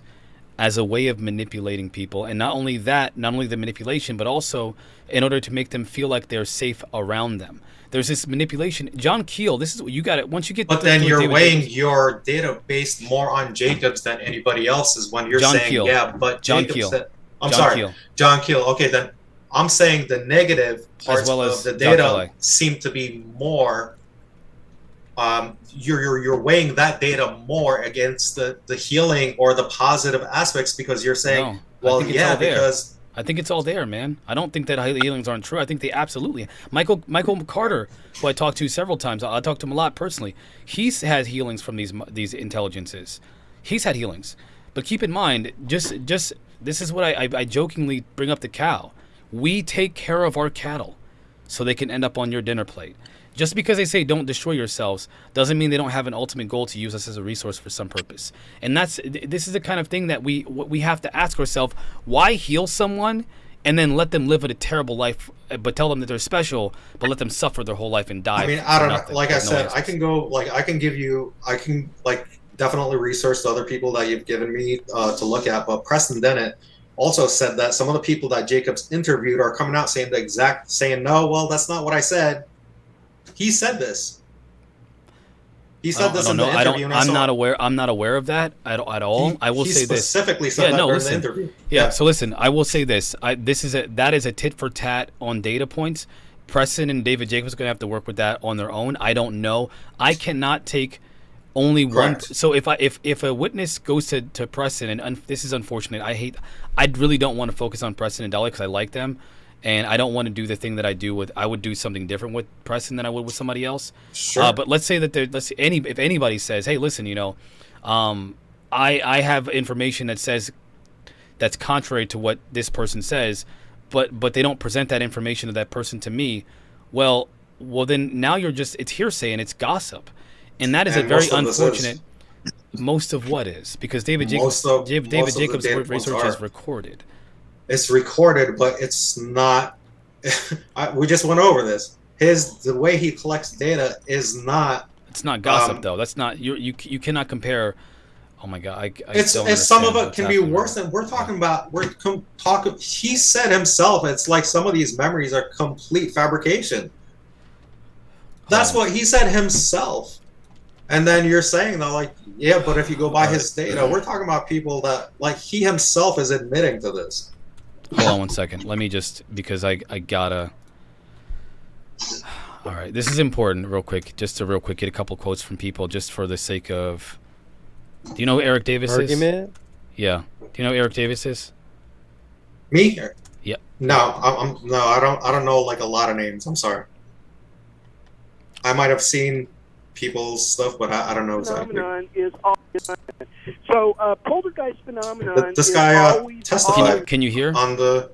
I can't hear. No, I'm sorry. I'm sorry. I'm gonna have to mute myself. No, it's okay. I'm gonna bring it up on Zoom here. Okay. This is a very. I mean, I can everybody see? I hear. Yeah, I can see it. I can't hear though. Poltergeist phenomenon. Can you hear? Always. I cannot hear. Okay. Can you? I can put myself on mute and I'll be right back after I listen to it. Okay. I can. So poltergeist phenomenon is always attached to UFO encounters. It is something that's not very well understood or recognized by many in ufology, and even the really good scientific UFO groups that have existed since the 70s and 80s even ignored it. They just threw it out of any of their field investigations and case studies because it did not fit the model of what they believed UFOs to be, and that is extraterrestrials from another planet. And unfortunately, that's not the truth. The truth is every time you have UFOs, you're going to have poltergeists associated with them. And I personally experienced it every time I came home from my field trips to the Utah ranch. And I brought that poltergeist phenomenon home. It makes a lot of people uncomfortable. I mean, the Pentagon killed the study in part because they worried it would be on the front page of the New York Times, and it was, and in part because they thought they'd be embarrassed, and some of them thought it was demonic and weird and freaky, and so they killed it. But You think that study should be revived, right? Yes. We would like to have that revived, and we hope that in the future that there's funding coming forth from Congress to revive it so that we can bring the contractors like us back into the fold and start working on this stuff. To keep studies like this going and to keep them funded and to keep the bureaucracy hands off the program so that we can function freely and be able to do what we need to do to be able to study and understand what's going on and collect data and et cetera. So Eric Davis is a physicist. He was a consultant for the Pentagon's UFO program. That's what his capacity with this. And I mean, I don't think that maybe you're not. Since it's unfortunate that you're not aware of some of these people because these are the I've seen this guy testify before. I've seen him. I just didn't know his name. Well, these are the kind of scientists who you need to be asking. Like, these are the kind of people that you need to be looking into because, hey, who are we going to trust, David Jacobs or Eric Davis, right? Like, okay, I get it. David Jacobs, questionable. I told you, I'm with you on that. But I corroborate that with, is there a kernel in there? For example, if Donald Trump says, man, Mexicans aren't bringing their best, right? They're bringing drugs, they're bringing crime. I don't say, that's not true. All Mexicans are good. I just say, I clearly see what he's doing here. He's obviously being racist and trying to incite that racism in other people and get them scared and angry at a certain portion of the population. I don't say, well, you know what, because he said it, I think all Mexicans are good.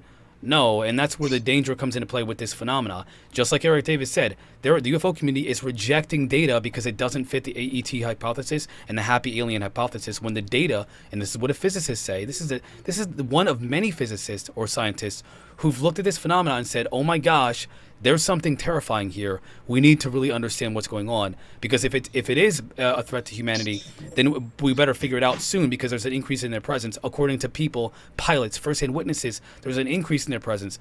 If that's, again, if any of this stuff is true, any of it, yes, people are being manipulated. And can you imagine a psychological operation by non-human intelligence? Make a portion of the population believe that they're all space brothers here to save them. You're special. I love you. Hey, I healed your back. Hey, I healed your leg. Hey, look at that. I healed that. Oh, you're a space brother. We're from the Intergalactic Federation of Space Brothers. We're from Zeta Reticuli. Don't worry. While at the same time, human mutilations are going on. Inappropriate relationships with ETs are happening. People are being impregnated and their babies are being taken. Military pilots are having encounters with them, including dogfights.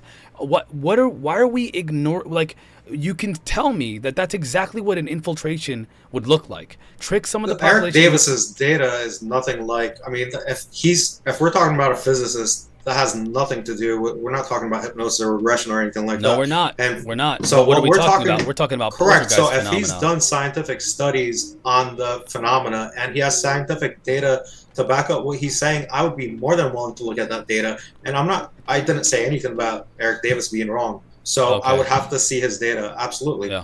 But I'm more likely to believe somebody that actually has scientific, concrete data that's corroborated by others in the field. Yeah. What about Jacques? 100%. Are you aware of Jacques Vallée? I'm gonna have to look at it. Like I said, I can only do like one at a time. I'm sorry. I mean, I'm sure I've heard his theories and everything. Yeah. I just have to know exactly what his theories are and exactly what he put on the table, so I can say, oh, okay, Jacques Vallée only put this on the table. Because I know there was like stories corroborating the metamaterials. Like there's a whole bunch that I am aware of, but there's so much that I'm not aware of. So I need to know exactly what to look at. Man, somebody told me I should compile a bunch of like data, put it in a database of my own, so I can like present it in moments like this. I think they're right. I tend to just keep it all in my head, and as I talk, as I'm having conversations, I elucidate on it or bring it up, I reference it, and so it's not very helpful to the conversation sometimes, especially when people aren't aware of the same information I am. But all I can do is corroborate what I understand about the phenomena with the data that's out there, and the data that's out there isn't what is exactly what I'm. I mean, I can tell you, but you should not accept what I say without looking at it yourself. I think you have a very good perspective, the Armenian, by the way. I respect it a lot. We just talked about this earlier. Same. Same, like vice versa. I respect your opinions and I understand where you're coming from. And yeah, like I said, I wish I could. And it's okay to have differing opinions, you 100%, know, like after research, you know. 100%. I once you become aware, and I got to get out of here soon. But once you're aware of some of the things that once we can go along and as you're researching, we'll have more conversations. I think that's going to really enrich these moments here. I think you'll either do one of two things, and my concern is the second one. You'll either change your perspective entirely because the data is overwhelmingly obvious, or you'll reject the data because you don't accept the what you guys consider a narrative. I don't like the term narrative, although it is true. It's a narrative because people use it as they use it as an insult, or they say story as a way to denigrate what's being said. But really, what we're looking at is an empirical truth. And the empirical truth is that we have a phenomenon that is engaging with humanity for whatever purpose, and it is disturbing in nature, whether it be the healings or otherwise, because the healings are used as a tool for manipulation versus any kind of truth. Why do I believe that? Because if you heal someone after you've assaulted them, then what is the nature of your relationship? It is that of an abuser. It is empirically true that abusers will do something like buy you flowers, tell you you're beautiful, I love you, you are special, there's no one else like you, while they're abusing you. And eventually you'll start to love them and feel like you need them in order to feel complete. It is the literal exact definition of an abuser. And so to me, I don't discount the positive experiences. I consider them troubling, because they do fit a narrative. And that narrative is that of a psychopathic abuser that does not care about humanity, but only wants to manipulate them for a specific purpose that we don't know. We don't know what the purpose is. Is it for our benefit? The only argument that I can accept is that we need a wake-up call through the abuse. Like a kung fu master who beats his disciple because they need to, push past that next threshold of enlightenment or whatever. Or, I can accept that as a possibility, but I will never accept the crazy idea that there's someone here to help us when they're doing the abusive nature of the phenomena is being expressed. So, for example, again, you got a woman that says they came into my bedroom, they took me into a saucer. They took my clothes off. They examined me. They took eggs from me. They made me have a baby. They took the baby. Right. But wait. It gets better. But then they let me experience the craft. Then I flew the craft. Then they told me I was special. Then they told me that I was a Pleiadian, I was a star child. Then they told me that everything was going to be fine. Humanity is on a path to enlightenment. You just got to believe. Just you meditate so you can reach a higher level of consciousness. If you tell humans that if they don't fix the technology, do you not see? I mean, have you ever been? That's why I mentioned my mother, right? My mother was abused. I've watched abuse my whole life. It's typical abuse. Peanut, I don't know if you're aware of like the women that have experienced a lot of abuse in life, but if I'm not speaking the truth here about abuse and the nature of an abusive partner, that is what this is the one-to-one here. Maybe Peanut, I'm not a woman, I can't speak for a woman. It goes both ways in my opinion. Like men get abused as much as women, and they feel weird for speaking out about it because, stereotypes, but I agree with you, yeah. I just feel like we are looking at it from like anyone who has good and bad experiences. Well, let's just look at the good stuff. Let's ignore that there's anything bad that ever happened and look at the good that happened from it. It's just like when a woman is with a man or a man is with a woman who provides all of their sustenance. They're well. They don't have to work. They have all the things provided for them. Everything they need is there. They feel safe and secure. That man or woman will protect them from whatever dangers in life. And yet they're being abused at the same time. But they're also being told that it's for your own good. But these are just analogies. We're talking about analogies. I mean, I can make up an analogy too. I'm talking every experiencer, most experiencers, even according to Preston and Dolly, experience that dynamic. Well, at first, from what you were saying too, and from the conversation from SOR, at first it seems like it's a threatening experience to a lot of experiencers, correct? And as it goes on, it's less likely to be that way. So I'm going to give you an analogy. Let me give you an analogy. Okay. So think so in my mind, it could be that the humans are like a dog that's been abused all their life, right? Mm-hmm. A dog that's been abused like by every possible way, like from their owners. And I'm talking about like anybody. Like it's an Yeah. abused dog. It's got it's got a very fearful outlook, and then comes along perhaps a rescuer that picks up the dog against the dog's will, starts petting it. Dog's still super scared, doesn't know what's going on. So the first experience that this abused dog has with its rescuer is going to be still a frightened one. Oh my God, this thing touched me without my consent. Why is it holding me and doing these things to me?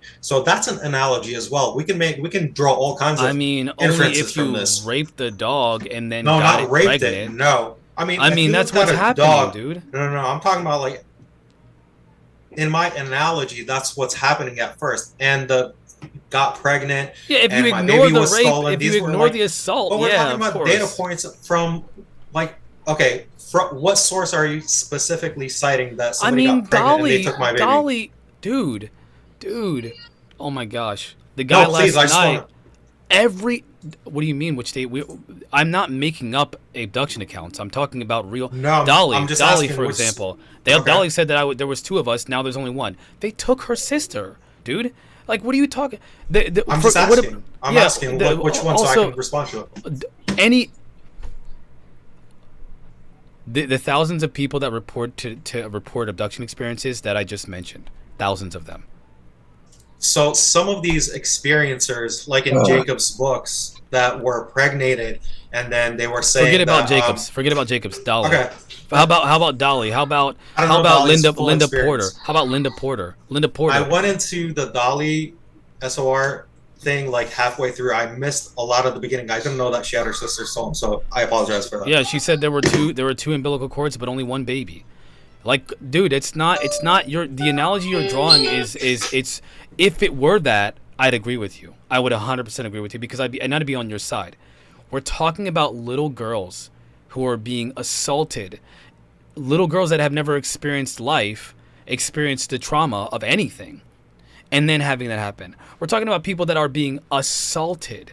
You don't get to Listen, misinterpret if this an assault. happened in real life, 100%, I would 100% be on but your side. That's what's if there's- happening. That's what's like, happening. I'm not trying to take anybody's, like, if somebody was a victim of something as tragic as that, I'm not trying to take anything away from that person. However, let me say this also.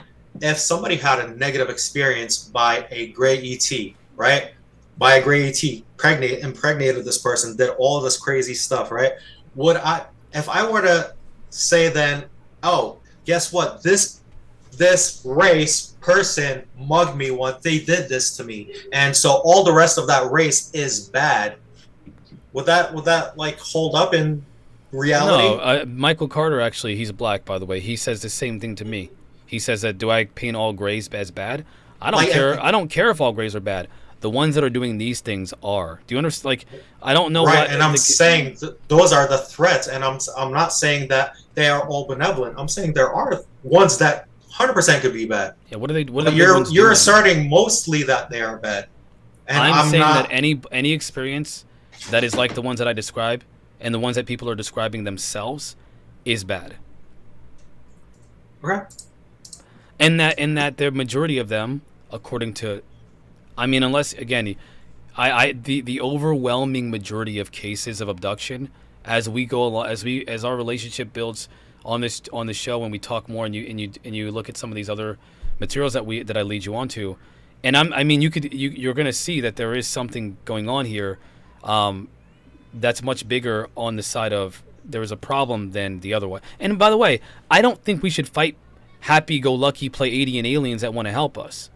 I'm saying that we should be aware of and reject the experience that people are describing themselves about the assaults. That's what I'm saying. I think that people are misinterpreting me because they're rejecting any negativity, that I focus on the negativity because I focus on abuse of the abusee. I believe in helping those people and looking at 100%. that phenomenon. And so would I.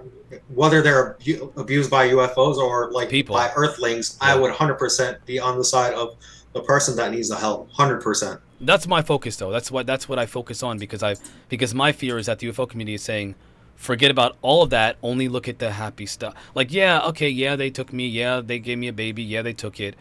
But listen, if they that's told the me I'm case, special if you're and I'm looking happy. at specific cases of abuse that were very, like, if you're looking specifically at that, Thousands. then that's a very, very, Thousands. sure, it could be thousands, it could be very, but that's still a very narrow scope of abductee phenomena that you're looking at, right? If you're looking specifically, like you're saying, that you're looking specifically at those cases, then that's the scope of your work, and I understand. No, I'm not trying to take anything away from those. I have read, by the way, the positive ones. Just to be clear, I just have a different perspective about it. Man, Keith, what's up? I do think you're biased with it. Everything you read, of course. everything you read, you're looking for the bad in it, aren't you?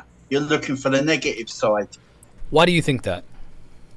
Because the way you talk, you have to accept other people's opinions. If that's the case, if half the world thinks they're going to land and it'll all be lovely and happy and everything, then you can just grab your kids by the hand and say, "Don't go over there." Let me tell Come you. with me. Let me tell you guys. Do you guys know what an echo chamber is? You know what an echo chamber is? Oh yeah. Do you know what an existential bubble is? Okay, so I know what an echo chamber is because you say the same things every night. well, an echo chamber That's would what be I went earlier. I mean, Like I said, I would. I could say the same thing about you, right? But the echo chamber is where you are in a place where everybody is saying the same thing. What you say is being echoed back to you, and you don't ever go outside of that experience because. So, do you not think for 1 minute you may be wrong? If everyone else is saying the same thing and you're different, why are we all wrong and you're right? I don't think this is about right or wrong. I think this is about I think this is a dynamic that we have within the show that creates for a really, really good conversation and dialogue, and I'm all about that. Yeah, I prefer, personally, I think the pushback, or as you say, the feedback is fantastic. I love it. It challenges me and it challenges everybody else to think about this in a more dynamic way. It is also entertaining. But what I mean is I think that what is happening is there is also the existential bubble, right? And that is where you create your own essentially echo chamber. You are seeking after information that confirms your bias, right? I am very keenly aware of how human beings are, including myself, when it comes to these two different issues that human beings deal with: the existential bubble and the echo chambers. So when I look for data, I don't look for things that confirm my bias. I look for things that challenge it. And then I also question every single thing that confirms my bias because I'm worried about being in an echo chamber or an existential bubble. Do you understand the difference between how we look at information? No offense, Karaoke, but you do not. You live in an echo chamber. I'm sorry, an existential bubble by choice because you don't to hear these types of things. Because I've been doing it long enough, I've given up. I've been doing it looking into it for so long. I've just given up now. But well, I mean, what happens when you're presented with? If somebody told me that I spoke to an extraterrestrial race of beings that came to me and they told me in my dream or in an abduction experience that they're here to help humanity, I would be mad. Why do you think that is? I'm sure you would, because why though? You believe and you want to push on to everyone else that there's a threat, there's a danger. No, that's your perspective. No, that's what you say every night, and that's how I take it. You've just said that you challenge yourself. You read everything against what you believe. One minute you said you do read some of the good stuff as well, and then you say. Let me tell you something. You challenge yourself and read it all. Let me tell you something. 828 million people globally are affected by hunger. Right. This is just the raise. The raise in 828 million people in 2021. That's 46 million since 2020 and 150 million since the outbreak of COVID-19. Around the world, 821 million people do not have enough food to live an active, healthy lifestyle. We know this, including 20 million people who currently are at risk of famine in South Sudan, Somalia, Yemen, and Nigeria. If we could look at the statistics for war, the casualties of war, there are millions of people across the globe that are dying as a consequence of war. If you look at the people that are starving and suffering from starvation in India and Africa, the poverty that's happening all over the world, there is too much suffering going on for me to believe that one person in Wyoming is receiving information from a hyper-intelligent alien race that wants to help us, but is watching us all suffer to death. Why do I believe that they're not here to help us? Because they're not helping us. They're going to Wyoming and saying, oh, we love you. They're going to this school in Africa and saying, hey, stop building nuclear weapons. Forget about your technology. But Marquise, by that thought of logic, shouldn't you be blaming the God that you believe so much in as well? Why wouldn't he enter? That's the same thing. Like you could say, the difference is, my God isn't saying, my God does not say, listen, I'm going to provide you with food and sustenance no matter what. The instructions were given to me. I've accepted those. What the aliens are doing is they're telling us they're telling us they're here to help us, but they're not helping. And so God doesn't say, oh world, I'm going to pick up all your problems and make everything better right now today. God said, I give you this Garden of Eden. I give you this garden. Don't eat from this tree of knowledge of good and evil, because in that day you'll die. I don't believe it. I'm going to eat from it. Oh, the serpent tricks you. You eat it from it, and now we all suffer. Guess what? Now you're going to die. That's what God said. So you don't believe in a benevolent, loving God that is here to help humanity? I believe that. Well, keep in mind, what I believe is completely separate from what these. We're not talking about two similar phenomena here. I'm talking about all. I'm not. No, it's not the phenomena. It's how you're looking at them for help. No, I'm not looking at them for help. They're telling people that they're here to help, right? Is it inconsistent? That's the whole thing with religion. That's the whole thing with God is. God is here to help humanity. Because how? In what way? He so loved the world so much that he gave his only begotten son. He loved so that we can all so eat much. So that we can all eat good food. Come on, I mean it's scripture. Like yes, he loves. But why though?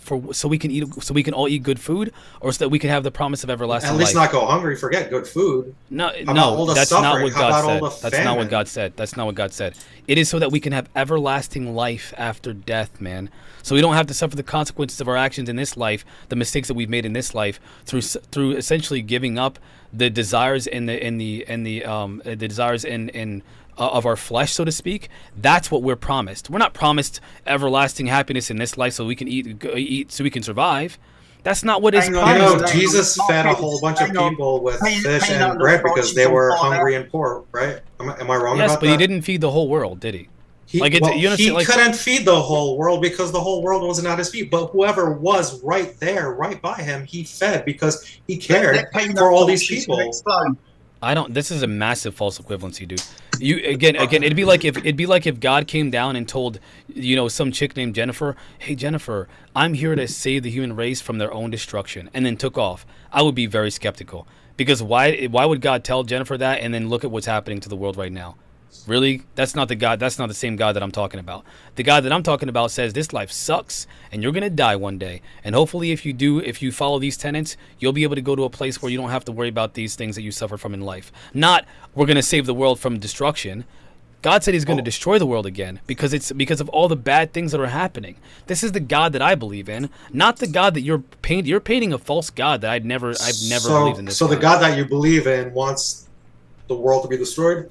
Is that what I'm getting? The God, not about wanting. The God that I believe in said that the world will be destroyed because of the things that we're doing to ourselves and to the world.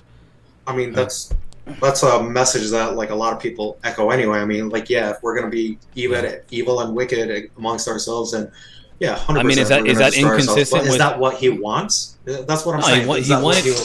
God wanted to have. We were meant to have a direct communication and union with God, dude. That was kind of the point. That was literally our original purpose, was to be in union with God. The minute humans messed up, that all changed. Is that what you're telling me, that God no longer cared? I never said. Why you're no, but I'm saying like you're looking at like what I'm saying is this: people are like, you're saying that people are looking at these benevolent UFOs as they're going to save all of humanity. I'm saying there's a parallel to that where the world. No, dude. Specifically, those Different people gods. that believe in religion. It's like if a pagan believe in their form of worship God as their savior. Yeah, but I don't understand how you're drawing those equivalencies here. The UFO community believes that because there are experiencers that say that aliens are here to help us push to another level of evolution, that's what they're here to do. That's what they believe, dude. That's it's indisputable. The UFO community believes. I'm not talking about the evolution. I'm talking about like things like healing, like things that Jesus himself did.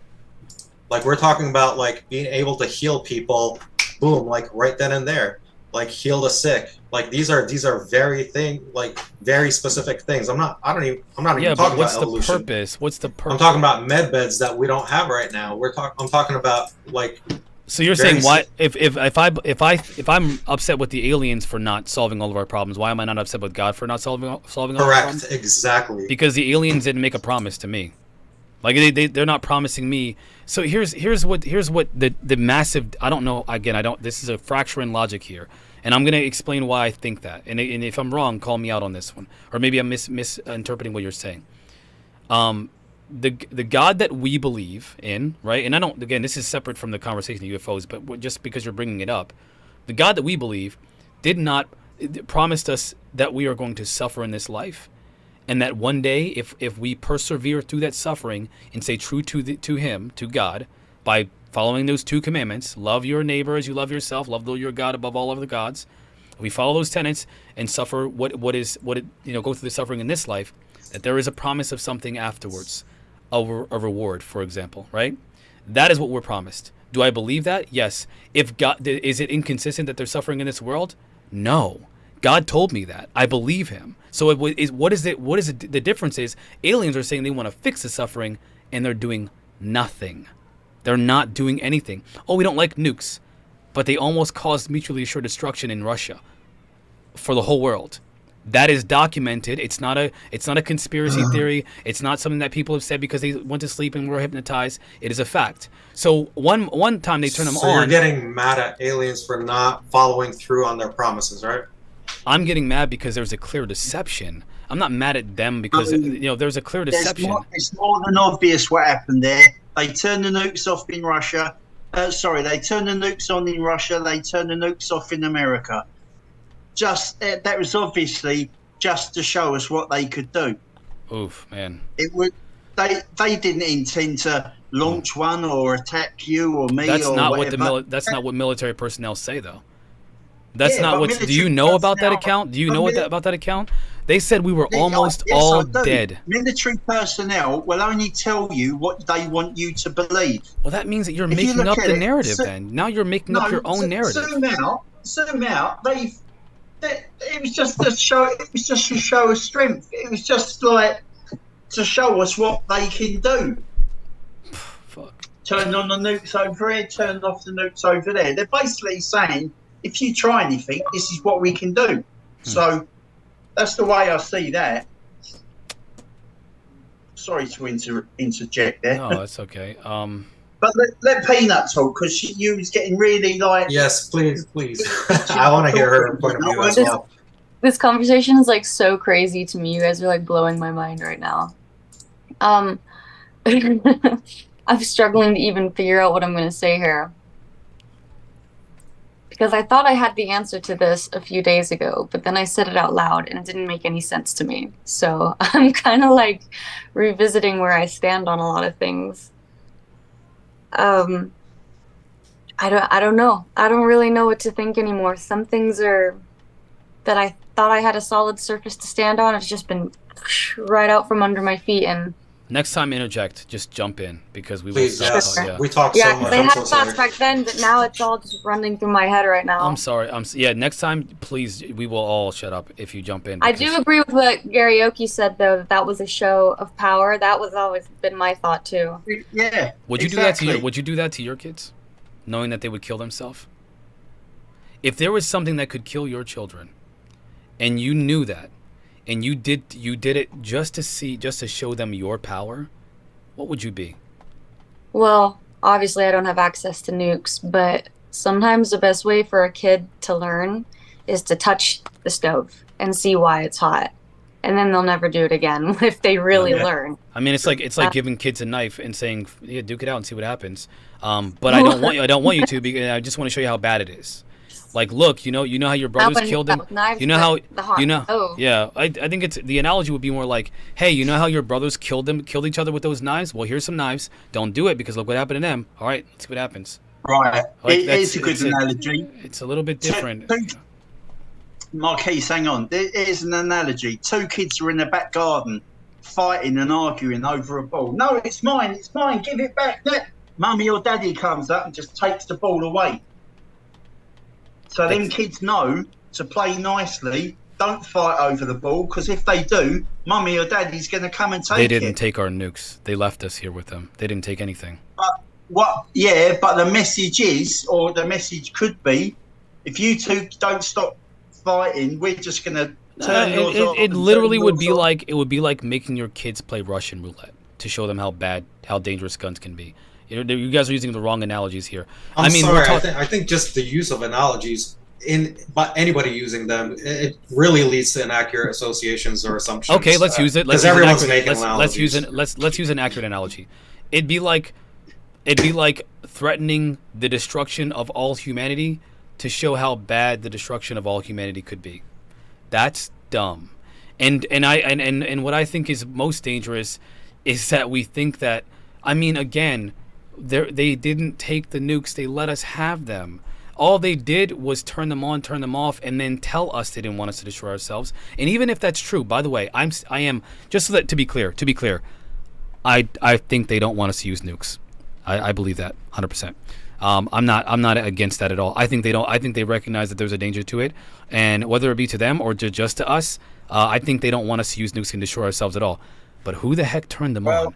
And why did they? And like, was it the good ones or was it the bad ones? Like, who knows which ones did that? My point is that there's more than one thing going on here, and we don't need to be concerned about the happy ones. I don't know what's going on. Dolly seems to think that wasn't them. Like, do you think there's a possibility that it wasn't even aliens to begin with, and it's just to paint some sort of narrative? Do you think? I think it's possible. Yeah, I think that's possible. I'm definitely open to that. Great point. Because it would make, to me, it doesn't make sense. It's not consistent with. I mean, why would they turn them off, and then literally they're telling people in Africa, don't watch out for your technology, it's dangerous, and other places like they're warning us about this. I feel like they're telling us there's a danger, all people, there's a danger. Why would they then turn them on? That does not make sense. And then do it in Russia, one of the most dangerous nations in the freaking world when it comes to nuclear, technology. Why would they do that? That could have been the end of all of us. So I am open to that. Reminds me of a little bit, because I kind of see everything just because I'm a parent, through the eyes of a parent now. And this is going to be a very mild example, but it's like when you're making treats and you've got cocoa powder, like bitter cocoa powder to make a chocolate treat, and your kid's like, oh my God, please, let me have this, I want it. Like in that example would be power of nukes. And we're like, dude, you don't want this. Trust me, you don't want, no, I want it. Okay. You sure you want it? It's in the mouth. They're like, I don't want it anymore. The nuke example could be like, yeah. Ironically, after that happened, yeah. Okay, let's nuke each other, and then we're like, no, wait, no. It could be an example kind of like that. That's actually exactly when that happened. There was a nuclear agreement. So, I mean, I can't argue with that. Yeah, I can't argue with that at all. Not at all. Because like when you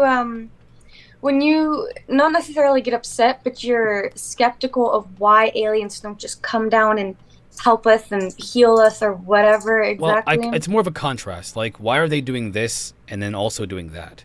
I think what is the point of doing both of those? The way that I see it, it's the same reason why Jesus and God didn't just heal us, take it all away, take all the sin away right now. It's the fact that we have to figure it out, what it means to spiritually evolve and go to that next step. So that's why they, in my opinion, the good ones that Doc talks about, come down and they just give us the tools, but they're not gonna make us turn our hand and how to do it. That's where I reject that entirely. And the reason why I reject that is because you can't be a non-interventionalist and do all the things that they're doing on this planet for thousands of years. I mean, again, let's go back to the Anunnaki. They presented themselves as gods. They didn't non-interventionalist their way through that at all. That's not true. And so when I think about the phenomena, I don't think about, well, right now in this very moment, there's nothing, we don't have an alien invasion. I think about the thousands of years of documented history of non-human intelligence engaging with humanity, and recently the scientific endeavors by people that want to explore it. And I asked them, what are the findings here? We have a race of beings that is presenting themselves as everything from gods to Pleiadian space brothers that want to help us, but they're doing everything from slavery, included from the Anunnaki, to human mutilations, to abductions that are not pleasant. And I'm not talking about, I just get scared because I see something weird. I mean invasive, physically assaulting, Whitley Strieber type like that's not non-interventionalist, man. And so whatever that, I think they want to protect their resource. I do not think they want to help their brothers. Helping your brother isn't, you don't beat your brother and then R-word him and then say, hey, listen, you don't understand my intentions. I'm actually trying to make you stronger by doing this. By the way, I found out that you got cancer. You got rectum cancer. See, we would never know that if it wasn't for what I did to you. Like that's not we can't do that. That's what I'm frustrated by. I'm not frustrated by these greater potentials. I'm frustrated by the mixing of the intentions according to the nature of the phenomena.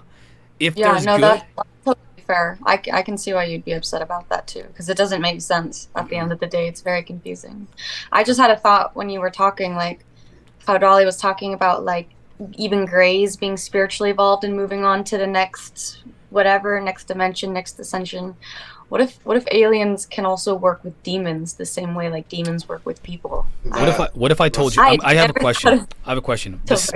Do me a favor. Dispel the Armenian, everybody. Dispel critical thinking and ask yourself if this was empirically true. Okay, if this was empirically true, what if? Let's just pretend that the phenomena is something like an extra dimensional being, right? It's from another dimension. It's not extraterrestrial, it's from another dimension. Okay. And it has seeded life throughout the cosmos because it's interested in specifically us. Just us. Of all the things out there, it likes us. Because there's something that we have that is very valuable that in their dimension, they don't get to have. Let's just say it's a soul, the human soul, spirit, consciousness, whatever. And let's say that this phenomenon has done this massive disinformation campaign over thousands of years to confuse the population of Earth through religions, through philosophies, through abductions of all kinds, so that no one can ever truly figure out what the purpose of it is, right? This is hypothetical. Pretend this is true. Right? This is just imagine. There's also good, by the way, that does not allow this dimensional, hyperdimensional, higher dimensional being to do anything further than what it's been doing. The experimentation, the abductions, posing as gods, so forth. And by the way, let's just say there have been consequences in the past for doing these things to these beings. So they keep towing the line. They've towed the line for the most part. But let's say that they're here and they're planning something. They're planning a massive event to resist the limitations imposed on them by this even greater higher dimensional being. And their plot is specifically involved with humanity. And they're going to, let's say that that one day they're going to convince human beings that not only are they here to help us, they're here to liberate us from this higher dimensional being, higher than them, because this being wants to stop us from experiencing the fullness of spiritual evolution. And they give us all the answers we've ever wanted. What's the nature of existence? What's the nature of life? Of what's the purpose? And how do we evolve our souls? How do we do all this? You give us all this technology. They heal us. They give us all this wonderful stuff, right? But ultimately, its purpose is to fight against this higher dimensional being and to get us to be behind it. And its intentions are sinister towards us. That it wants your soul. It wants your consciousness. It can't destroy it, but it wants it because it is a resource to it. Would you think that it is a good thing for them to be here or a bad thing for them to be here?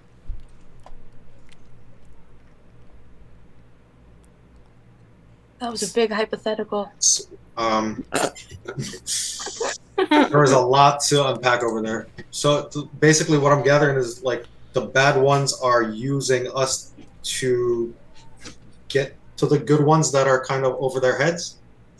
It's hypothetically, right? Hypothetically, is that what I'm just trying to understand? Is that a part of it? Yeah. So if you want to go bad, you want to say bad. You can say bad. Okay, let's say the bad ones. I'm just trying to, for simplification, because there's so many elements to this. Let's say the bad ones, they were told, hey, you can't mess with those humans. They need to go on their own path. And humans are special in this dimension. They are special in this dimension. But the bad ones don't like that. They want what the humans have. Okay? And they want to take it. But you have to give it to them. They can't take it. It has to be given. You're talking about the soul, right? Sure, the soul. Consciousness, the soul, whatever. Okay. How would you feel about that?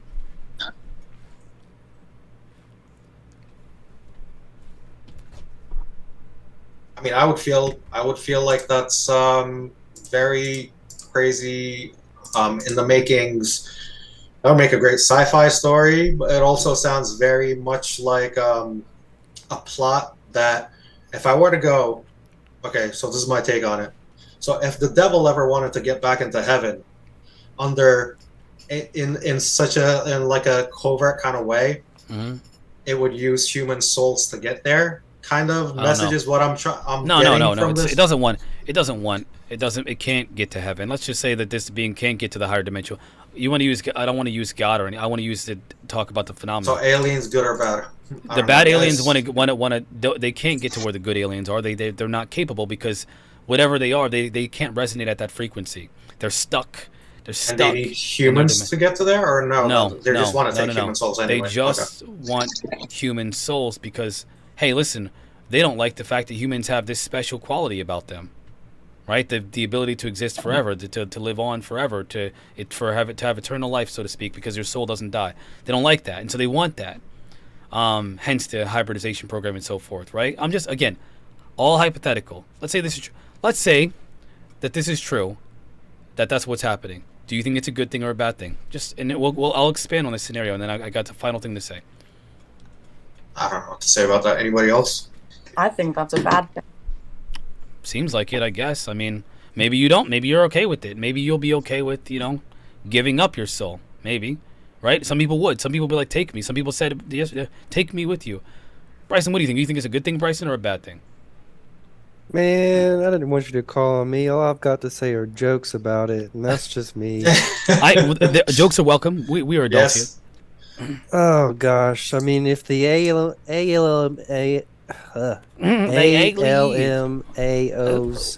because I always think it's just funny sometimes to say that there's, higher dimensional creatures from like the 11th and 12th dimension that are, over top of the aliens that are interacting with us in the 4th dimension. All that just goes over my head because at this point, like my soul is my soul, and if that's the resource that they're trying to farm, it is what it is. I don't think I'm going to be able to do anything else other than, spread my cheeks and just say, just do it. Just go ahead. Like, oh my gosh, take your soul to your anus. Oh well, my the whole god, like free will, yeah, the whole law of free will in the universe, and how other, Dolly was saying that they have to respect that. Like, yeah, sure, that sounds nice, but who's policing these beings that are higher than us? Who are the people that are actually? I think why can't we fly, right? Because it's not physically possible for us to just levitate on our own and fly around the skies like Superman. We're not built like that. Well, you just haven't activated your DNA yet. So, I mean, just go out. You haven't unlocked yourself yet, man. Possibly. Yeah, bro, you haven't gotten that DLC. Oh my gosh, the DLC, the DNA DLC. All right, so you're meaning you don't think this is good or bad. You just think it is what it is, no good or bad. Okay. I mean, it's completely like your story and like your framing of it, and I think it sounds very scary. Like that's all I can say about it. If that were a reality, that would be very scary for humans. What if the government has become aware of the intentions of these beings through, I don't know, say an 80-year investigation of the phenomena as well as a direct contact with it, and they don't know what to do. They're actually totally confused as to what to do. They don't fully understand. I'm sure they know well what to do. Let's say there's a separate faction of people that have. Let's say there's a separate faction of people aside from the government, right? Elements within the DoD, elements within the Pentagon, that are. You mean the deep state? Sure, the deep state. Let's say that they are the ones that you guys are all talking about, the ones that are conducting the false abductions, and the ones that are they're flying the craft around that look like aliens but are not. Let's say that they're the ones doing it, but the government, the people that are actually just regular people trying to do their job, kind of thing, if there is such a thing, they're the ones that are privy to the clandestine activities of this secret government, who has been in conjunction with these higher level beings, trying to accelerate their agenda because they've been promised amnesty if this ever were to happen. If that were true, do you think it would be very difficult? I mean, wouldn't it be really hard to get that out? Because now you got infighting, and you got these non-human intelligences that are helping a faction of human beings. Amongst us. Right, huh? We'd instantly split into I gotta two stop. groups. I gotta stop doing this, or I'm gonna get in trouble. But let's just, again, hypothetically, if this is true, does anybody feel like this would be a bad thing? I mean, what would you do if you knew? What if you knew this, right? If you became aware of this through actual data and analysis. I'm sorry, Gary. What would happen is we'd all split into two groups straight away. There'd be those for giving away their souls and those against. So we fight amongst ourselves within them two groups. Karaoke is right. Also, what you'd need to know from the offset is, does that mean death? If you give away your soul, then no, it doesn't mean it. It means it's a different kind of enslavement, but you won't like it, right? Hypothetically. Well, you see, no one knows what it's like to have your soul taken away, do they? Do they? Well, don't tell me you know this and you know that and blah, blah, blah. I didn't say that. I'm only presenting hypotheticals. Listen to me. Listen to me. I've only presented a hypothetical made-up scenario that I do. I just, top of the head. Yeah. And I know this. I can't tell you, but, you know. Didn't I just say it's hypothetical? Didn't I just say that? I'm just curious about what your perspective is. Shut up. Marquise, shut up. What I'm saying is this. You've asked a question that none of us will know the answer to. All we can do is assume what would happen, which is what I'm doing. None of us know what it's like to live without a soul. Does it mean instant death? Yes, no one knows. So the world was split into two groups, those for and those against. And amongst ourselves, we'd fight, you know, so... I like Gary's take. Yeah, that sounds pretty cool. It doesn't matter whether it's good or bad, we're helping the aliens or not, it's a good thing or not. At the end of the day, we're just going to end up fighting amongst ourselves.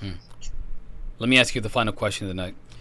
If you did come to that conclusion from your research, if you were convinced through research, data being presented to you, maybe even information being shared with you from certain people, right, that are involved with, say, said activities, and you're convinced of this, would it be irresponsible to play both sides? Say that again. Would it be irresponsible to play both sides? To play? What do you mean play? Well, it could be good or bad. We don't know. Playing both sides in any situation, I think, is pretty wrong to do, just in general. So that's my take. Put it like this: if it got to that stage where aliens landed and said, "We want your souls, queue up here," and everyone half go, "Oh yeah, all right, we'll do it," and half say, "No, we ain't do it," I wouldn't even want to go through that. I'd just drive off to a beach somewhere and chill out and not be part of it. I'd abstain from a lot of it.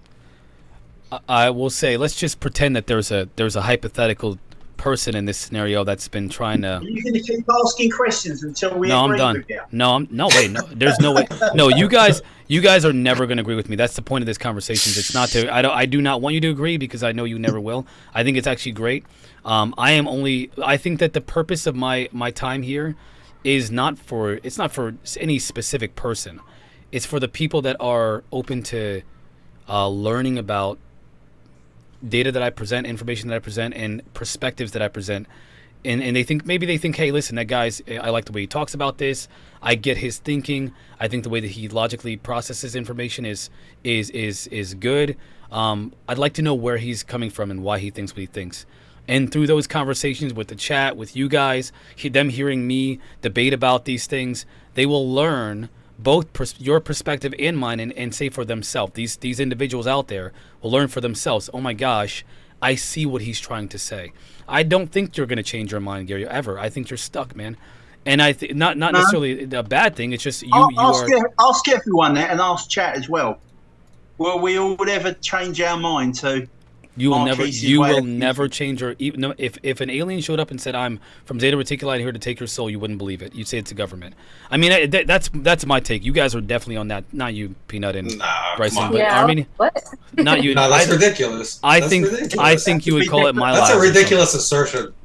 I am. See, the Armenian. You're gonna have to prove me wrong in further conversation. You know what? Gary, I believe that you believe what you're saying is true. never said that. Yeah. I don't know if that helps. Yeah, let's put it this way. Let's put it this way. I'm trying to show people that not only do I believe what I believe it for a reason.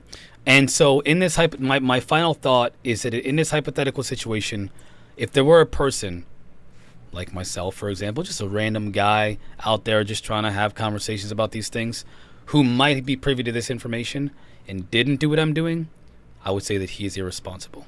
And with that, my friends, I gotta get going too. I kept you guys for much longer than I expected. Does anybody have anything else to say at all? Anything? Yeah, Marquis, You are let me say definitely one not little responsible. Let me say one little thing, Marquis. I wasn't being rude when I told you to shut up. I know that. We have that told me to say relation. that. Yeah, we have that relationship. We're cool, man. You I don't have take told us offense. to I don't. tell you. No, I don't take offense. I love you guys. I think you guys are freaking awesome. I mostly, to be totally honest with you guys, the best moments of the show are when all of you disagree with me. Those are my favorite moments. I hope say I that don't. as well. You guys don't Yeah. realize that. How can you not realize? I believe that. I actually believe that. Because for me, it's like, oh, okay, here we go. I'm So like, you know, at their cheeks now. it's how to cut them. You know, I love it. It's We're all- honestly fun to me. I enjoy it a lot. We're all off to Discord to burn you up now, so Bring it on, bad guys. things have had you. Bring it on, man. Me and Bryson will at least. Yeah. Tomorrow, will you be with us, Armenian? I'm definitely gonna try because Okay. I only have my parents over here, my dad over here for a week, so I'm trying to spend as much time Yeah, as man. I can with Of them. course, But of yeah, I will. Anytime I can jump in, I would love to. All right. I appreciate everybody here again. Peanut, thank you for joining us. She didn't even have to. She decided to mid show. I appreciate that. You do not have to be here.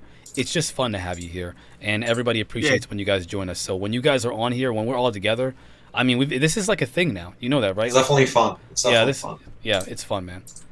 All right, Yeah, guys. you won't get a chance to speak when Marquis is talking, but just be here anyway. Well, Just he tell needs me to move shut the up. chat along. He needs to move the Yeah. chat along because otherwise, whenever he leaves, we only have like a few things to say, and then we kind of forget our points. So he needs to be here to, wrangle us children up. By the way, you Right. guys can bring up topics as well. Just if you have topics you actually want to talk about, hit me up in the Discord or in your case Peanut and Insta, and I'll bring them on. There's some stuff that Peanut sent me that I really want to share, but we got to get to that. That are really interesting. They're actually part of the good stuff that we could talk about.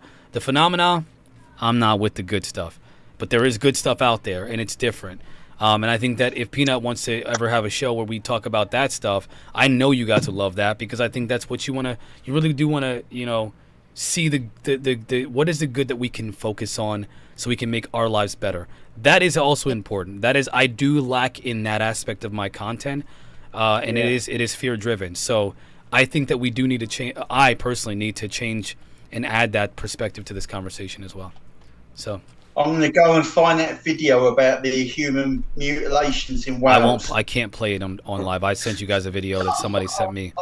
Yeah. Content on Discord, like we said. What do you think David Grush meant when he said that he saw something disturbing? Well, he said him and his wife saw something horrible. Yeah, but it was in relation to the phenomena. Yeah, so was it a video?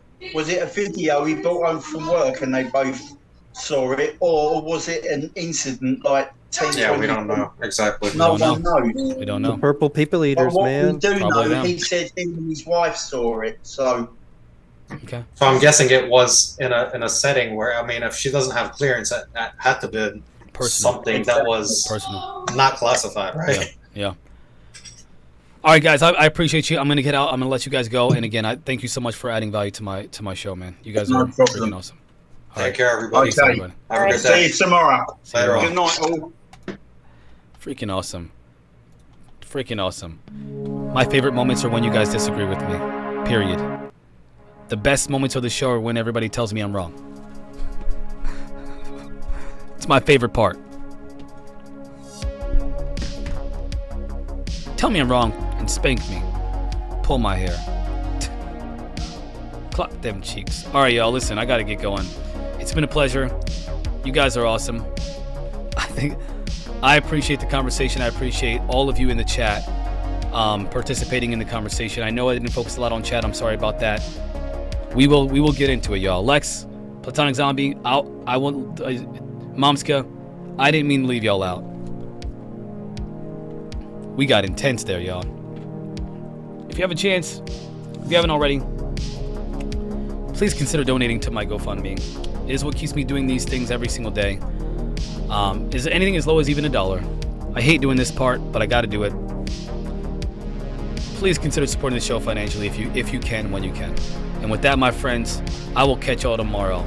Same time, 12 o'clock. Same time, 12 o'clock p.m. Eastern Time. Same place. Until next time, my friends, Dr. Doors out. Peace.